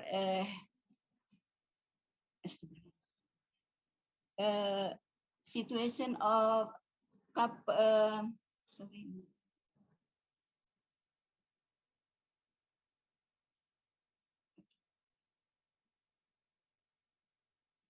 Moving to the next slide, this the effect of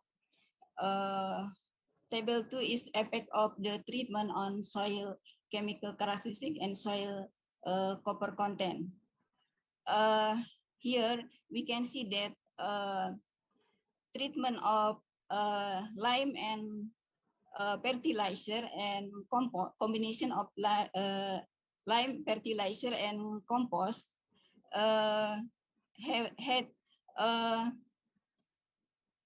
higher pH and CAC.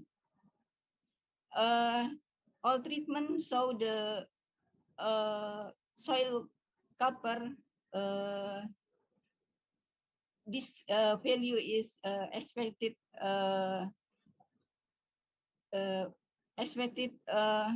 Sorry. Again.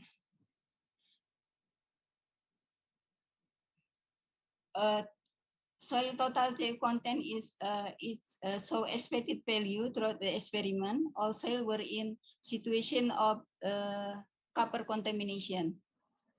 Table 3, the effect of treatment on growth parameter of Nara plant. Nara seedling could accumulate.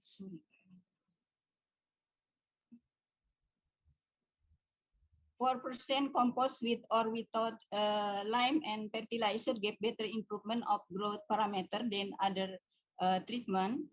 Inoculation application resulted in improvement of plant growth promotion when combined with lime and fertilizer and compost. And in table we can see that inoculant B enhance the parameter growth. Thank you, Doctor. Time As up. such, pH was determinant for microorganism growth and activity. Thank you, Doctor. Table 4, the Time effect up. plan. Thank you. Okay, I will go to the conclusion. Seen with PGB inoculation, there is reduction in fertilizer application. They use various doses of compost or compost plus lime or inorganic fertilizer. Combined with inoculant and different level of compost, less than 4% can be evaluated. The reduction in the volume of organic matter, which is bulky, will be an additional help to personnel involved in phytoremediation work. Nara could grow in copper contaminated soil contaminated 4.5 ppm when compost at 4% level is added, and indicating that the tree could take up heavy metal, thereby reducing copper in the soil. For phytoremediation of copper contaminated soil using Nara, the rhizobacteria, this rhizobacteria in combination with compost is recommended. Thank you. Okay, thank you, Doctor, for your presentation. Now I would like to welcome the next presenter and the last presenter for this session, Dr. A.H. Joban Putra. Are you there? Yes, sir, I'm there. Good afternoon. Okay, right. Dear Dr. A.H. Joban Putra, who is going to present the title, Biocontrol Potential of Plant Growth Promoting Chrysiobacterium Species, who is from PSGVPM's ASC College, Shahada, Nandurbar. I know it is from India. Yes, sir, it is India, Maharashtra. Maharashtra, India. Dear Doctor, session is yours. Please proceed. Yes. Thank you very much. Good afternoon, one and all. I take this opportunity to introduce myself. Myself, Arpana Jobanputra, professor in Department of Microbiology, PSGVPM's ASC College, Shahada District, Nandurbar, Maharashtra, India. To commence with, I thank the organizers, Honorable Professor Reddy, Dr. Suryani ma'am, respected chairperson for the session, and my colleague, Professor Syed, for giving me this opportunity to present my work on biocontrol potential of plant growth promoting Chrysobacterium species. Plant growth promotion through natural mechanisms is becoming popular thrust area of research in the present era, where synthetic and chemical means are damaging the soil productivity to a great extent. The ray of hope is biosynthesis of siderophores. Siderophores, the ferric ion ligands, have showcased promising results in plant growth promotion as well as biocontrol agents. They are produced by microbes as ion scavenging agents under low ion stress conditions. They have extensive biotechnological potential. They are of various types like catecholates, phenolates, hydroxymates, carboxylates, etc. The present diagram gives the mechanism of siderophore action. Uptake of iron by the cell is restricted to its physiologically most relevant species, Fe2, that is ferrous iron, and Fe3, that is ferric iron. Fe2 is soluble in aqueous solutions at neutral pH and is hence sufficiently available for the living cells in its reductive state. Generally, Fe2 can be taken up by divalent metal transporters systems. Systems for specific Fe2 uptake are found in bacteria as well as yeasts. Siderophore genesis involves various direct and indirect mechanisms. Siderophore-dependent ion acquisition pathways are found in all types of prokaryotic and eukaryotic microbes as well as in plants. They show a high variety in structure as well as function. The most common theme is the production of one or more siderophores by cells during the periods of ion starvation. That is, the intracellular ion concentration is below the threshold value, which is critical for the growth of microorganisms. Secreted siderophores from extracellular complexes like Fe3+ are taken up by these microorganisms. Either the ion-charged siderophore is taken up by ferric chelate specific transporters, or siderophore-bound Fe3 undergoes reduction to Fe2, which is catalyzed by free extracellular or membrane-standing ferric chelate reductases. A common advantage for cells is the utilization of xenosiderophores. Screening of siderophores was done in the present investigation by using Cas amino acid broth, which was deferrated with 2% solution of 8% hydroxyquinoline, followed by chloroform treatment twice to remove all the iron content.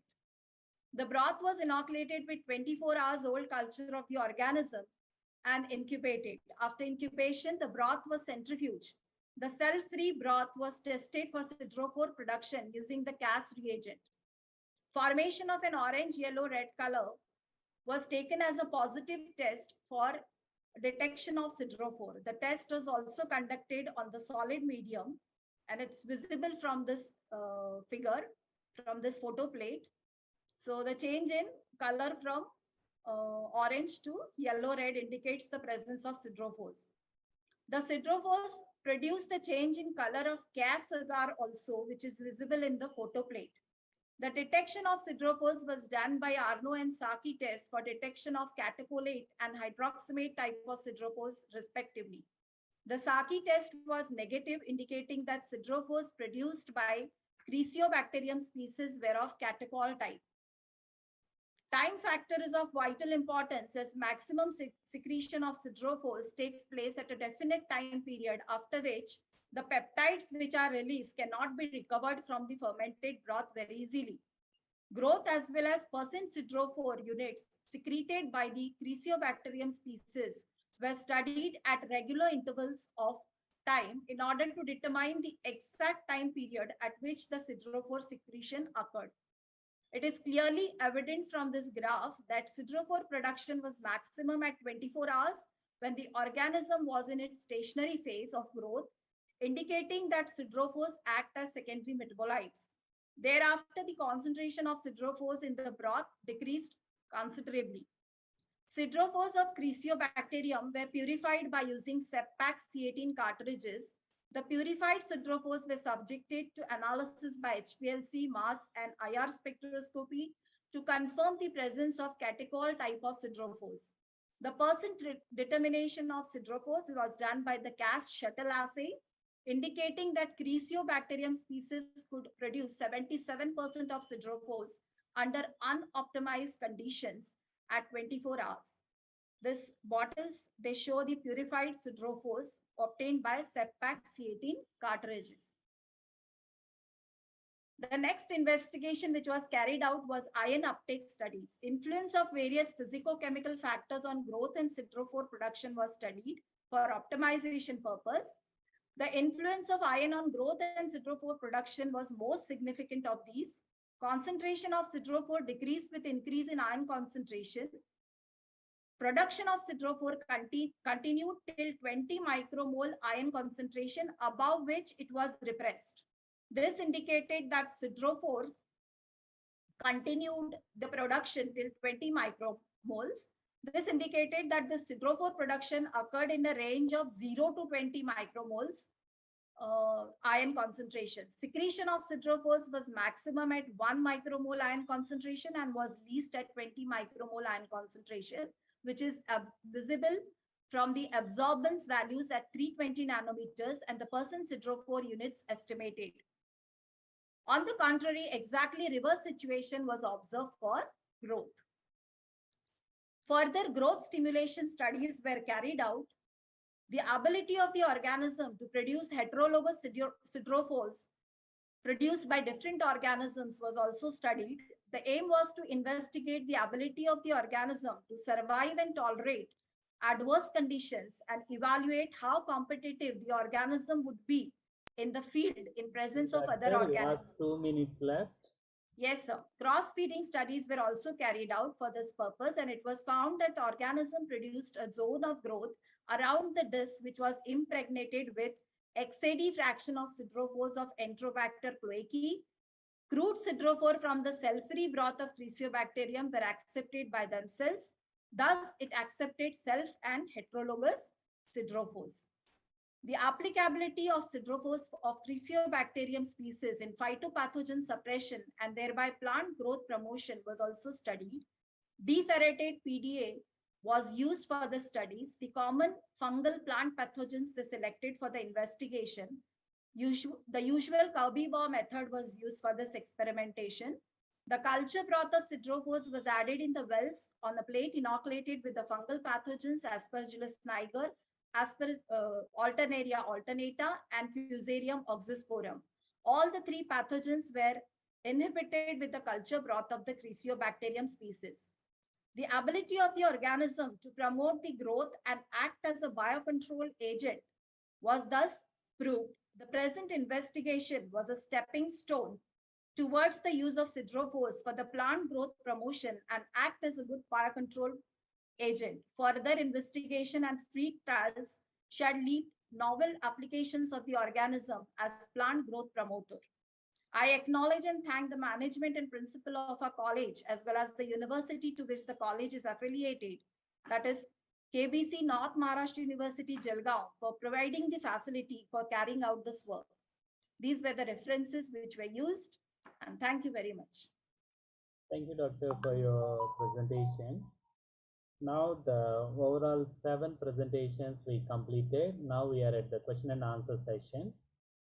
Doctor can stop sharing your screen there. Yeah, thank you. Here already the questions are there from Dr. Sham Shaila, where the question to the Miss Mabina, where did you check the sweet percentage under this experiment? The answer was done in the chat box I saw. Is it possible Miss Mabina can recall your answer and convey here? Hello, Miss Mabina, are you there? Answer was already shared by Miss Mabina in the chat box just before. There was a frequent 1 or 2 multiple questions were there. It was answered. The second question is from Sergia Antunes to the dear Dr. Rizayuddin.